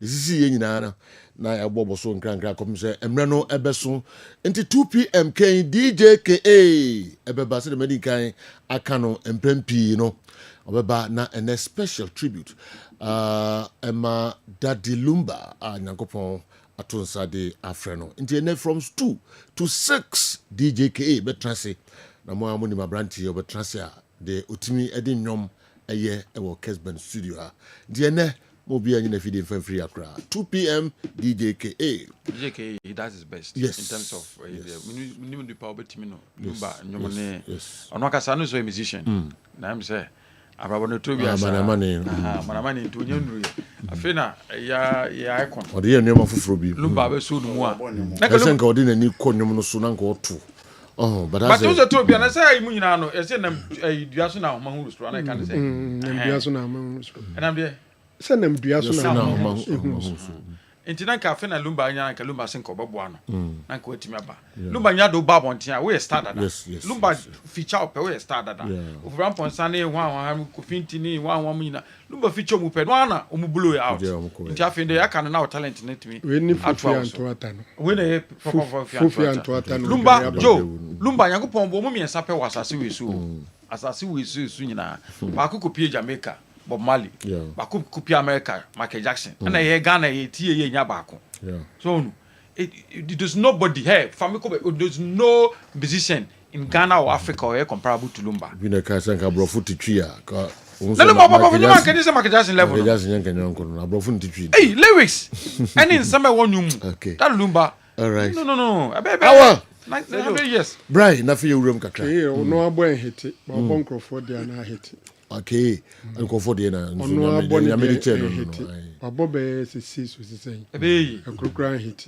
But Boncroft bo no be bo mo. Ebe. Na Boncroft be hit no be so abon nyum da chira so mo be. The okay no. O ka dia ayeden say opeso chese. Na o ka ze niam bi a odini na nam. Na manamani no nyoma horo ye no. Unya time no. Niam ni dosu. Wo yi ba awa ko ban sana na me kia some me ka me ko awa ba anza bo so redwane but na do bi anti bi anti wa dia fa just oya na ji mo do so on the frank na da bi ono be ya de foforo frank do ko adwuma ono be ya de foforo ke do ko ya na no football live band o na say adwuma ba to be obaya de foforo na no me ko nkofo e twa self otimi omutimi tini gina hono bia be 30 minutes na nkofo ani na so dia no e twa self no we kwani ana edge numbers obi aka so head dia omo fese omo kan omutimi ka dia no why ene no ko do ko ye ni nyina no hwe so ye nwuma nti nkofo sande mana o ye no orhwe so ye nwuma no cholumba ni na kasa so ko to dey bi obebe adwuma na kunuani nikita odibida okay odibida oba tuntu fadu ani ma hada ni nyina akokofo all right my ko awa Mohammed o 2 pm obi ani na feeding free akra DJKA me feel keke special tribute Emma Daddy Lumba KA all right awa Sergio you ended 1975 during our last series of Ghana Premier League. And Sergio, Obama Obia Bekai said within the Ghana Premier League, I think it's a season decade Kotoko Oba Peso Mobile Fipa the 70s. Because of dominance in the said only 2 occasions per and winning league. So it's been hassle folk. Yes, you should Africa. Oka Nessa decade no. Yeah, they won the Africa in 1970. But Opa said decade na has Eddie Omonsa 2 Premier League na it was the 70s. Okay. Because Kotoko winning only twice per that decade. Okay. 72, 75 and one no. And Olinsu Edgy 70, 74. Hazak SG 77. The rest thing it's been House of Folk. Because House of Folk were champions in 71. They were champions in 73. House of Folk were champions in 76. House of Folk were champions in 77, 79, till 80. And so you a numuna the fee of some 5 na APA. So Sergio, the 4-3 now and I said a share hat trick El Babayano. Is within that decade. Okay. And of course, that 2 red cards now buy Emma the Setam Pedumu, any Robert Hammond red card buy Emma Bismarck Odo Eshe, Emma Seriboti, Ka Douglas Togu, Eddie Bakukano, Sergio, Esidos years. 9 against 11. 9 against 11. No. Esidos decades now. And of course, 76 Sergio, it was House of Folk, obviously, that won the Ghana Premier League. And it was that year, and a Dumas by. So, Sergio. Where 76? 76, okay. Yes. It was that year, now Dumas, buy. Sergio, mobile Premier League, the 4th. Okay. Dumas from Tema. And you ever call that league, no, now 4 teams echo into relegation. And 2 teams promoted. Over to us, by 76. Yeah. 16 teams in the boy. Yeah, 16 teams. Hearts of Folk, 49 points. Yeah. No, the winning league, you know. Yeah. Now Santi Kotokonya 43 points. Yeah. Akotex, Akosomo, wow. Dumas Boys of GTP. Say na Mura league. Yeah. Number 2, so 4th. Yeah. Okay. Great Olympics, All Blacks, Bofakwa, Hazakes, 11 Wise, Cornerstones, Fankoba, Bronga have united. SS74, Soldier 14, no? Yeah. Wow. So now you're from Defense Stars. Yeah, Defense Stars. And I'm by SS74. Okay, Mysterious, Dwarfs, and Ghana Can in Sawam. Oh, yes. Sawam Cannery. Yeah, now for Stanfast, Accra, 16 clubs. Okay. Stanfast, we say so many Kotoko red JC free omo. Sir. I would trace the reason why Kotoko wears red. It is Stanfast. And it's in Chegra. Say no more Accra. Stanfast. Achepa. Na 70s what they say already said that this is no. Sir. The story has it that Omo fan red ne start here but red so asante colors like yellow and green minimum how kotoko the jesi red Emma kotoko a share the share has Stanfast. Yeah, maybe that is the okay, yeah, person story ni na yeah maybe mu okay. Kwanya kotoko e fa sunya Jesse red no. Okay. Okay, instead of a sentiment colors na yellow and green. Okay. Our end was so Sergio 76, you saw House of Folk winning the league. And then of course the following season was 77. And then no Hazakes in the winning. Yeah, 77 table now. Yeah, okay. And then novelty league nana. Yeah, I know Hazakes winning. Yeah, no Hazakes. But I know for 16 teams, there was about 30 matches. By a more about 15. And then novelty. Yes. But the league champion was declared. Yes. Yes. Najo Carr was part of this Hazakes team. Oh, okay. Isaac Power was part. James Dazi and of course Emmanuel Kwashi. Okay. So Sergio, was it? Yeah, Hazakes in the 70s also played CAF Cup Winners' Cup semi-final. And it was this squad now passing within those final. So they were champions in 1977. Okay. And Sergio, that was the year Haas did the miracle of Elwak. So they went to Champions League as champions. As I saw more winning 1976, and move into the Champions League. The miracle of Elwak. Okay. But your ball league, ye declare champion, Sergio. Now it was second D Hazakes. And a winning that league, And Sergio, that was how it happened. After 15 games, they won with 22 points. Till that order, with the likes of Great Olympics now, ever in that order. Yeah. And of course, after that, Yekonya 1978, a honum so House of Folk where be SRBG League. Sergio, come on for House of Folk pictures and on to so now, for in who media. Okay, when it is 5 no day. 5 no 4 of them. Okay. Where your team be? Where House of Folk in the late 70s, no. Okay. Wow. I was saying there's a Conan Black and go up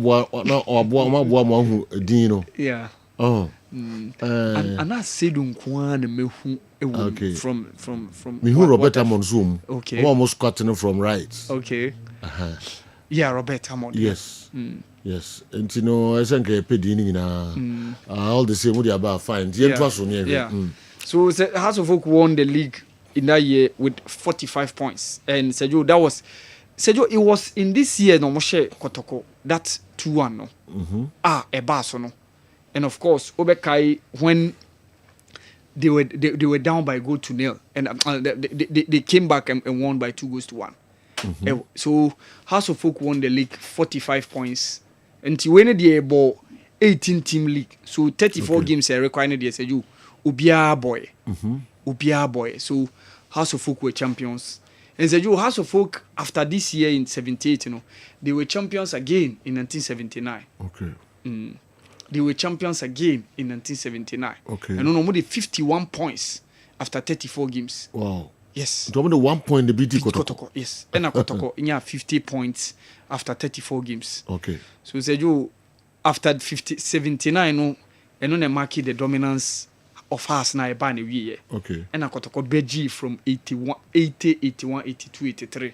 And almost beji so 4 on the bounce. Okay. So 79 and mark the dominance. Then in 1980 Kotoko came back and won the Ghana Premier League. So since 1975 na Kotoko untimi win the league till 1980. From 1975? No untimi win the league. Okay. Till 1980. So after say Sims mo be hihye team no coach ade bi no mo e be hihye team no e na omode dominance no e be hyase e na omode within those years 80s na e win the CAF Champions League for the second time in their history. Well, we know 70s one was struggle part to get pictures, videos, there to support in small work. But 80s in the also But I wanted to ask you something. Is there, I don't know if I was so aware. Is there a reason why they relegated about 6 clubs in one season? Okay. Yeah. Because you know the two relegated 6 clubs. And we are from number 13. Yeah. I got from 18. I mean, I relegated. Yeah. I want to understand why. Yeah. Okay. There were some seasons where I did 12 teams, boy.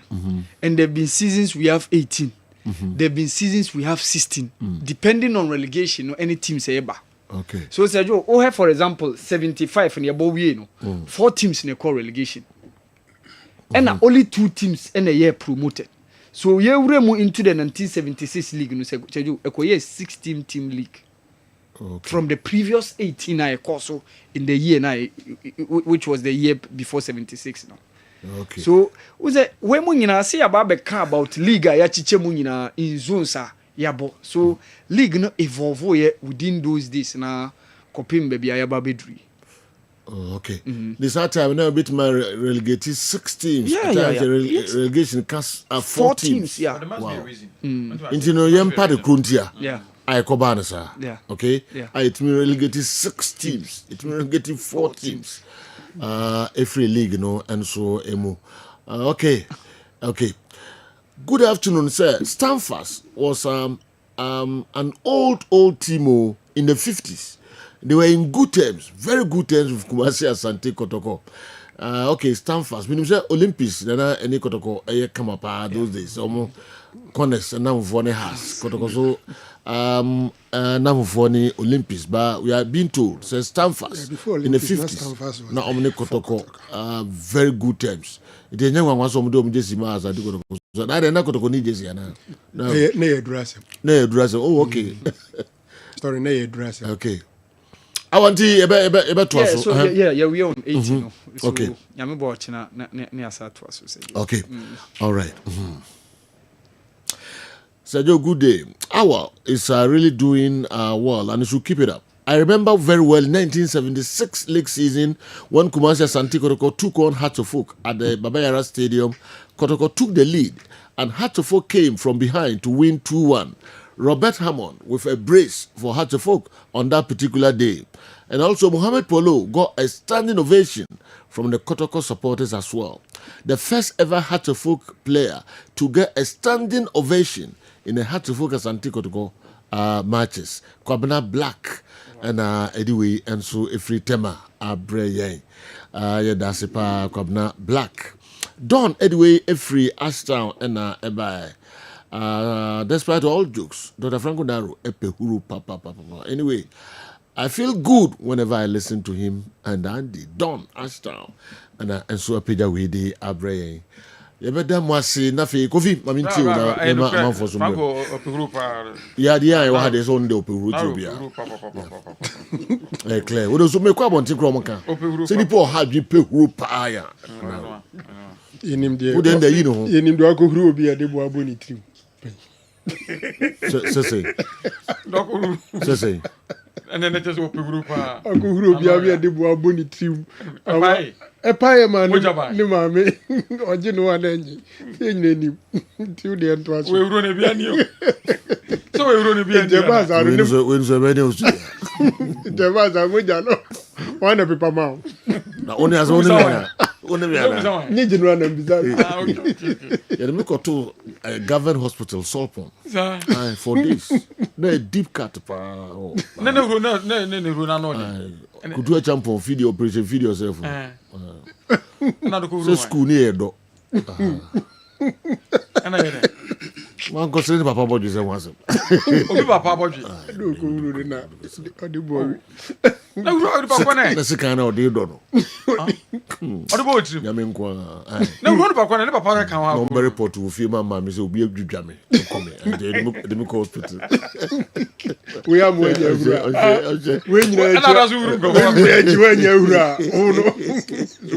Kingsley, document the Busia. Yeah. Omsanope, young wish, Madam Minister Gloria Osafo, happy birthday. She's 50 years. You were 50 years. Oh, okay. Minister Gloria Osafo. On a personal assistant to Prophet Alexander Owusu, our Breakthrough Chapel International.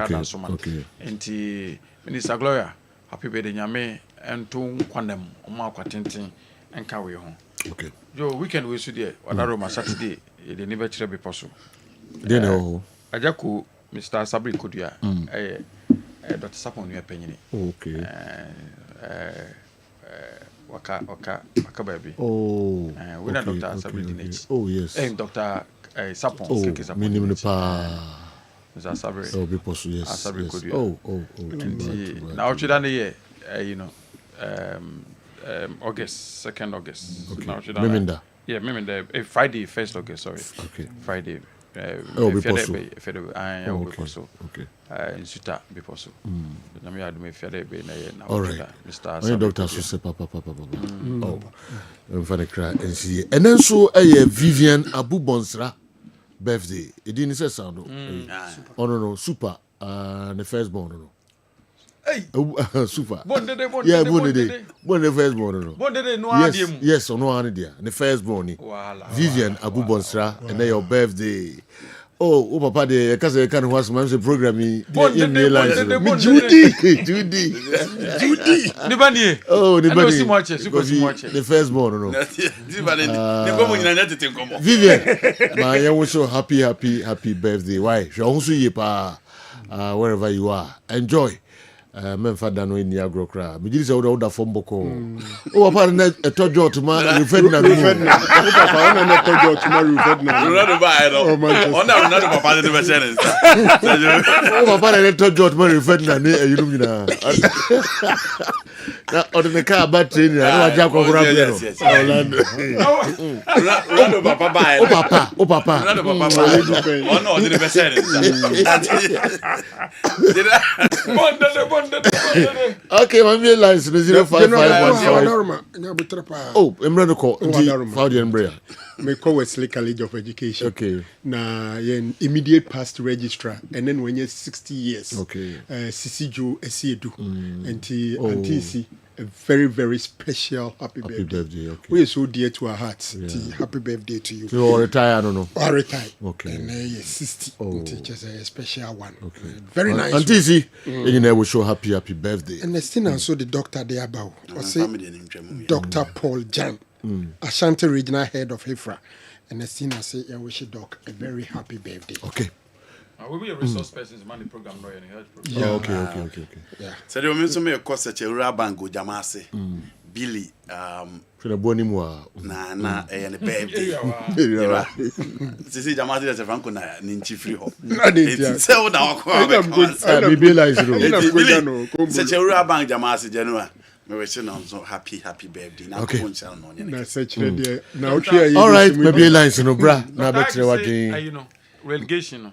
I say and the GFA took a decision say on reduce league, from 18 to 12 for 1981 league season. Okay. And to relegate 6 teams, Okay. So 18. Okay. To relegate 6 in the 12 for the following next season. Okay. But promotions were so if they only reduce man about 12. I'm on promote teams. So great. My first call about line. So hello, good afternoon. Sergio, good afternoon, boss. Good afternoon. Boss, na from say. Yami adum na unso e. Radio adum. Sergio, ben ni Jacobu. Okay, ben ye tiu pa. You are not pay Yedamasi pa. Andy Ederasi. And some Andy Kafa kotoko players in defense no ne. Midfield ni ano and pay and some Andy kan wa ha no. Enim say pre-season na ya start. Dey players on be you mo nan kakra. Omo fo mo hu wura mbebre na akopira. Match na se season be simu no wan hware ne makọ ha. Nti de ne e pa ne se ye betumi age cap na aba. Na ya anum ensire se ya ngoye hwe. Na mom nyame adom. Nyame hwe mpanyimfo ne boys ni nyina so. Ama de ese kotoko yenya no yenya adiaba. Sergio mani age papa. Ngano penki aso na nyame nka mo papa. Mami cheje ko bu ni bia otie That's it, pa Ben Jacobu. Stanford was around even in the 50s. And that Jersey story by Doc is true. Yes, they were our friends. This our segment brings nostalgic memories. Kudos to him. Kwame Usu Donko and anyway, and so Ebre. Hello, good afternoon. Boss. To. Boss. Me and you. Rausemo. Emre. Lumba Diano. Na Kotoko Diano Rausem Mammy. Say you as the day any Jesus mobi na yare ho ma obi. But say you me rawo kese pa ta ma wa e kan asase bi. Rawo say you e bia na na meka no. Ene kotoko yi. Say wo hwe a in terms of bibia no. Di din kwa anim kra wo wi ase no. Osakwa akwaje kapo. Ye ha ase ye di akiri. Nti say you ye mpanifo no mo ye kwa manima na mo ye ba o machi. Na na penkra na me nti ni din wo football mu da. Betene papa yi trophy bi obeko hu bia na oji trophy bi obeko hu bia na oji meme pato Kessben Zikov yenji peo na ke de ne se has akobo tournament yo yare ne has akobo bo we ya hye even team kra na yese coach na signings no na managing member on the players ba ndi se jo has no fine you want infrastructures you want pobiman ya your commercial center but enya no nko no Ebe how adwen so agyan na bra kotokoi. Sergio say Ukra de so ben ahimfie. Oh, say ben dem ben. But John Jinapo na Abu Jinapo so mo omo Jinapo for me we wa. So it is not me yale ya. Doctor Amo on na hwe me. But Sergio, ha se say ma me pressure kosoro. Till jaye. Saturday no cloud. Omo chi na Kaizer Chiefs for no. Kaizer Chiefs.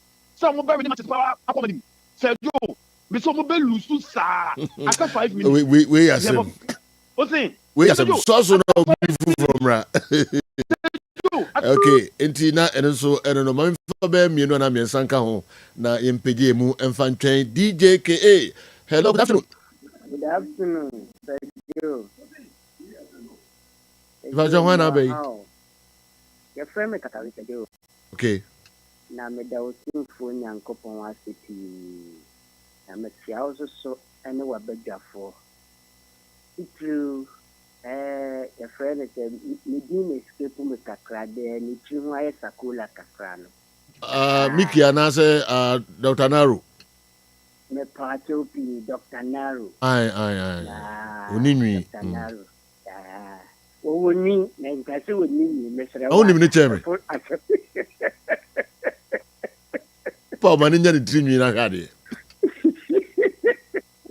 Yo, the battery in the say, and you are on the pay, a yini na two on it. Okay. The fan, no. Jimmy said, Joe. Yes, sir. Your woman in an say, the daughter for Yamiasi. Na said, Joe, Anka, Menyan say, has in Koto company for, and show a brabo. Nanko Monfante Kotoko. Uber said, the intra. Wa brabo, no Monfante Kotoko. Ade. Aha, adintra. Every day, and yet Kessben, and I wish I say ye redo a juma. As you be down who say, a better one, ne shed down my do a cheap. The deal could be a shed down my do a cheap. ɛkyerɛ wo sɛ information a wode nkurɔfoɔ ka wo ho de bɔ no ɛho hia ɛno nti na da bi awɔ dɔm ɛfiri sɛ mekae sɛ kɔtɔkɔ 1989 and then 1990 na sports stadium sɛ na yɛ pini so ma mentena so ɛso ɛtumi yɛ ma saa kɔpem sɛ nnipa bɛkɔ sɛ bi aka kakra bi kora wogyaa no kora nipa paake so adɛn na nnɛ kɔtɔkɔ sports stadium ayɛ one seat ɛso ɛnyɛ ma nipa kora nkɔ ɛso wo sɛ dwo wowɔ hɔ no mu hwɛ wofiri aseɛ yɛ radio adwuma ɛyɛ ahwɛ dɔm a ɛfiri wo mmɔ sɛbi woyɛ radio adwuma bɛtɔm nnɛ hwɛ dɔm a ɛdi w'akyi ɛno kyerɛ wo sɛ wonim sɛdeɛ ɛhyehyɛ nneɛma nti yɛsrɛ ada kɔtɔkɔ ne deɛ ɛnyɛ mu a ne mboa memate me pante da daase na what mfie bɛyɛ sɛ mepɛ wakyɛw pii kita kɔ 60 okay daase paa ɛne wadagyeɛ ɛne obibi a wasɛ no de ayɛ saa kɔɔle nyankopɔn nhyira wo paa alright yɛde bɛsia no mmienu abɔ djka ɛba bɛtena sɛ ɛfiri sɛ rekɔm sɛ no nsia ɛbɛbɔ ma ɛnyi wafidie no ɛmfamfiri ha da wopɛ sɛ wote lumba nnwom ahodoɔ wobɛenjoy show no paa